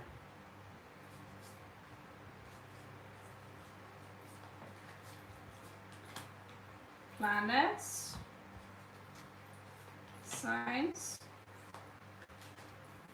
house. I love these cards. You consider yourself lucky today because you're my number one fan. I'm not really tired. Don't just tell anyone.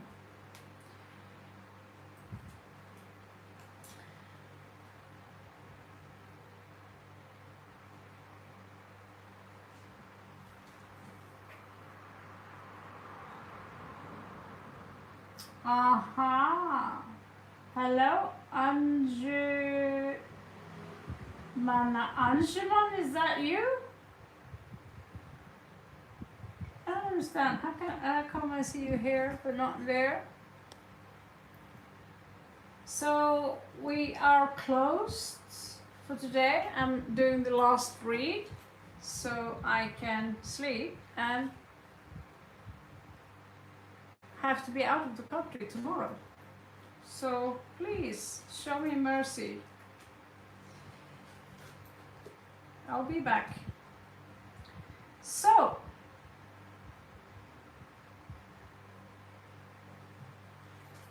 where's the planet? Planet in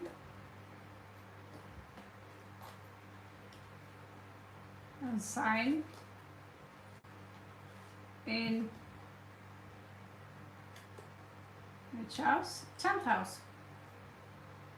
So the card here basically says that you should focus on your career. You love to do the most, not the career. The real career is to become an entrepreneur, self-sustained, by doing what you love to do the most. Things that you're good at. You're good at it because you love doing it. Either it's cooking, either it's handcrafting, and then you build an empire from that. That's the stuff we are going to talk about on our lessons for Aurelia. And this will set you free in that sense that when you're focused on him, fixated as you are, this energy is pushing him away, repelling. But when you are completely focused on what makes you spark here, that has nothing to do with, because you think that you will become happy as soon as he enters your life. Then you get married, then you have kids, and then well, hello there, ordinary day, my old friend. And that's when you want something, you want more. Maybe you want him to change. How the hell do you turn this motherfucker off? They're going to fucking glitter. Sometimes I have no patience for tech shit. Okay, so the message here, if you want the mirror image to change, you need to change. Because right now you've been asking me so many times that you can't deny you are so fixated that you might as well tell him to fuck off. Actually, if you tell him to fuck off, that might actually turn him on. So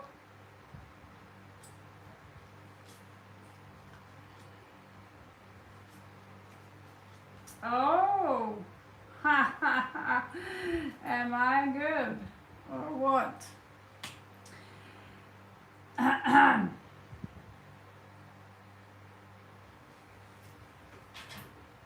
Obsession.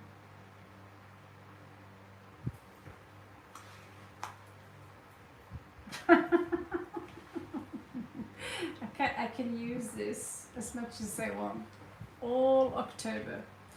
The need for control, resources to maintain your destiny, and obsession.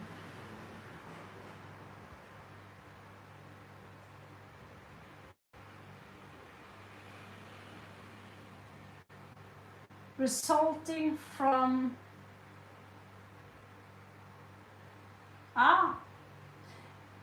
a power struggle resulting from the productivity of your career turn house, an obsession with the practicality of where you're going.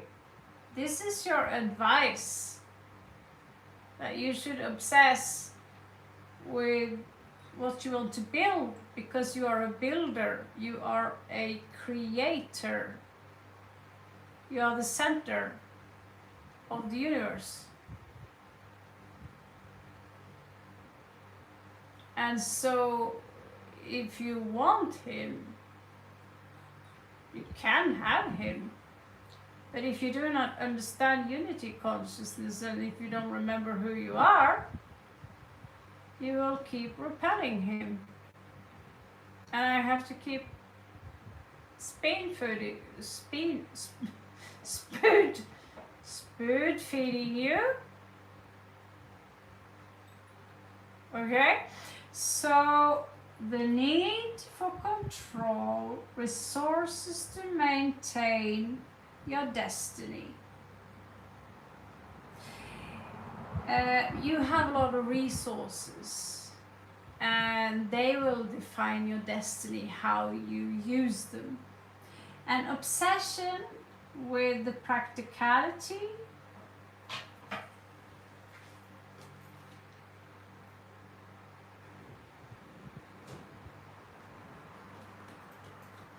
of where you're going.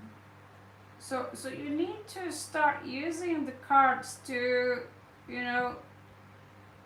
that thing you asked me, isn't that you asked, where should I move, where should I go?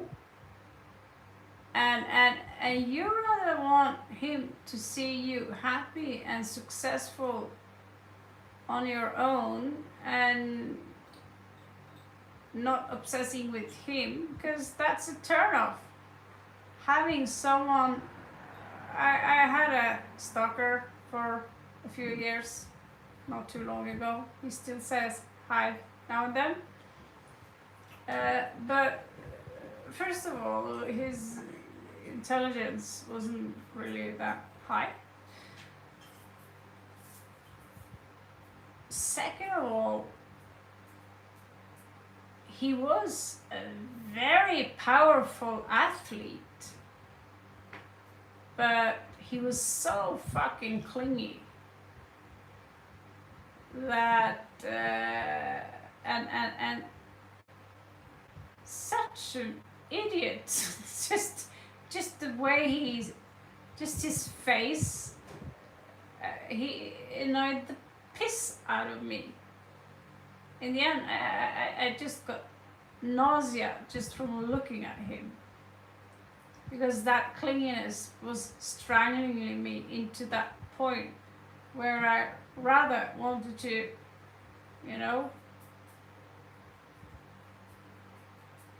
we do say kill him, but we can't. This is YouTube, it's Sunday school now. So I wanted to just put my hands around his neck and just, will you stop fucking be so annoying?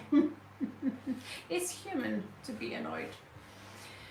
So by chasing me, by being my shadow, he was equally as attractive as a frog or a toad to me.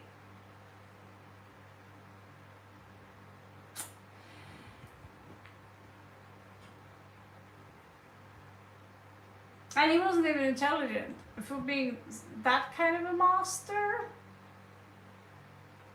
I really admire that. I've never been so turned off in my entire life. Yes, I have, but that was a really good example. A power struggle resulting from the productivity of your career. So you're being advised to use the forces of Pluto. Pluto. Oh, plutonium. Come on. You have that power and you waste that on some idiot that is jerking off to porn? What the hell are you doing, woman? Why are you doing that? Because what you want in life, you know, people are like dogs. If you want to tame the dog, don't go towards it, stare at it, and show your teeth, you know, flex your teeth by smiling, you know, look somewhere else. I'm not here to, you know, hijack you, ambush you. Sit down and sit with the dog, and while the dog comes a little bit closer, you breadcrumb. And when he's, this is how we do this sign, click. So we put in an anchoring system, which we are also going to teach in Aurelia school. This is what can make you depressed or happy. Anchoring systems.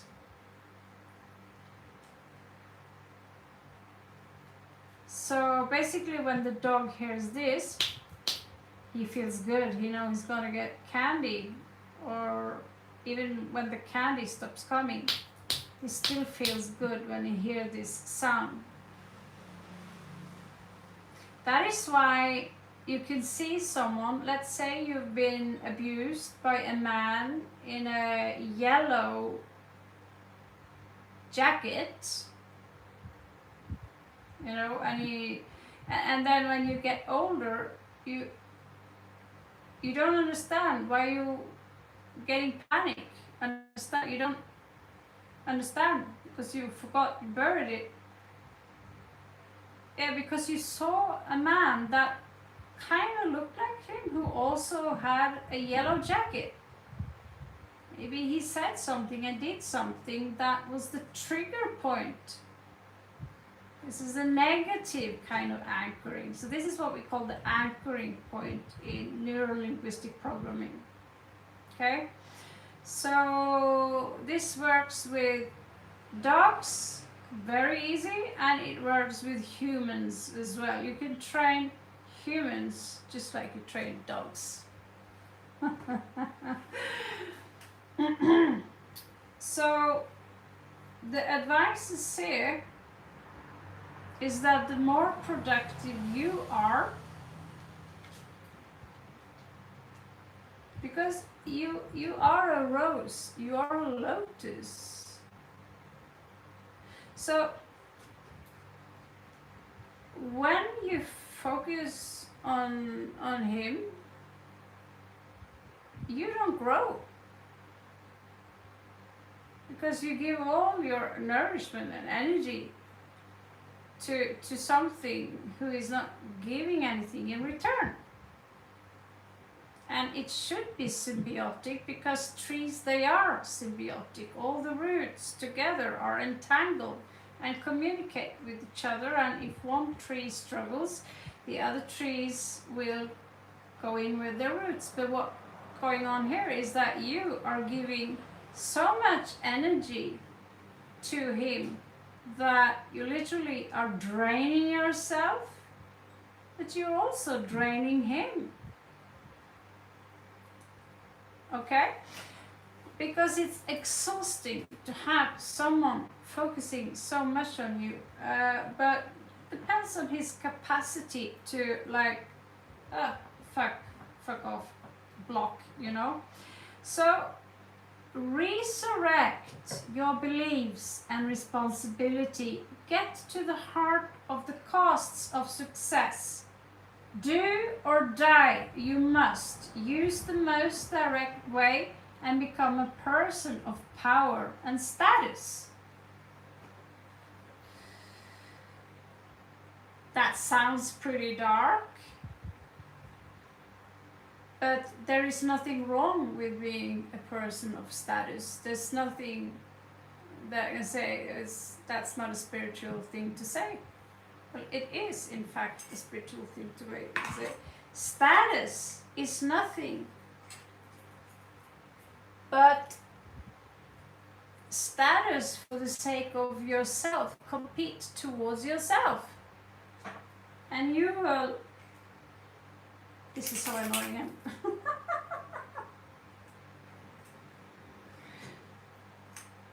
Are you gonna like burn like this forever, motherfucker? Okay, so basically the formula goes like this.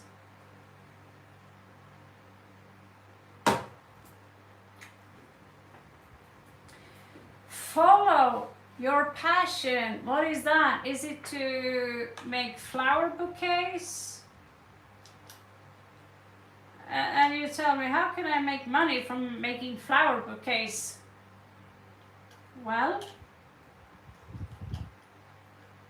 by becoming so good at it that you become requested to all weddings, funerals, you have to hire people, all of a sudden you have a brand because you got the best quality, yada yada yada, and you got plants and seeds that no one else have access to, yada yada yada. And what you're doing now is that you are giving him so easy access to your energies. And let's face it, if you know, there are certain things we take for granted, and so we don't appreciate it that much. But when it's gone, oh, that's hell on earth, because we're so... Figure it, we're breathing all the time, fresh air. And all of a sudden, you get trouble with your lungs, and all of a sudden it's going to be so difficult to breathe. And so you get panic attack because you can barely breathe. That's when you miss what you took for granted, breathing. And that's the law of assumption. You have so many things to learn, my young Padawan. So do I. I mean, just because I've lived longer than you does not mean that I'm almighty. But the contradiction is that I am. And so are you.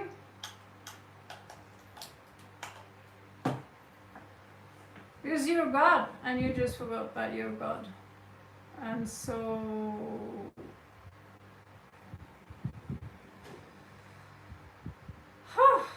pure soul, well, be careful putting people on a pedestal, honey, because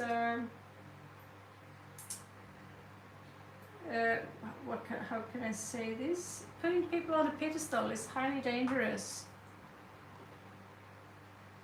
because do not worship anyone, do not worship even Shiva here. He's not superior to me. He is me. He is me. He's my friend, but he's also a frequency, an aspect of me, which means that I don't need him like that. But some, if you want something in the universe, what is it that you do when you are at the restaurant? The waiter comes and he gives you the menu, and you tell him, I want pizza.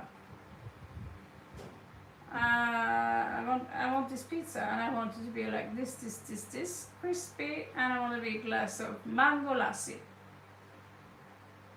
And in most cases, you will get exactly that. Sometimes the waiter will say, we're out of mango lassi, but we have banana lassi, and you go like, oh, that's a shame, but banana lassi is okay too. And that's how the universe works. Universe is your servant. It can only respond to your energies.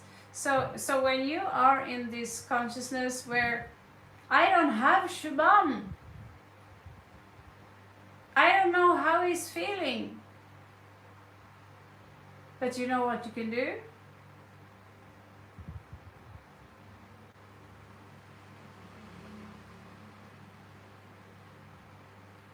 You can create an assumption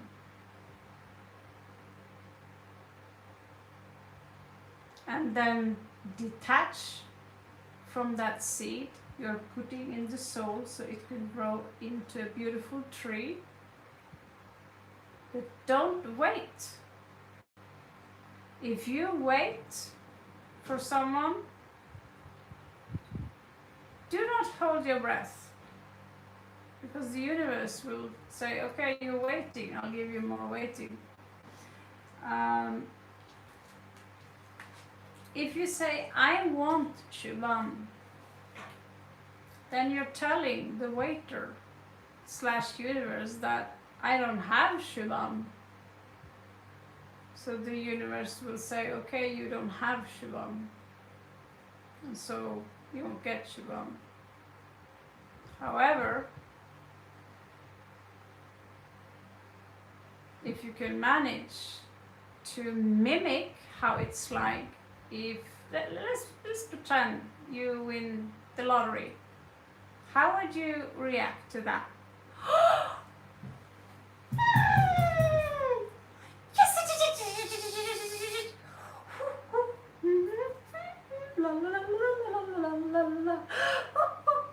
So you control your breath, you control your mimicking, and you're living as if it already happened.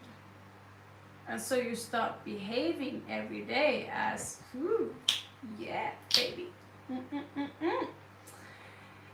And when that frequency is established long enough without any interruption, which is called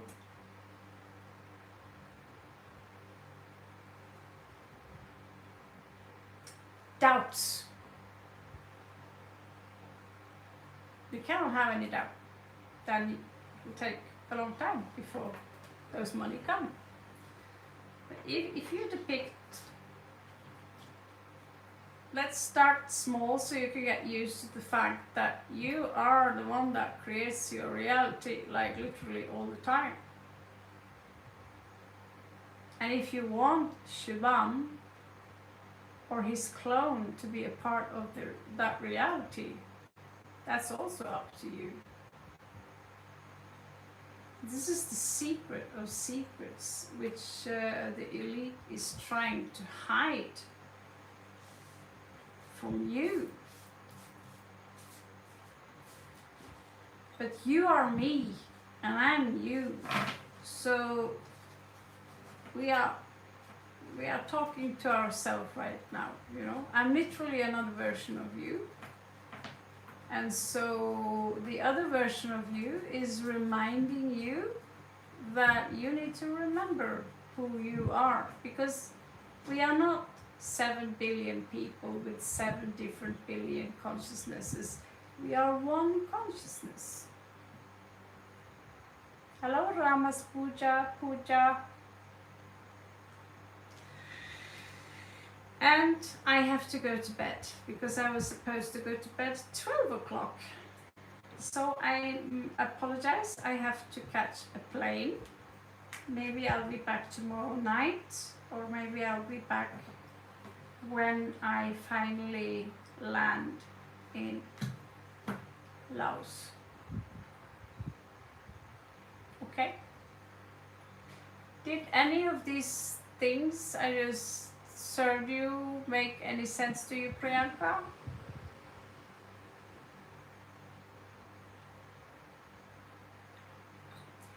And yeah, apologize, Ramas Puja. You came absolutely 1 hour and 11 minutes too late. So, Shubhratri, yo te quiero mucho. I love you so much. Thank you so much for coming, and thank you so much for being my fan, my member, and all your donations. Ooh. Exactly, you understand. So next time you look in the mirror, you can't tell your mirror image to smile if you don't smile.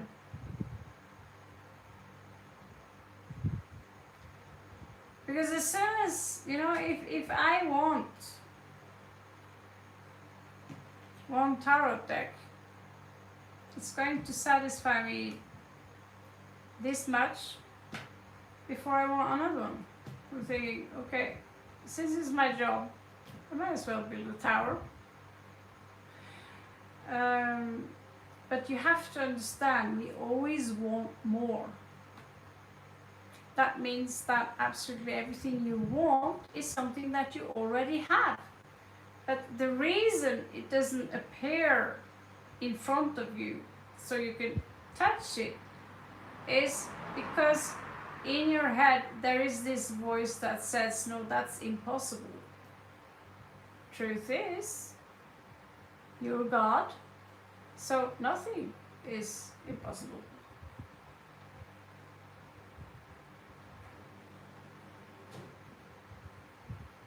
Have a beautiful night, and one day you will go like, wow, now I get what Raven said.